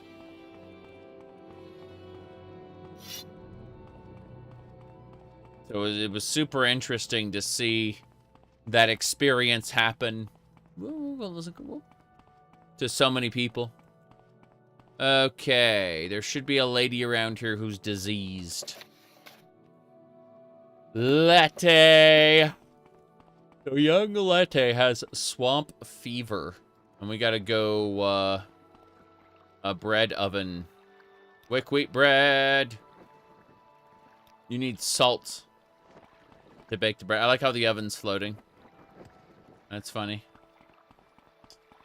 Alright. We gotta go find Lette.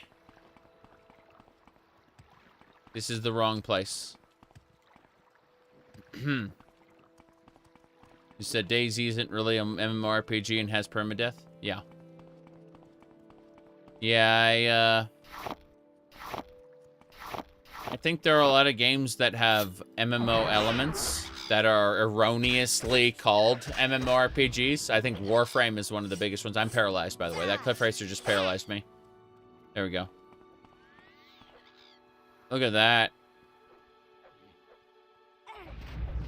See that cliff racer? Strategically pulled my followers away.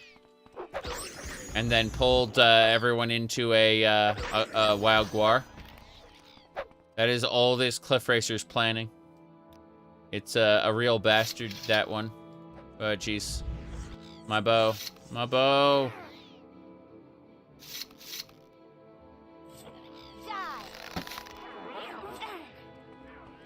That's right.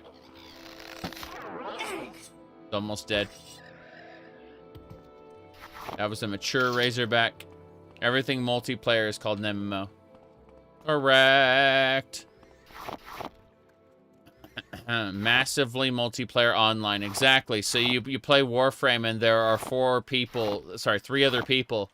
And it's like, there is no massive there. It is just multiplayer online. That's what I'm saying. Very much not MMO. Missing the first M. When you play in a squad of 4 people. Not every MMO is a MMORPG, but not every online multiplayer game is massive. Short plate skill increased to 103. I can't win this alone. Wow. Drag.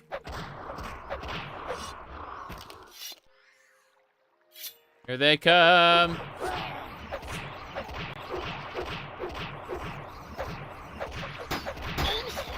The crabs are on their way here. Cliff Racer.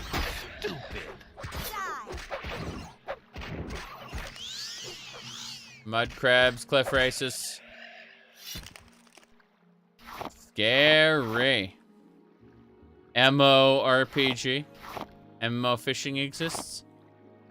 I was gonna say, Final Fantasy 14 fishing is pretty good. And you can have like 100 people in the area doing like a fishing event and stuff. I remember one time a group of fishers were hanging out. How many players is massive? More than 4.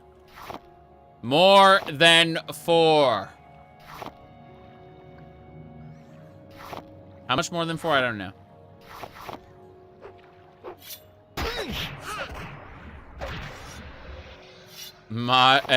Moderate multiplayer RPG. Oh, jeez.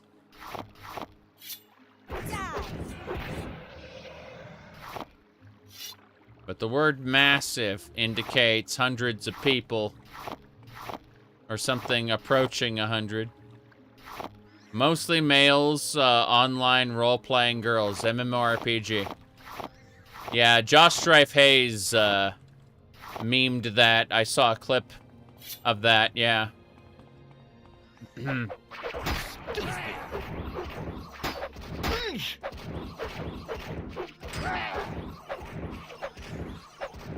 is too easy. Rain. Mysticism up to 69. That's really nice. Holy crap. Okay. The crabs must die. Why are the crabs hunting me? I'm just trying to get over to that mushroom house. And I stepped into the wrong spot. An orchard jumped me. As did like every crab in the world. See, they just keep coming. They never stop.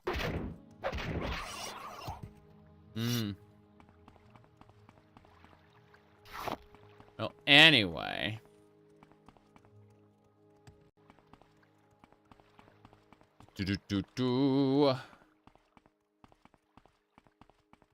No,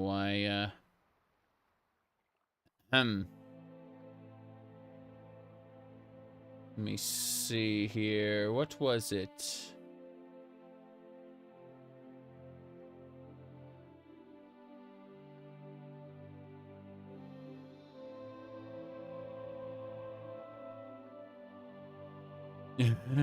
Minuscule mono player offline RPG. Oh no. Let's see.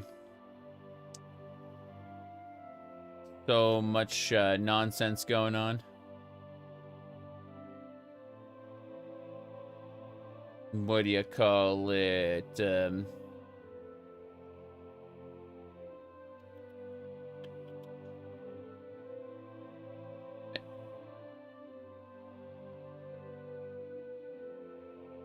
No, here's my MMORPG character. The cat male character. There is in fact no girl here. Not even a bit. Nope.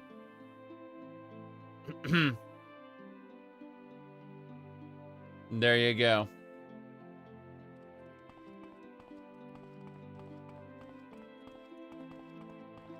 Okay, let's go this way. Onwards and sideways.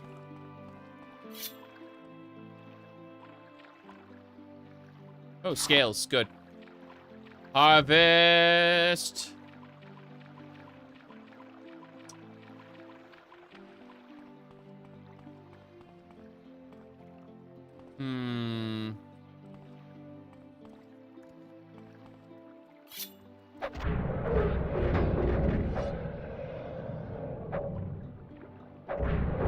I remember you were talking about body hair. I remember people were whoop, there's another fish. I was doing a stream. I think it was like New Year's or some shit. And I was wearing a mostly open tunic at the time, with ropes between the pieces, and people were like, "Where's your chest hair?" Shaved it off. Why are you asking? Why?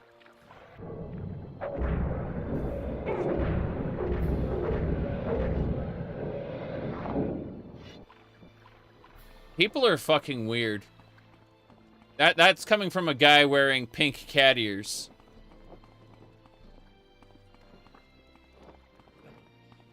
All right.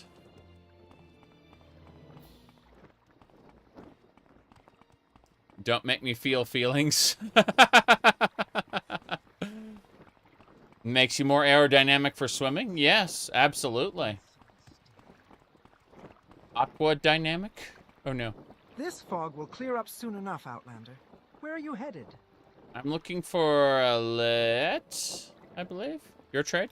I'm a shipmaster. I can transport you by ship to various destinations for a modest fee. Mm-hmm. Too many books, never enough time. Yep.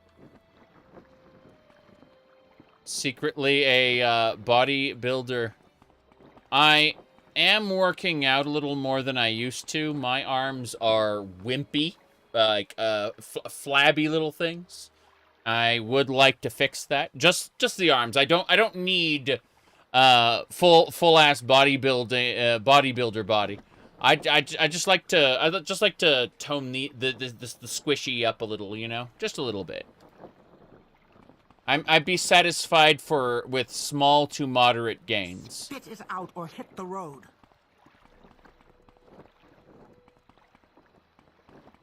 All right.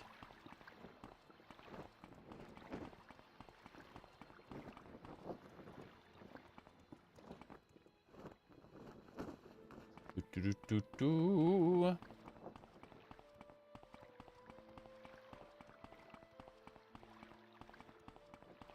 I just realized that as I'm getting older, it will be harder to gain and hold on to strength. Like, I'd like to have some preemptive training to not be as weak as quickly as I get older, because alas, I do not feel like I did in my 20s and 30s. I don't feel that way anymore. I have a lot of energy. I can still run and jump and do all kinds of fun things, but I do not feel as good as I used to, and I'm trying to preemptively gain a little bit of strength.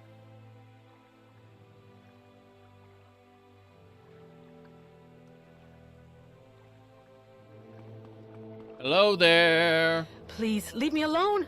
Yes, I have swamp fever. My head is swimming and Please leave me alone. Yes, I have swamp fever. My head is swimming and I feel terribly weak. It's awful. I hope it will go away soon. There are no temples here and none of the wandering priests are anywhere to be found. Do you seek to heal me? Mm-hmm. Yes, I'd like to try. You will? Oh, you're from the temple, aren't you? I use a spell. Die! The sea crabs are hunting us. Fight, coward! 11 crab meat. My legs are fine. My legs are A-okay. I don't need to worry about those. Let's see.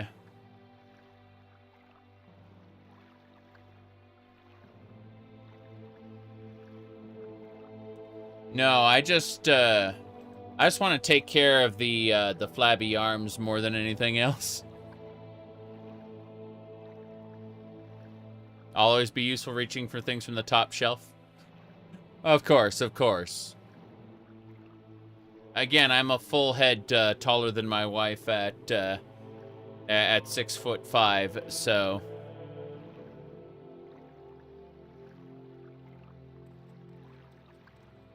Yeah, hello there. I'd like to cast a spell. We're gonna cast Vivek's Touch. We're gonna give Lilette here the Vivek's Touch. Thank you. Thank you for curing me. Good. I feel much better, thank you. Okay. Good enough.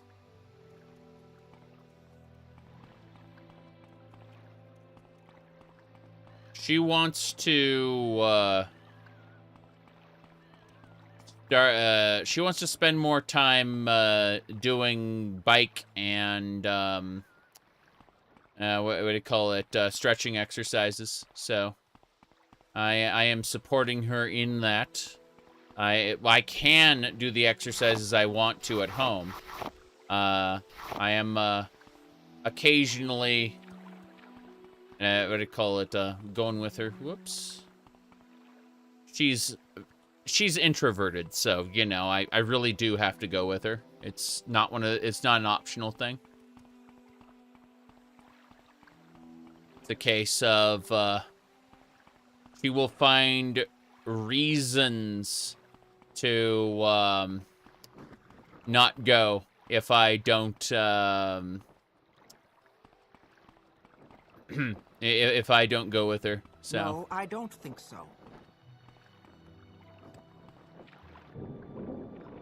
not because she wants to slack on exercising, but because she doesn't want to be out alone.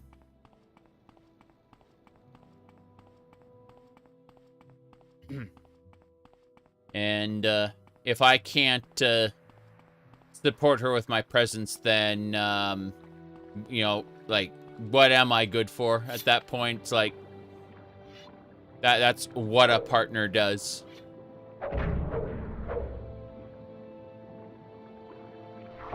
That's like the primary reason you marry and live with someone is to be with them, you know? Okay, let's get going. Keep your distance and we won't have a problem. I gotta fight this crab. Oh god, she's fighting. That lady wants to fight me. I don't know why the Titan mud crab has such a weird hitbox, but it does. Whoop, hello. That lady's a pain. She's a dark elf sharpshooter. What the hell? Eek indeed. How many are there? She's guiding me to the other mud crabs.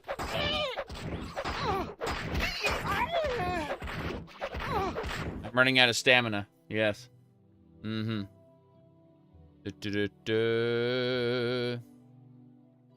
Mm-hmm.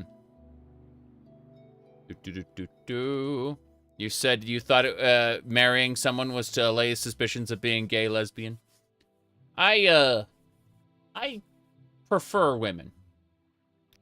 But, I married my childhood friend. Now then, let's see. I've known her basically my entire life. Alright, let's see.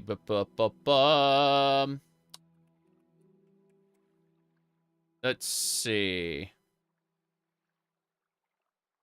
You said but? Yeah. Alright. Hierarchy of preferences. Were you expecting $20 is $20?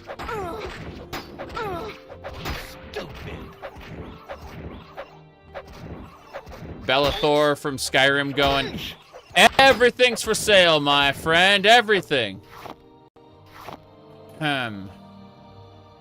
Right, let's see.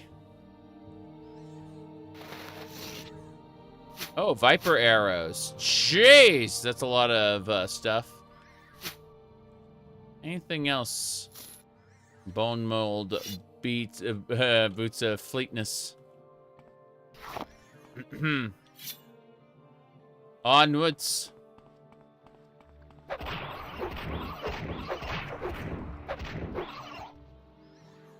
I saw...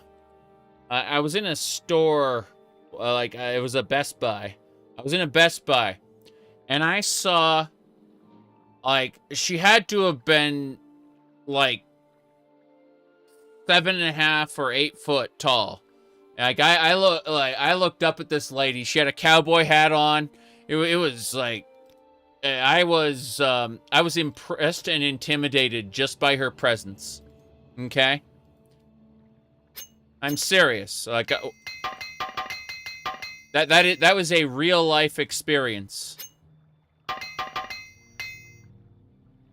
All right.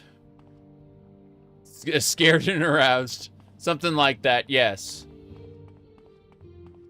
Let's put it like this. Yeah, I looked up to this lady. Exactly. She left an impression. I will say that right now. Knew a guy wouldn't work out. He'd just drive to the gym. Play Skyrim while she worked out. Oh, sorry, Oblivion. Oh, no. What's happening? It's a Hern! Herns are from Battlespire. Why?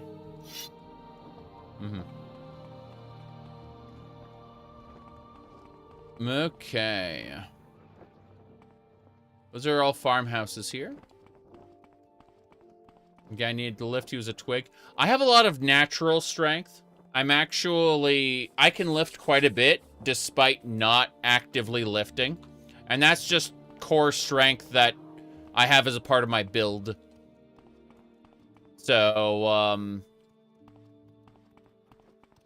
Is there something I can do? It has nothing to do with muscles, really, and everything to do with just my natural ability, LOL. Yep. And so, as a result, I'm constantly asked by family members to lift heavy things, and it's like, yeah, I can do that. I don't want to, but for you, my dear friends and family, I will do it. You know, it's one of those cases. Anyway. Yeah. Welcome, Outlander. I've special prices just for you today. Let's see, it's like being a guy with a truck always asked for things. Yeah.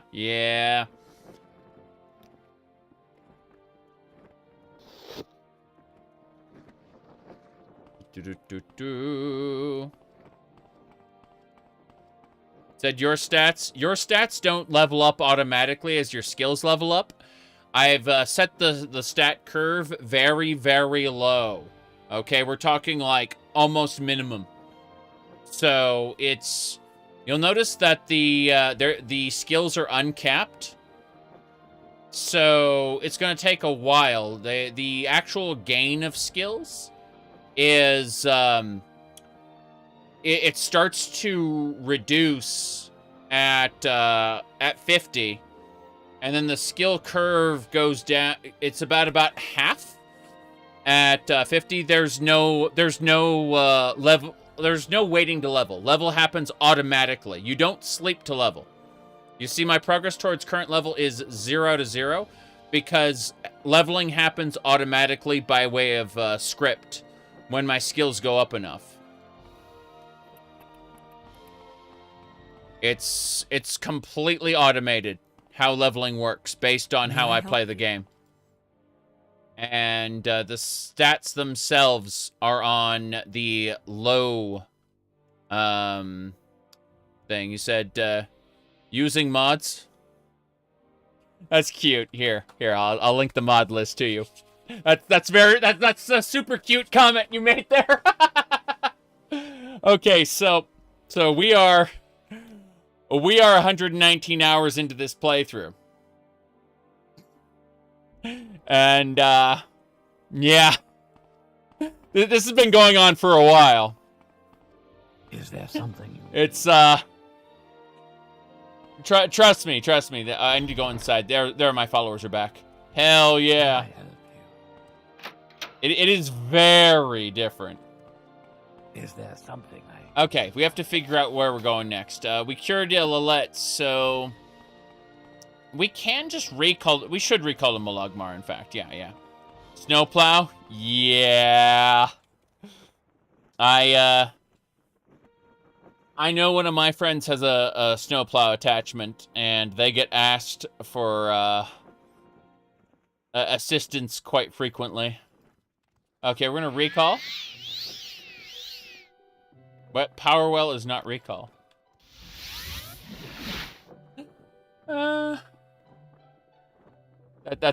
Yeah. Okay, here we go. So, did you cure Letta? I did cure Letta. Has Letta been cured? You are indeed worthy of the Tribunal's praise. Perhaps you would enjoy this book. Although it is clearly heretical, it contains a gem of truth in its lesson on healing and resistance. Are you ready for more duties? Yeah, I am ready for more duties. To prove that you are wise and brave, you must make the pilgrimage to Mount Cand. Mount Cand, you say? I want you to make the pilgrimage to Mount Cand, which is northwest of Molagmar. It's on the left side of the trail. I will mark it on your map. On Mount Cand, Vivek won a contest of wits with 3 Daedra. There are few lights in the caverns. You may need these potions. If you are not good with riddles, you may want to find a copy of The Yellow Book of Riddles. Several booksellers have this book. I see. Well, I'm going directly to Mount Cand now. Let's see if we can... What's your rank? No, sorry. Sorry. No. Wait, there's no shrine here. Why would you... Oh, hold on. You never did anything in Blood Moon Tribunal? Okay. Tribunal is an extension to the main quest. You can do it at any time, but it's best done right after defeating Dagothur. Like, you should start Tribunal immediately at that point. However, if you're looking for, like, a one-off experience you can do whenever, go to Blood Moon and pick up the quests for the East Empire Company faction. That's a whole new faction. It's really neat. In my opinion, at least.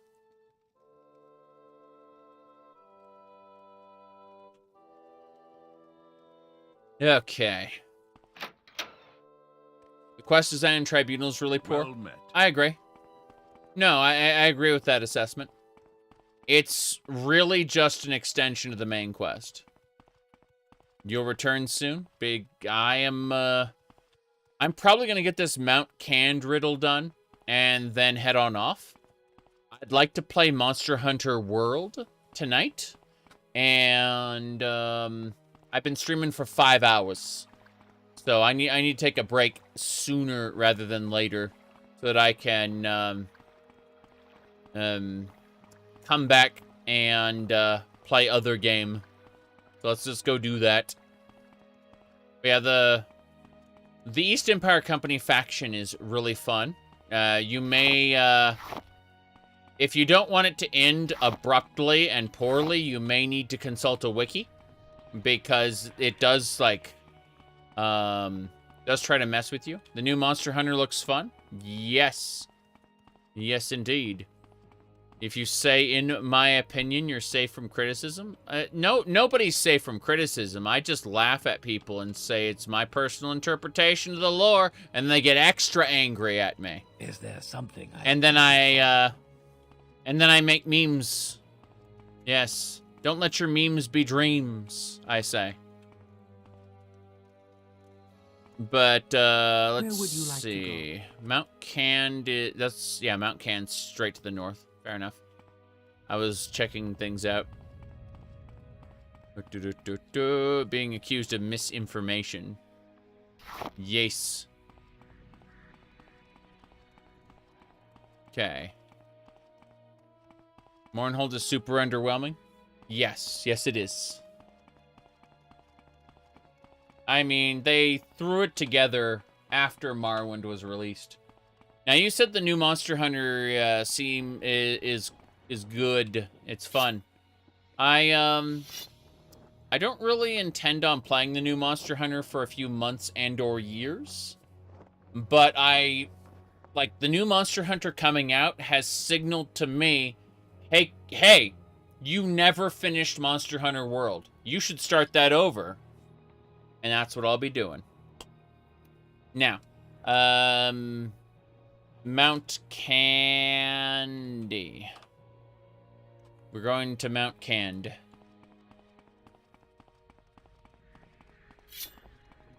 I don't know what's up this road, but I'm gonna find out. Also, I'm gonna change to Jink Blade if possible.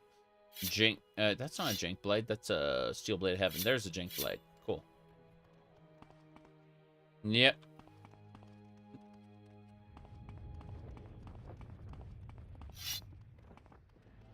You're looking well. Is there something you need? Yeah. You're a caravaneer, I see. Oh, jeez!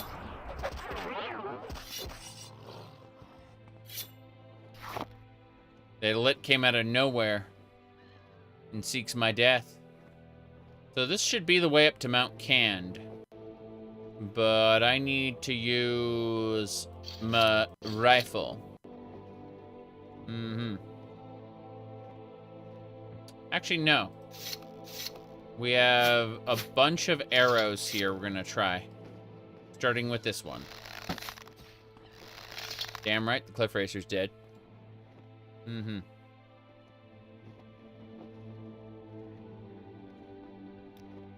Alright.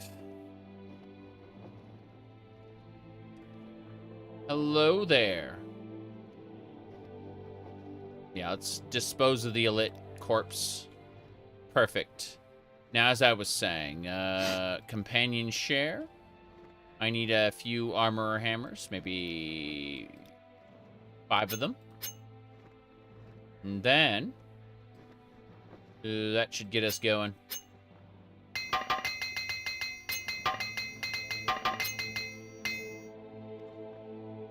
We are still 9 pounds over encumbered right now. Talk to her about potentially... Yeah, there's no good way to do this. Let's read that Book of Lesser Daedra and see what happens. Where is it? That's the Book of Lesser Daedra. That's actually pointless. Yeah, it just tells us about the Daedra. Only weighs 1 pound though, so... Our issues with getting to Mount Can mean drop Kite and War Axes. That's fine. Okay. That's a Silver Saint. It's immune to my normal arrows. Spark arrows it is. Cool. I did not mean to loot that. Run! She's so angry. Okay. More importantly, though, Bone mold crap. And we had like a silver weapon that we picked up accidentally. Yeah, silver Daedric sword. There we go.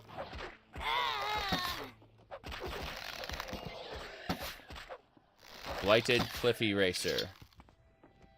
Cliffy Racer. Alright, change of plans, change of plans. We are going back. Usually when you play the guilds, you level all the guilds before the main quest. And then steamroll the main quest plotline. So I've been approaching it where I did, you know, I kind of, like, became an associate in the Fighters and Thieves Guild. You know, Mages Guild. I became a conjurer. I kind of, you know, went about halfway. But my plan is to push the Tribunal Temple all the way through. And then push the main quest hard. And the reason I want to push the Tribunal Temple first is because it becomes very hypocritical to push the Tribunal Temple, like, once you've basically gotten your Moon and Star ring, and you start declaring yourself the Navarrete. At that point, it is extremely hypocritical to start praising the Tribunal. I mean, not to say that Beldor Deadeye here is not an individual who would be who wouldn't be hypocritical. But rather, it just feels wrong at that point. After you've started convincing the wise women that you are, in fact, the one who deserves to be called the Navarrete. It's like, we're hunting the Navarrete. Okay. You never touched the main quest? The main quest is great. At some point, you should just make a character and mainline the main quest. It's a fun experience. I'm just dropping all the alchemy ingredients in this little spot. I know later I'll need them. At some point, I'll pick up all the alchemy ingredients, but that's neither here nor there. Crap. Well, that's a problem. Did I pick up the tool? I did. Put that back. Good. Best main quest story in the series? Well, it's tied into the world building. So if you actually read the books you're handed, like say a dude gives you a book and says, or he gives you a list and says, read these 3 books to get information about this. You should read all 3 books. And if you do read all the books that they tell you to read as a part of the main quest, you will understand the world building of Morrowind a lot better. And how it relates to you, the player. It feels great.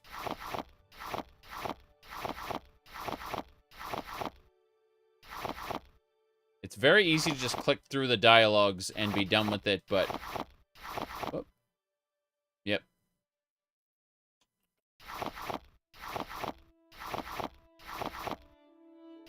Fight fire with fire!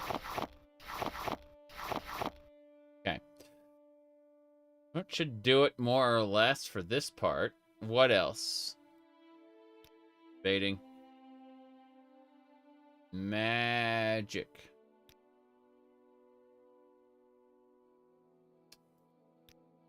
You don't see anything else I should care about at the moment. Bunch of lockpicks and things, but those don't matter. Let's get out of here. Open MW.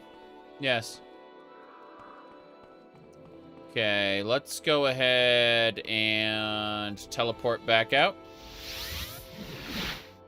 Do you think necromancy should split from conjuration? I think so. Like the status bars up top? Yeah, they're fun. Let's see. Need to go down to Molagmar. I have 13 marks because my mysticism skill is high enough for that. Okay. From here, we need to give Areldil the Good Touch. It's right here. It's called Good Touch Random, and it's just a 1 to 100 healing on touch. There we go. She's not fully healed yet. She's not fully healed yet. That should do it. We are good to go. With pleasure. Please, go ahead. Someone built Dwemer dungeon blocks. I've never heard of that. I have never heard of that. Daggerfall Unity getting Dwemer ruins. That would be neat. I would like that very much. I think we should get some Dureni ruins as well. Imagine, Dureni ruins are essentially Ayleid ruins, just more fancy. I would absolutely love to see Dwemer, Dureni, and like Breton, Redguard all in one, you know? Yeah, it's based on the multi-mark is based on the number, like your mysticism skill. So hold on a second. If we go recall, you can see right here, it's available marks 0. So in other words, I have to make a new slot.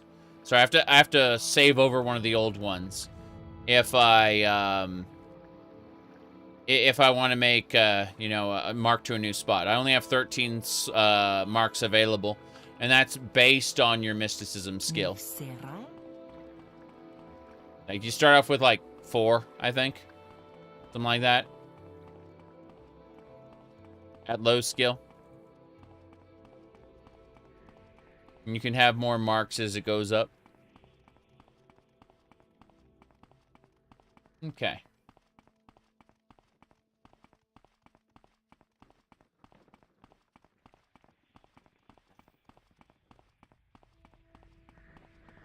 Goblin dens? Yeah, I'd be okay with goblin dens as long as they weren't generic mines.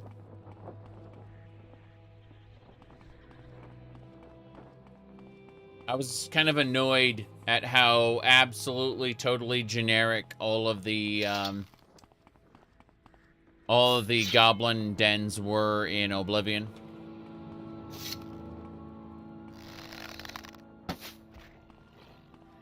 Those are standard arrows, right? I'm not...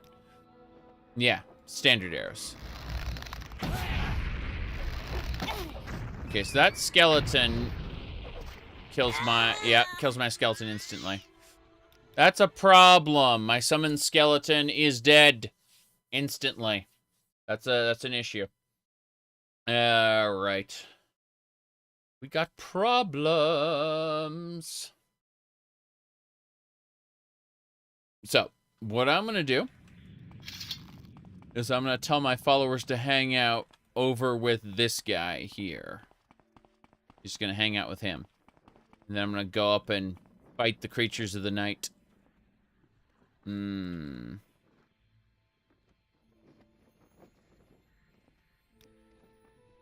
Wait here. How can I help? I'll do what I can. Wait here. Good. They're waiting. I'm going. I'm gonna fight that skeleton. That skeleton cannot be killed with normal arrows. I have killed the elite. The skeleton is next. In a second. Ooh, wow. I do that a lot. Anyway, we're gonna get our Spark Sword +9 out there, and we're gonna hunt the skeleton. We're gonna go this way first.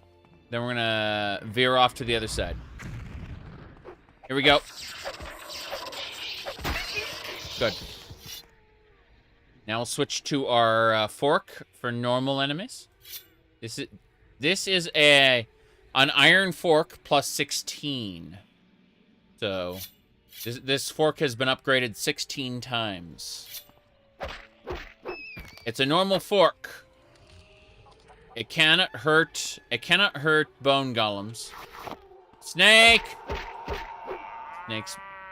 That cow noise came from the snake. Do not trust it.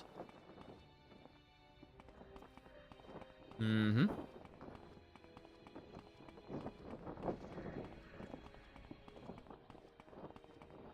We're going up to Mount Cand right now. We're gonna leave our followers behind.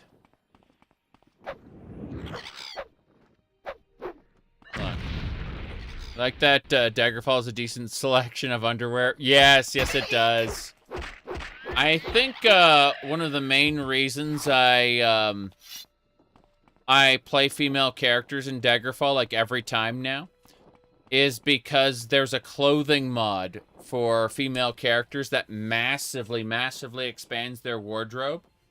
And, unfortunately, no such thing exists for,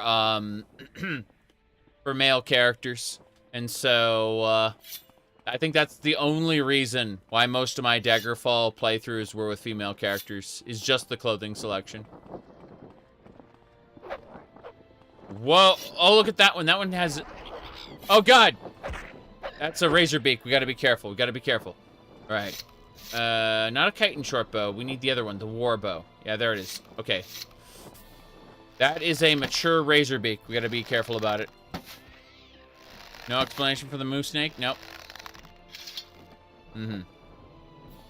That RPGs are playing dollies with stats. This is true. Absolutely true. Why do you think I have my follower in a dress that shows off cleavage? I mean, I like how these Nyx hounds are like creeping toward me. Really funny. They're both diseased, and the disease reduces their speed to 0.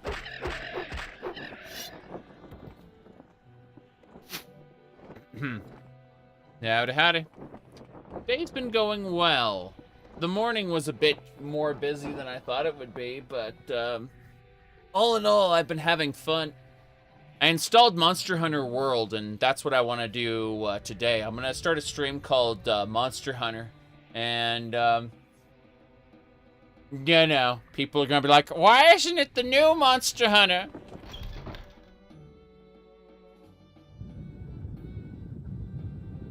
Okay. Let's get going.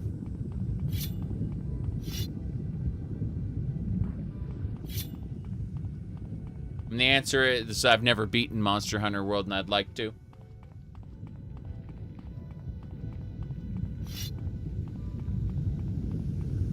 Wow. See that flame Atronach right there? That's crazy. Looking at flame Atronachs. Let me do this. Okay. So as I was saying, flame Atronachs are absolutely... have I played Like a Dragon? I've played Yakuza 0. It was a lot of fun. Let's see. What was the thingamabobber there? Would have sworn. Yes, exactly. The Atronach meme. It was called, it was, yes, I played Yakuza 0, that's it. That's the only one I played. Okay. Got it. I found the, I found the meme there. That was the one. That is the, Fire Atronach pipeline.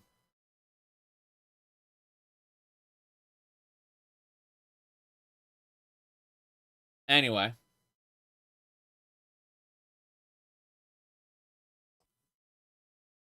Give me a sec.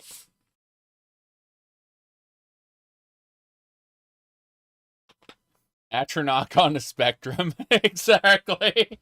Exactly. So, yeah, we're here with the 2002 Atronach. Okay. Let me see here. One more thing before we start.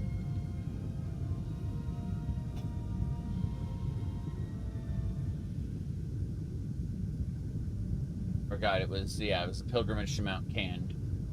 And,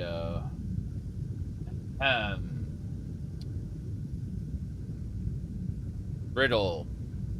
Alright, riddles are a metal neither black nor red, heavy as man's golden greed. What you stay ahead, friend or arrow or steed. What color was it again? Neither black nor red. That is lead. That's right. You pass, mortal. Wait, can I grab... Nice roots. Let's grab these. Grab these roots. Bloodgrass. Oh, this is an Oblivion cave. We're collecting Oblivion materials here. I'll look up to see if I missed anything. I did not miss anything. You have too much in your game backlog to buy anything new anymore? I mean, it's true. I look at my Steam list and I'm like, oh no. Oh no. And then I remember I have almost as many games on GOG as I do on Steam. And yeah, it's one of those cases. Okay, so we look at our Steam profile here. And Dungeon Soup? What? No, I haven't. But yeah, games specifically. This is a perfectly normal list of video games. I have less on GOG, but not a whole lot less. And yeah.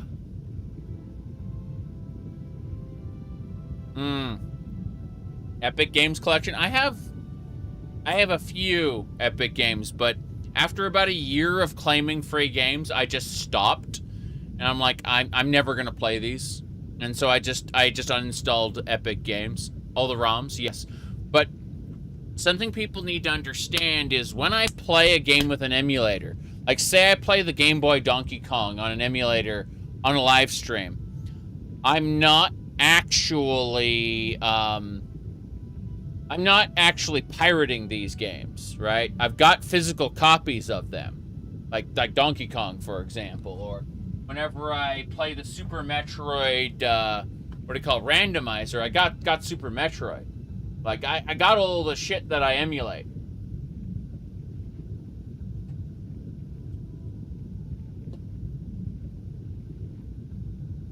Okay. Let's get going. Kind of want that, whatever's over there. I'm gonna go for it. Jump. Hell yeah. Ow, ow, ow, ow, ow, ow, ow, ow, ow, ow, ow, ow, ow. I am not dead yet. You have not killed me yet, video game. Let's go out and leech some health off something. It's nice if you bought those games new. If you bought them used, you're not supporting the developers. You need to pay Nintendo for the right to emulate old games on your Switch. I bought most of those games new, but I'll be honest with you. Fair number of games I did past tense buy used as well. Like Hyrule Warriors, for example, is a used game. Same thing for Eternal Sonata. That is also a game that I emulated used. Freaking love Eternal Sonata. Whoop. That's a JRPG. Okay. I got all of my health back by draining the health of those monsters. What's this? Really, the Yellow Book of Riddles. For earnest pleasure and strengthening of the mind, the author here collects all that he has learned of the art of riddling by dint of diligent study and through years of discourse with others of similar inclination. The posing and puzzling of riddles is a convention of polite aristocratic Western society. Nobles and social aspirants collect books of riddles and study them, hoping thereby to increase the chances of their appearing sly and witty in conversation. A metal, neither black nor red, as heavy as man's golden greed, what you do to stay ahead with friend or arrow or steed. The answer: lead. A man says, if you lie to me, I will slay you with my sword. If you tell me the truth, I will slay you with a spell. What must you say to stay alive? The answer: you will slay me with a sword. A Bosmer was slain. The Altmer claims the Dunmer is guilty. The Dunmer says the Khajiit did it. The Orc swears he didn't kill the Bosmer. The Khajiit says the Dunmer is lying. If only one of these speaks the truth, who killed the Bosmer? The answer... the orc. Okay. Ahem. The mummies are all lootable. It's this. Ahem. If you lie to me, I'll slay you with my sword. If you tell the truth, I'll slay you with a spell. Oh,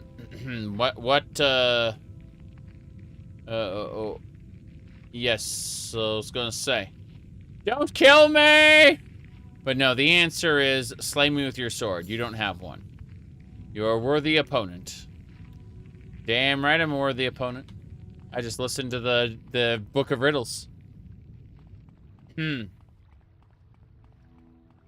Okay. Do I jeez. Are you the Stormy Atronach? You are a very, very Stormy Atronach. Human flesh off that one. Human flesh is pretty rare. Rare and great. Yeah, it's a Storm Atronach. That is a cooler Storm Atronach. That isn't just a Storm Atronach. That is one of the better Atronachs. Damn right. Got some World of Warcraft inspiration going on there, I see. You know, I talk a lot of shit about World of Warcraft, but their character designs are pretty nice. I'll take that lichen. Thank you. Excellent. I played World of Warcraft from the closed beta, friends and family alpha, really, but closed beta all the way up to Battle for Azeroth, and I stopped hard when I saw the cutscene, the Shadowlands pre-release cutscene. You know, where Sylvanas breaks the Helm of Domination and opens the sky. I saw that and I said, I don't think this game is for me anymore. And I uninstalled Battle.net. I was just like, nah. Started up Final Fantasy XIV with the wife and, you know, been cat boy, cat girl, the two of us ever since. I've been taking a break since late October. But I will be back on 14 later this month when they do their big update.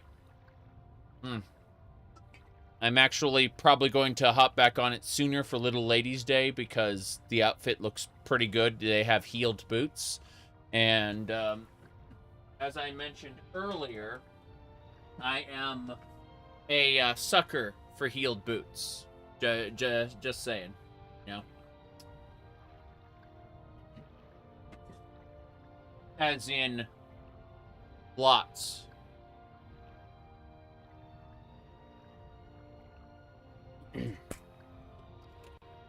Okay. Hello. Final barrier mortal. Answer my riddle. Then best me if you can. Atronach says Altmar claims claims Dunmer's guilty. Dunmer says the Khajiit did it. Orc swears he didn't kill him. Khajiit says Dunmer's lying. If only one speaks the truth, who was it? If only one speaks the truth, it's the orc who killed him. Yep. There you go. Almost illegal to wear those without carrying a revolver. That's funny, but let me see here. Hold on. So the answer is obviously. If you wear those, you wear a hat. You just wear a hat. That's all.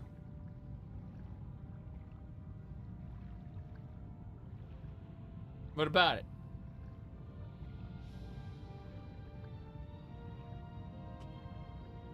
I have a variety of clothes and colors and things. Didn't used to until I spent more time with the lady I ended up marrying. She's the one responsible for this. There we go. That's the shrine. Cool. They all books? Books. Now. Ruined book. Coffus. I'm gonna save before we do anything. Just in case it murders us. Those are drams. The old currency. Tribune coins. We're not stealing the coins. We're stealing gold. Blue book of riddles, red book of riddles, and a yellow book of riddles. Stream me in full plate armor. I think the more likely future is, at this rate, me in a French maid outfit, most likely. Lol. Not today, not this month, probably not this year. But at the rate we're going, it's probably going to happen. Alright, let's see. I received a blessing from the Shrine in Mount Cand. More lichen. Cinder Spark Lichen. Light, blind, fire damage, shock damage. Yes. So these crystals tend to have that lichen around them. Very interesting stuff. Let's get out of here. We are done. I say as I realize there's... I'm not going up. I'm not levitating up for that lichen. If I can't catch it from here, I'm just going to give up. Yeah. Alchemy ingredients are nice, but wholly not necessary here.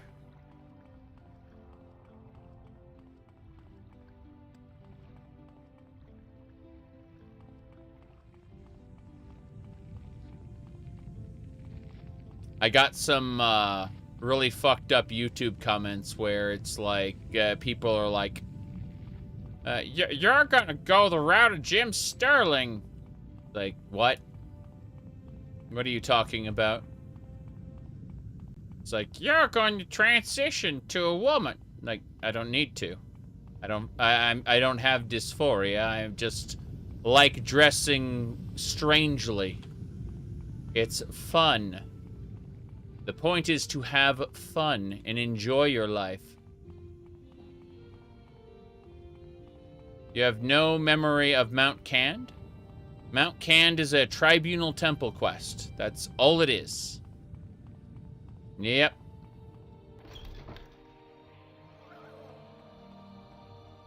Yep.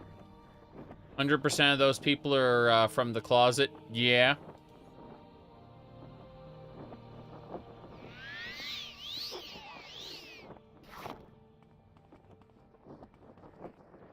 Okay.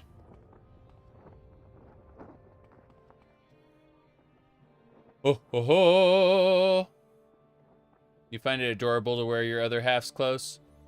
Oh, hers don't fit me. She's a whole head shorter than me.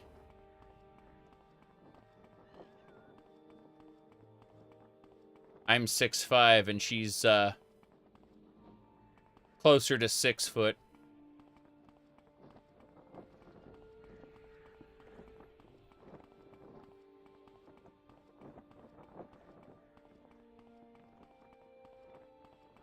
Okay.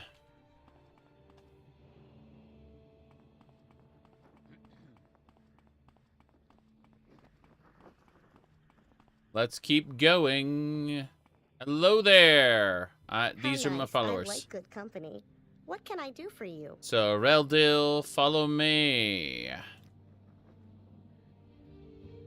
Skeleton. Ahem. Onwards and sideways.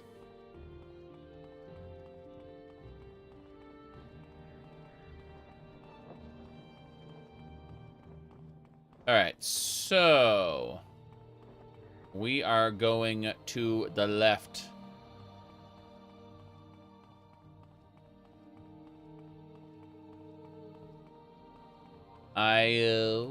Yeah, we're set. We're set. Hello, Spy. Good to see ya. We are wrapping things up. We've been streaming for 5.5 hours, roughly. And it's been a lot of fun, but I got a couple things I gotta do in real life before dinner. And after that, I should be good to stream Monster Hunter World. That's going to be the goal. But first, let's turn the quest and see if there's anything else we can do really quick like. Maybe go sell some things to the local blacksmith. I don't know. This is the way, though. You seem like...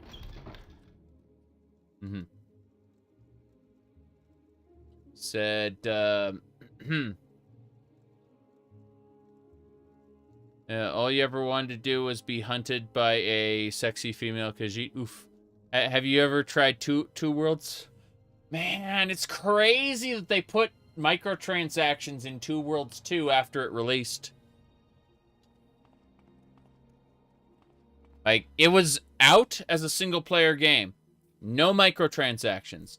Then later they updated it to add microtransactions. Have you made the pilgrimage to Mount Kand? I have. Yes, I heard you defeated the Daedra at Mount Kand in a contest of riddles and received Vivek's blessings. I celebrate your success. Well, thank you I have much. other duties for you when you are ready. Okay, well, let me quick save before we do this. Tribunal, Molagmar, TT quests. Yes. All right. One duty of the temple is to bring justice to necromancers wherever we may find them. We have heard of a necromancer known as Delva Mandaris. Delva Mandaris is in Mawia, which is southeast of Molagmar. From here, follow the river to the east as it heads south. It is not far before it opens into a lake. Turn east again and look for an island just south of the coast. Go there, find Delva Mandaris, and make certain that he does not escape the justice of the temple. My character is a necromancer, but we're going to ignore that fact.